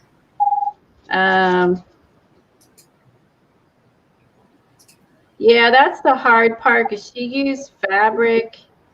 If you don't want to use fabric, that's what I did her same Rosemary's technique, but her technique without the but use paper in lieu of the fabric. I think that's what I'm going to do.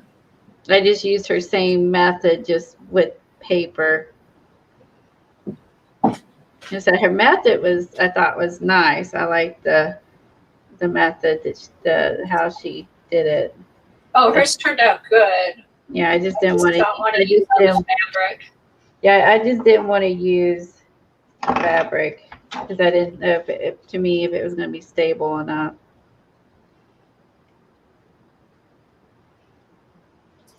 All right, it's a mess. Are you happy, Eileen? She should be happy. I made a really big mess.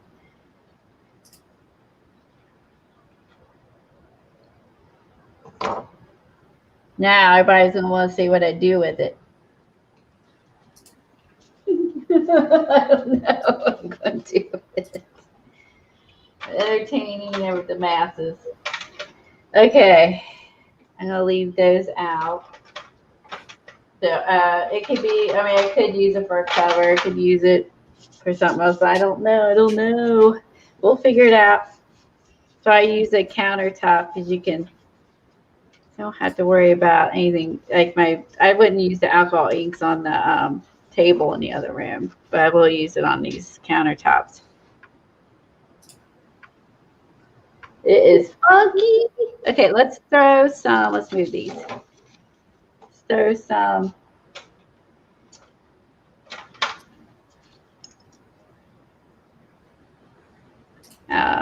alcohol on just to make some movement. Let's try I ain't moving much, that's for sure. Let's try to move the colors around a little bit with this. All right, now. It is funky. This guy is buried in the bushes. What? The guy's he's hiding in some bushes. He's a peeping Tom.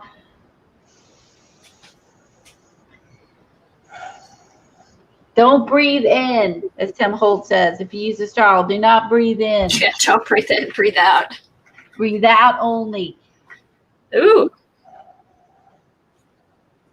I have a machine, but I don't feel like getting it. Oh, Eileen wants to know, do you have the lift off? I do. You want me to put it on there?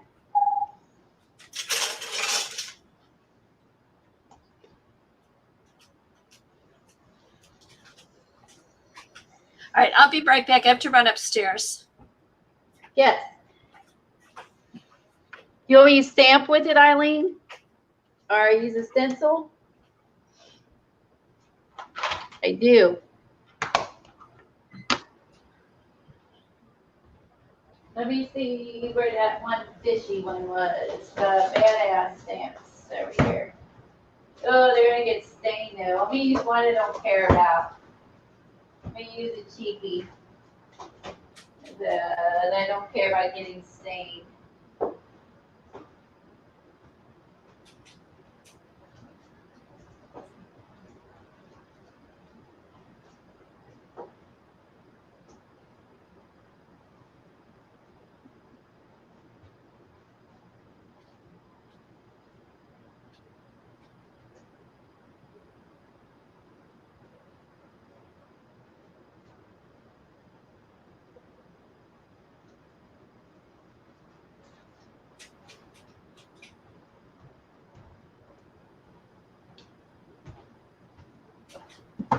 All right, so let's put a stencil down.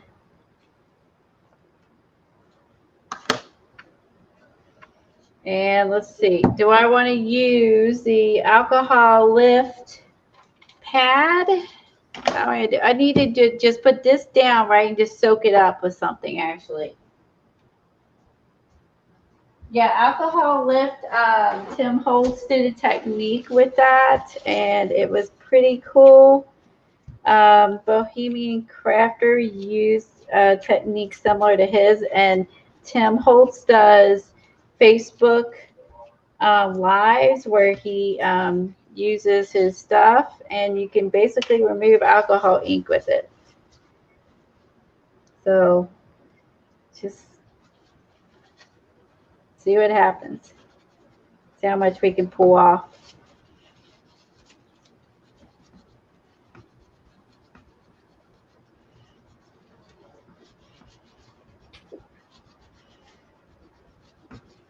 Yeah, make sure you're using gloves and don't care about like which I was glad Tanya reminded me to put on something. This is an old shirt I wear.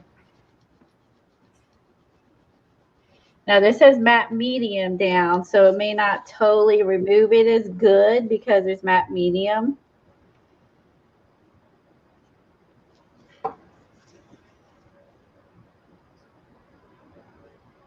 Oh, felt? Okay.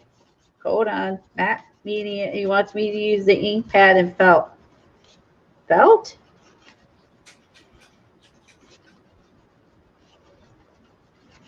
Okay.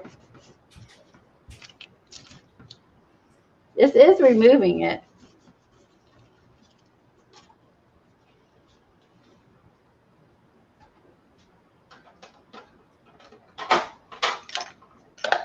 So Eileen could grab the link and come in and tell me what to do. Eileen can grab the link and come in and tell me what to do.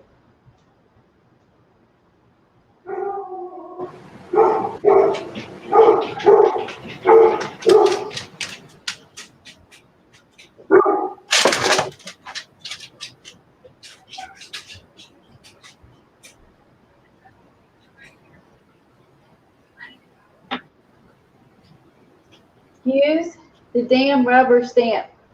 Oh, you only want me using a stencil? Okay. Well.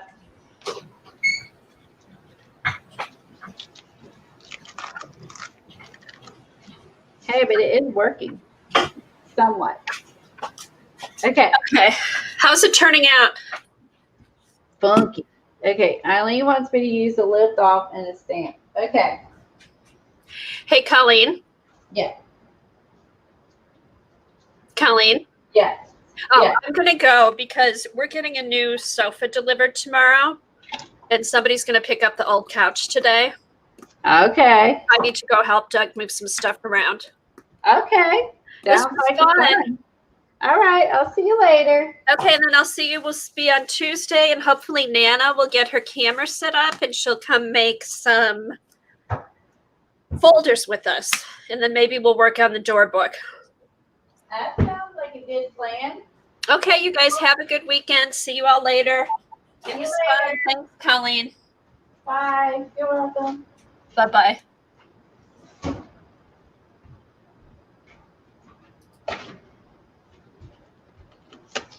All right. Eileen's yelling at me.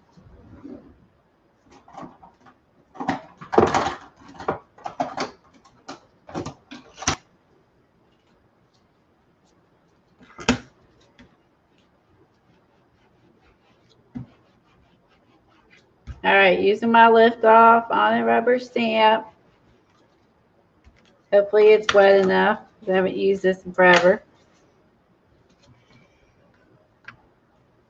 Pushing it down. But this says matte medium under it, so I don't know like how much it'll pull. It may not work because we use matte medium. Eileen, it's not working.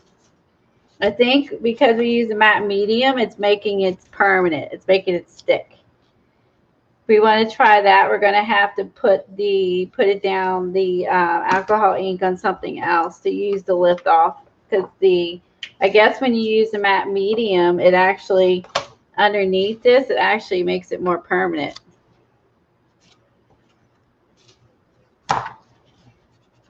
But the alcohol lift If I like the alcohol lift with this towel was removing some of it.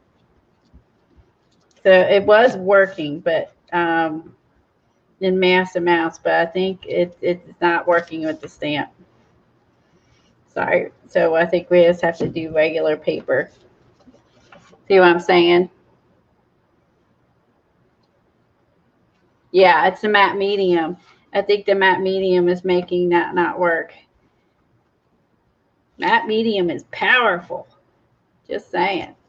But anyway, it's a cool piece of paper. Just saying. Needs to dry. It's still wet. You can still see it's wet. Needs to dry. But that was a fun experiment. And even if I'd like totally cover this up and I don't use it, it doesn't matter. Still was a fun experiment. So let's do this. Ready? Let's see what's stuck and what didn't. Let's see if we can peel some of it off. Just for fun. Because it doesn't matter.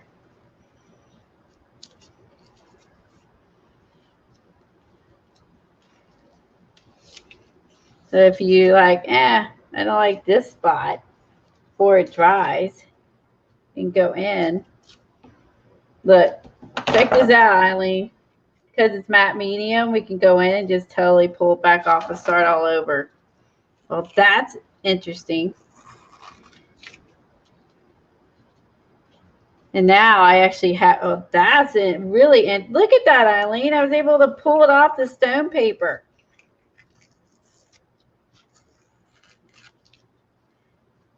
That, and then look, now it's all glued together, and then you have these pieces. Oh, that's wild. Let's try real quick. Look. Holy moly, look at that. Let's put a little bit of alcohol ink down on this stone paper just for fun. And put down skins. Yeah. Yeah, it's coming off like skins. Now you have alcohol ink skins. So I just invented a new technique. So there you go. If you use tissue paper and glue together and your alcohol inks on your stone paper, you can pull right back off your stone paper and you got alcohol ink skins this way. Did you see this technique we used, Barbara? We used, I had matte gel medium. I didn't have any gloss. We used matte.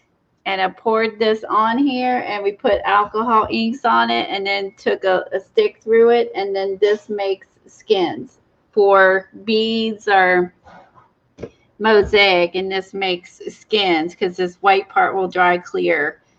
And this makes skins. We did this earlier. Isn't this cool?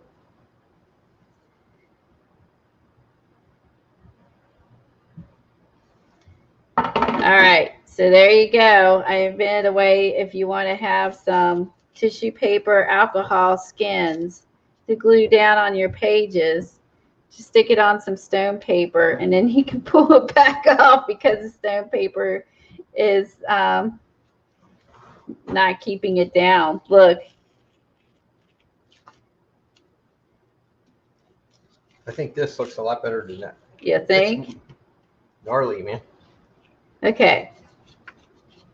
I know. It's a neat technique. So you could use this piece of stone paper over and over and have these to glue down on a journal. I like it. Tom doesn't understand what we're doing. I don't understand what you're doing. We just invented alcohol paper tissue peel so we can use this skins. You just like peeling skin. I do like to peel skins. He's right. Okay, so let's do this. Let's just put it directly down. Is it going to see how the alcohol ink gets really absorbed into the stone paper? Oh, that's interesting. So that's why you got to put down the matte medium and glue all that stuff and then pull it up. Because look at that. That's interesting. Okay, let's get a piece of what kind of paper was she using, Eileen, that she did the lift off of? Do you remember what kind of paper she was using? I have some Yupo paper, which I already got alcohol ink on it. Do you remember if, I'm trying to remember if it was, let me make sure this is wet. I'm trying to remember if it was tissue paper or what kind of paper she used.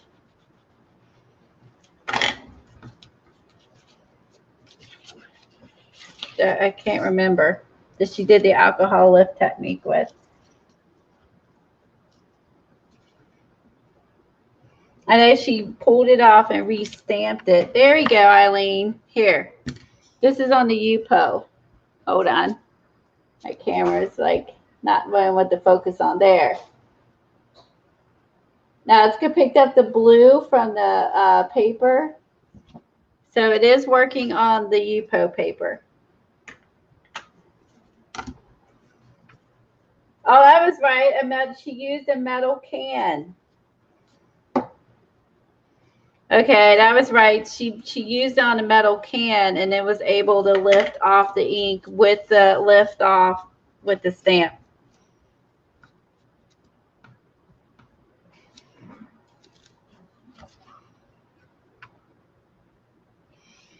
It's hard to see on here, but it did lift off some. Do you see the there? Okay, let's try it in the brown. Maybe let's try a different stamp. Maybe a more. Let's use a more solid stamp just to see if it works on Yupo or not.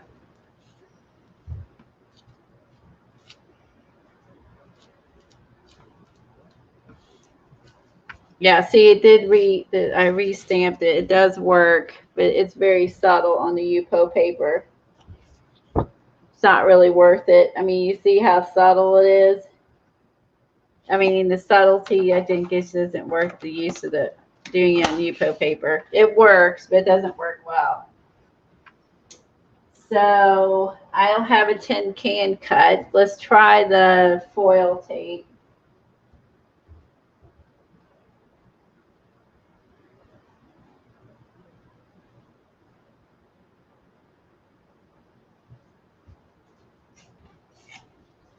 Let's see. Let's try the foil tape.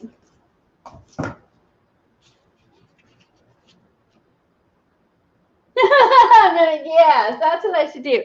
I should copyright my how to make tissue alcohol paper, where someone else takes it and say it's theirs. That's my technique. There you go. I'm going to copyright my tissue paper alcohol ink peels. Yeah, Tom doesn't get it. It actually is coincidental and fun. Let's go get, my gloves are sticky. Let's see if we can get the face off.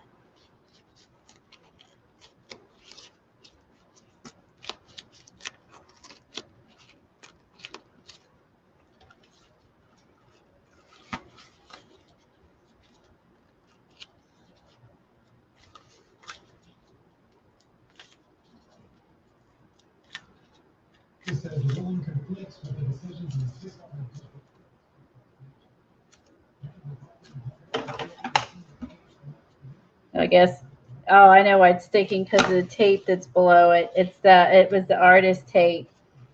Artist tape is staying. Artist tape is not pulling off, but nope, he's staying because of artist tape. I'll leave him so that way I don't screw up his face. Yeah, see we put artist tape underneath, and that's actually not coming off, but the rest is coming off. So there you go. That's funny. And I mean, seriously, I mean, so we'll just do is cut his face out here, and let's do this. Let's cut out some. Let's cut out our poppies too, and cut it out, and I'll use it. Everyone's going, oh my God. Why not? Let's just have fun. I'll put this in a journal and I'll take a piece of this in my daily journal and say it's stone paper poppies. I'll keep a piece and I'll put that in my daily journal just for fun. Y'all see what I just did? Don't look. Don't look. I just laid this over here in my thing next door. Don't look. Oh my God. I wasn't thinking. Oh, oh no, no, no, no, no, no. I just made a huge mess. I just laid it over here, messed up my paint. I made a new technique, got all cocky and excited. Hold on. And then I laid this over here. Now I gotta refix this. Because everyone's screaming, no! Ooh, let's do this. I got the if you want that face, pick up the fin tissue paper. Hold on. Hold on, we're gonna just do this. Pick up the Finnabar tissue paper and you can buy this and it has the face on it, Kim. It's Finnabar tissue paper and it has the face already on it. And you can just buy the tissue paper and have the face. Hold on, I'm going to cut it and save it. Okay, let's just leave it. I know all these experiments all over my desk. I'm glad I have a second desk. I'm going to leave it, see what happens. Let's add some more alcohol ink over here before I lose it. Hold on. This is when you start to get tired and you start making mistakes. Hold on. Let's see if we can refix this. Don't move.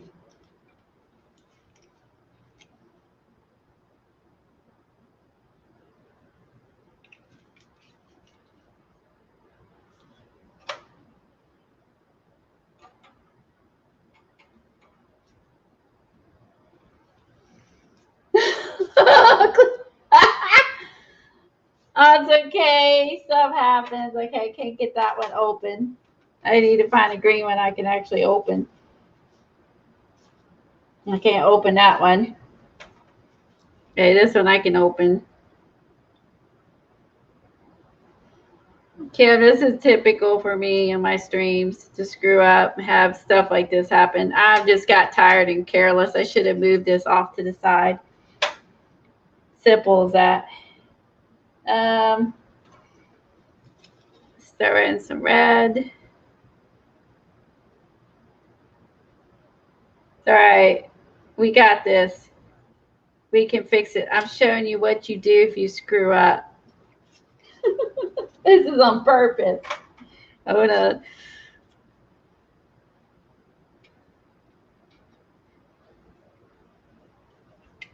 Okay, ready? Let's see. Oh, where my stick went? We'll use the straw. This is too thick. Where'd my stick go? There's my stick, right? I'm gonna do it very lightly because it's starting to dry. Because now I can see the pan. Hold on.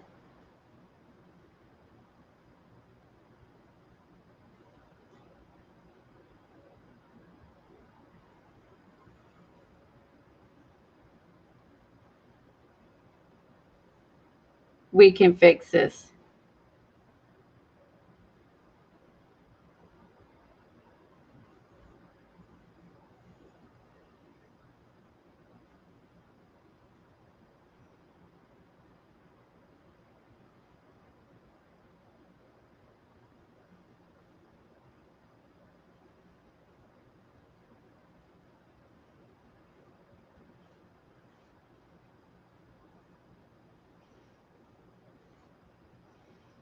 Okay, now looking at chat and focusing.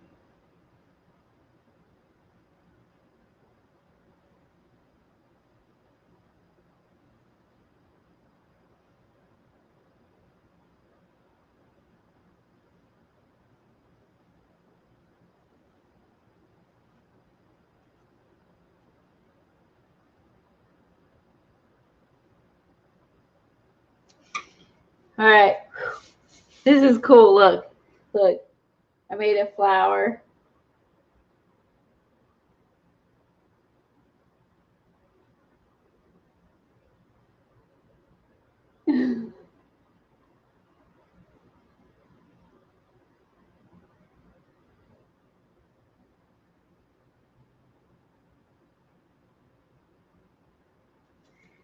Thanks, Kim.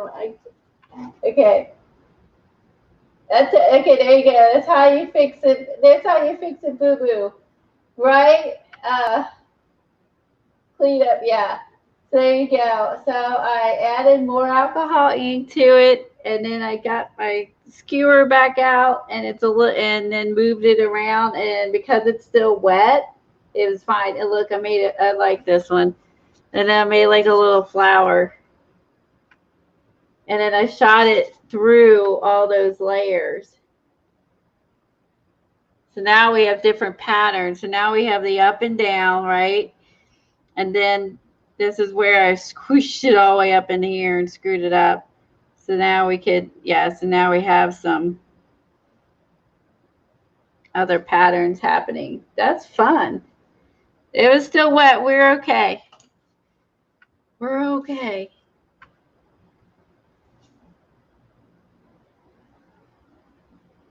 Man, that's neat though. That's so, yeah, I did. Yeah, that's how you fix it if you lay something on top of it, like the back of your stone paper. Okay, I'm relocating the pan. Learn that valuable lesson. Okay, and I'm going to leave this stone paper that picked up this. Let's add some more alcohol ink to this.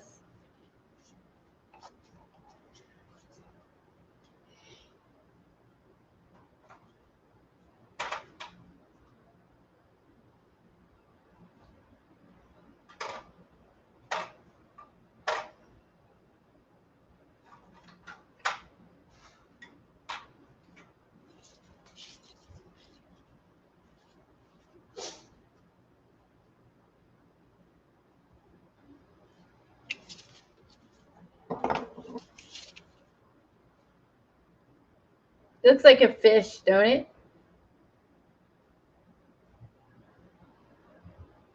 Hold on. Let's put some more of the, that's the green I can't open.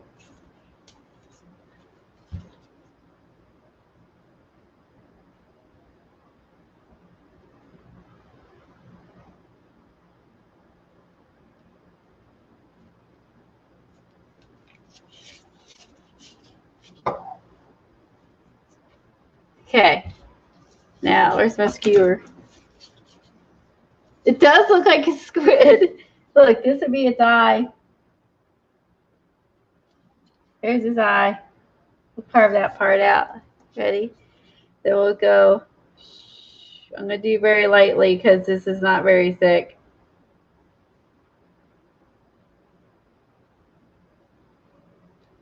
I'm gonna have to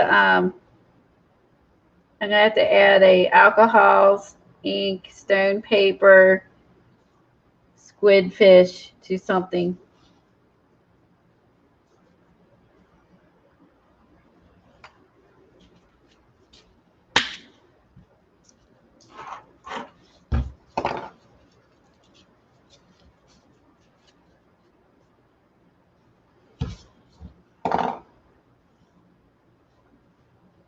Just add some. Well, this stone paper works for this technique, just saying.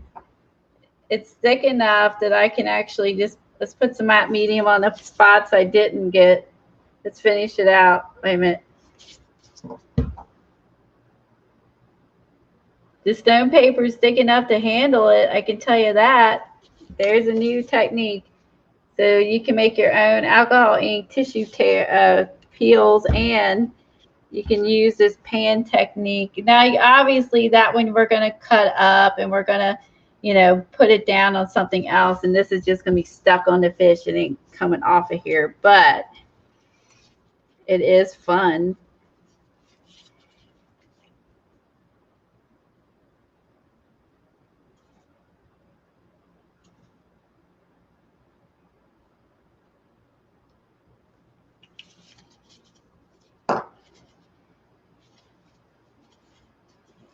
I keep going back to the same green.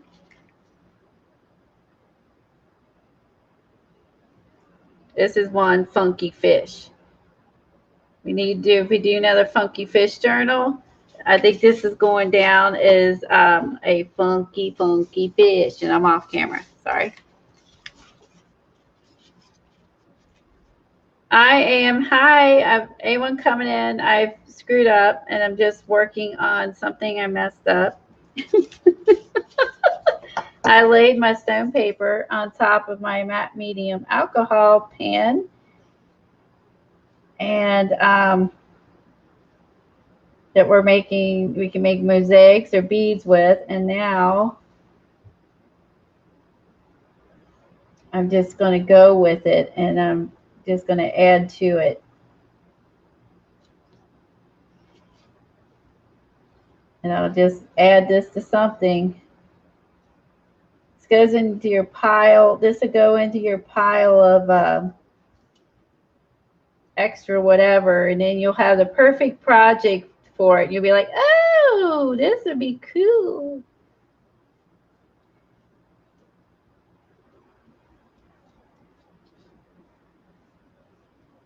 And I'll put a smile on his face. He's going to be a happy fish. Okay, so I'm going to leave him. See what he looks like later. All right, there is our stone paper fish. Covered in alcohol and matte medium. And then we're going to leave this dry and see how he looks later. All right.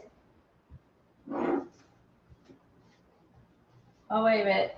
I still got more cream over here. Let's just throw some. Wait a minute. I forgot. We have blobs over here. Hold on.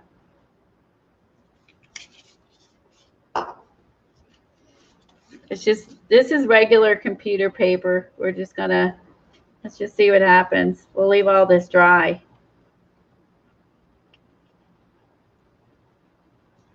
See how this looks. We can cut it out or do something with it.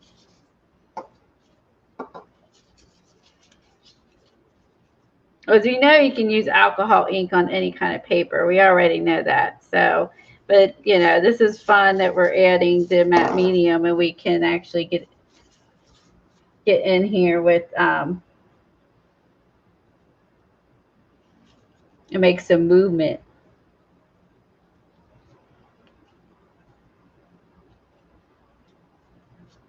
There you go.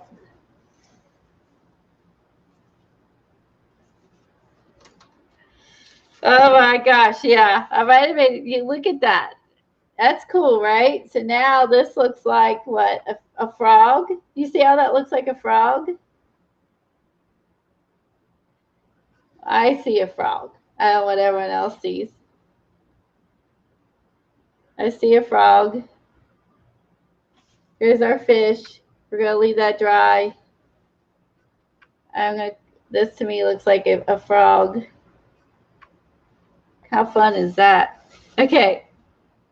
Moving this out of the way.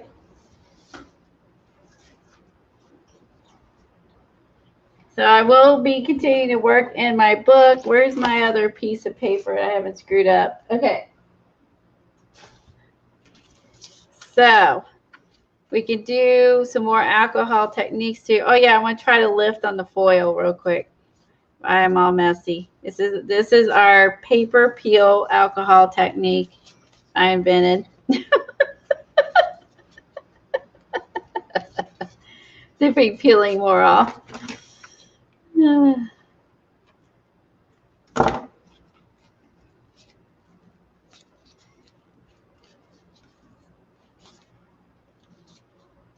It's sticking my fingers.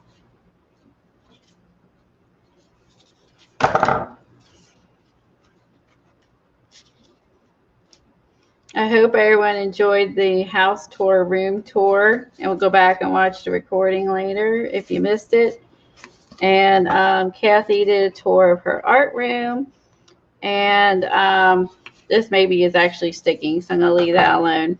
Ooh, that looks like a dragon. You see that? There's his mouth. Okay, this is looking like a dragon to me. Cut him out.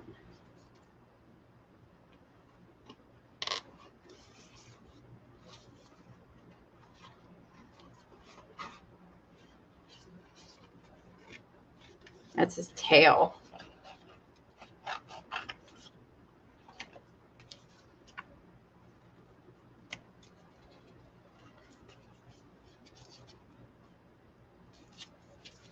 I forgot this is thick stuff. I can't just.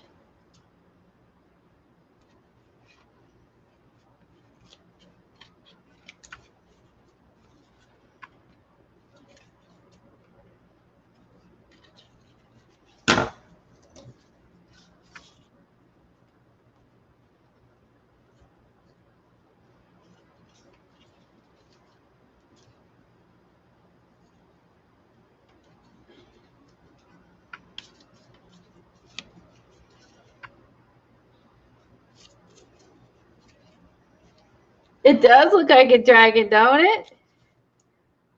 Let's go with it.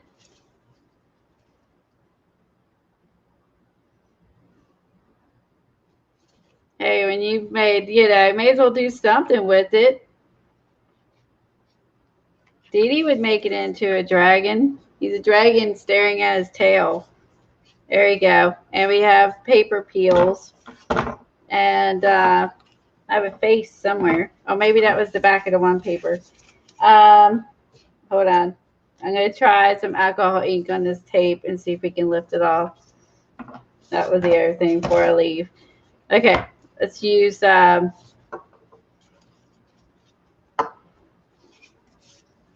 cool, right? It does look like a dragon to me. But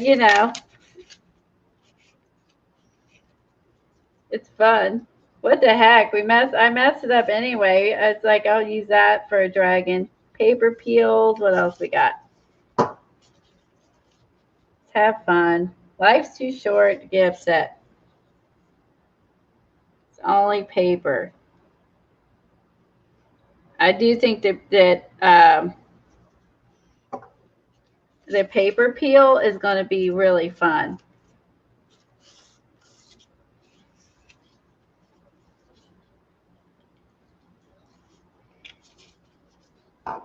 Okay.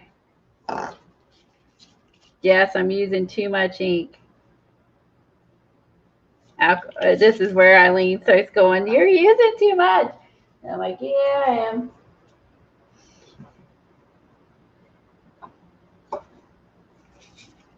Can't help it. Can't help myself. Okay.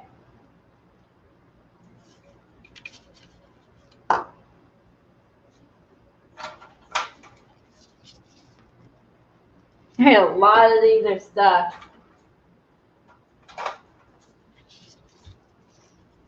A dragon journal. There you go.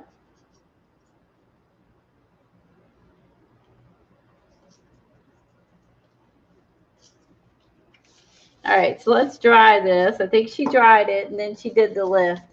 But she did it on a can. I'm going to hold it way up high so we don't have any flammable issues.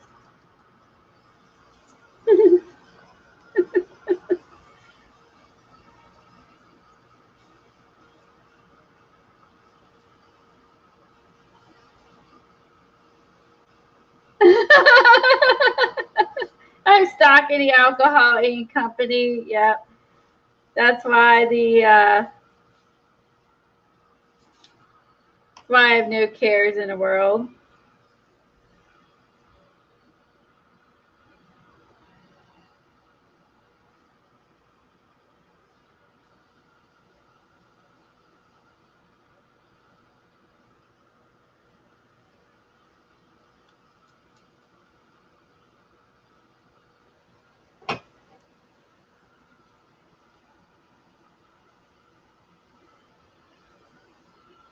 I have some coloring books, but I never color in them. I don't.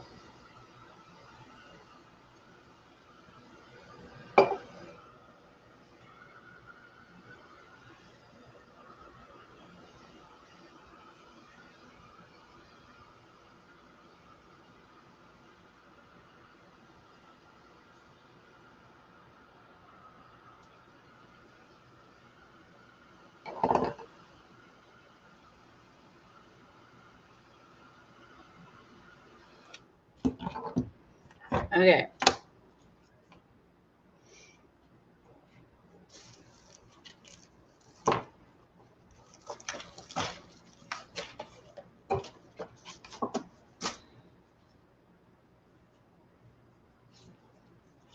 Let me find this one.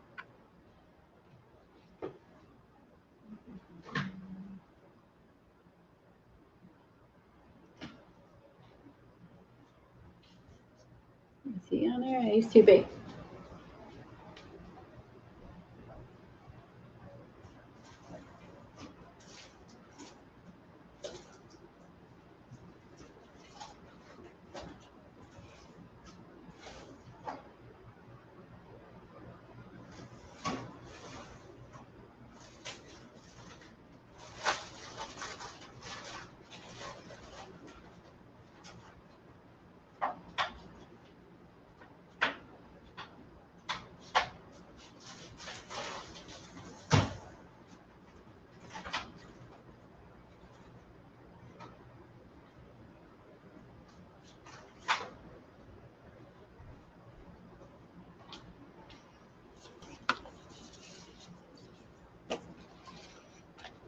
You started coloring? That's nice. That's something you can do on your bed too.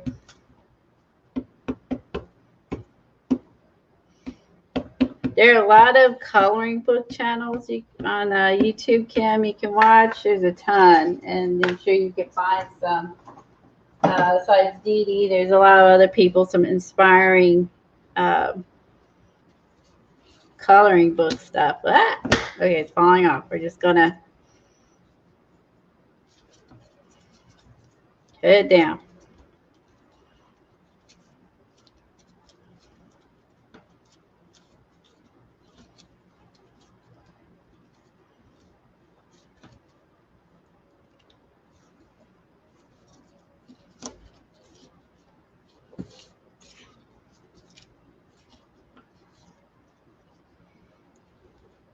It shows up a little bit, Eileen, but not a lot.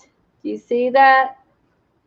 So maybe whatever she did works a little bit better. But the cool thing was, actually, the off stamping might be the cooler technique, is the fact that I was able to off stamp the alcohol ink. Now, I will have to make sure I clean my stamp, but I think the cooler technique is the fact that maybe she used a tin can, maybe she had some other layers on there. I did watch it and I can't remember. It's bad. You can't remember. It does lift it off though. See it on there?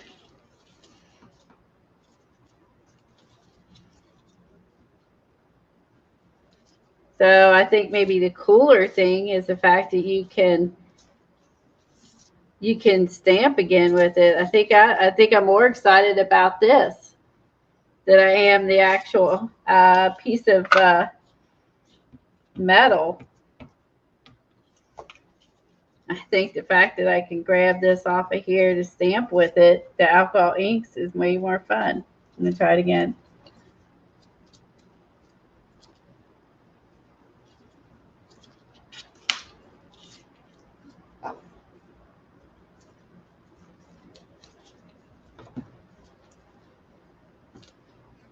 I think I like this better.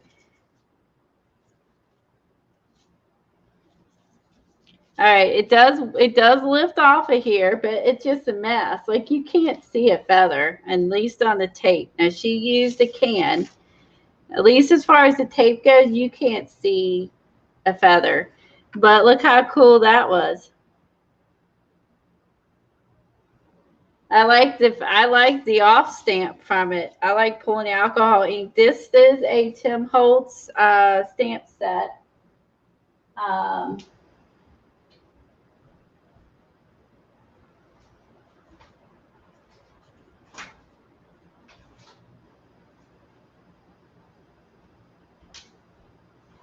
think it was with this set. It's called Bird Feather, and it has bird nests, bird eggs. I think this was on it and fell off. Yeah, this one is, and there's the number CMS 180. Yeah, it's a nice set. Has a bird nest, eggs, and I love birds, so I was like, oh, that's pretty. I'm gonna do some more stamp. Now look at my ink pad because it picks it up, right? Then it's again going on to that, making my ink pad pink. I don't know if that matters,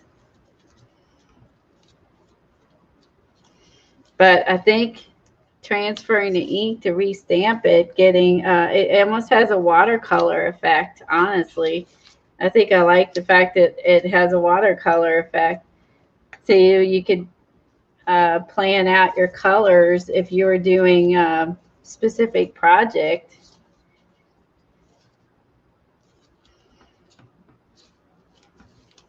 I think I like the fact that it looks like it looks very watercolor like.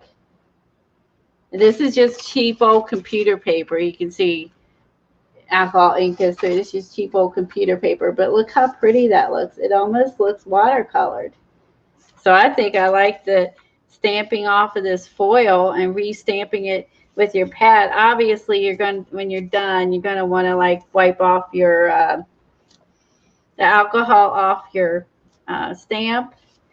But we do. I mean, I wipe off. I don't know about you guys, but I wipe off my stamps anyway. So I really think that the cooler effect is stamping off with it, and it looks very watercolor. Yeah, I think I like that part of it.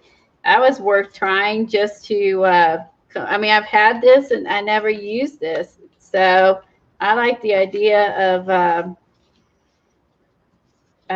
putting it on foil or whatever you have, and then pulling it off and then restamping it. I think that looks cool.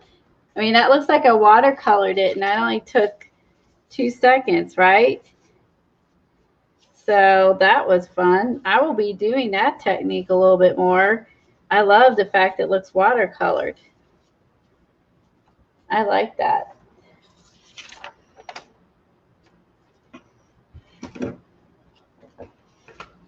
And oh, and there's our stone paper alcohol ink dragon. We have some peeled paper we can glue down, peelies, and a room tour and alcohol ink. We'll let this dry. I'll post this on Instagram when it dries. I'll pull it off.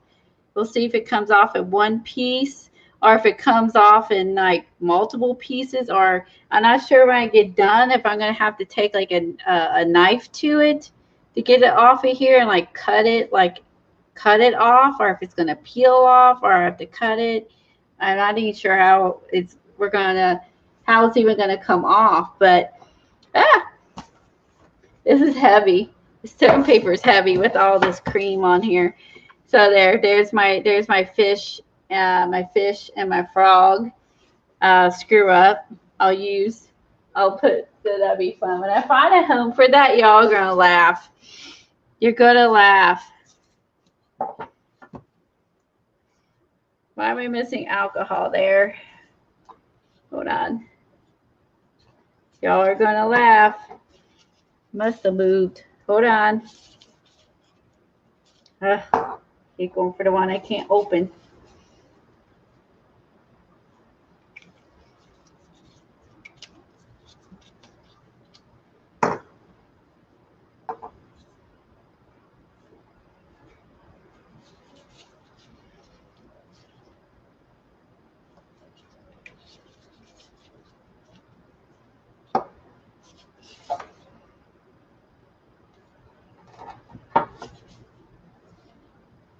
There you go. You can just keep playing with it, adding color, keep playing with it. I didn't like that there's a big spot. I'm going to fill it in.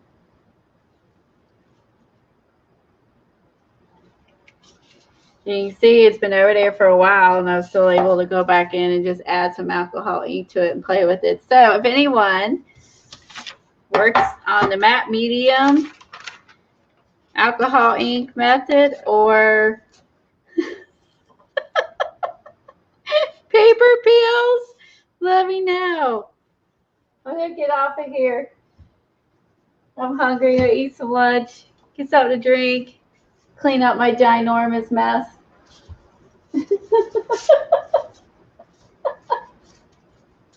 This is fun. It's fun. It's messy to experiment, but it's fun to experiment because we learned some stuff. I actually, I learned I like the stamp off of the alcohol. Then I like the actual removing the ink, and we learned that we can use stone paper if you don't cut it like I did, and you can peel off. You can cut it or peel off or whatever the peelies. I think we learned a lot, and I am going to continue to work in this. So this is definitely a work in progress. I'm sorry we got sidetracked, but I can't help myself. It's hard. It's hard to, when I saw that technique, it's hard not to. I'm going to add some more alcohol ink to my hinges and, go from there. I'm glad you have fun. I've been here like 5 hours. I don't know how many people will watch the replay, but they can at least scrunch through the part they want to see, scrub through it. Kind of looks like an eyeball. Does that look like an eyeball to anyone?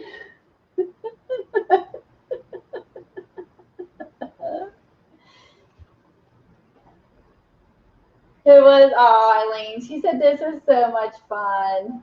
Oh, thanks, Kimberly. I'm glad everybody had fun. Isn't that pretty, though? That's going to be cool. So they said you can make beads with this. You can make tiles with this. And again, like this technique, if you're interested, was in Pigments of Your Imagination with Alcohol Inks by Cathy Taylor. And that was the book. If you came in late, that's the book that we got this technique out of, if you're interested in learning or wanting to try.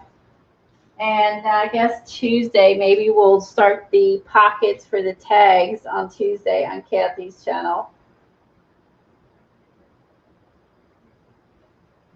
All right, I will see you guys later. Thanks, everyone, for staying this whole time. I appreciate it. More hopping, hopefully. We'll see you tonight, some other streams. Bye, everybody.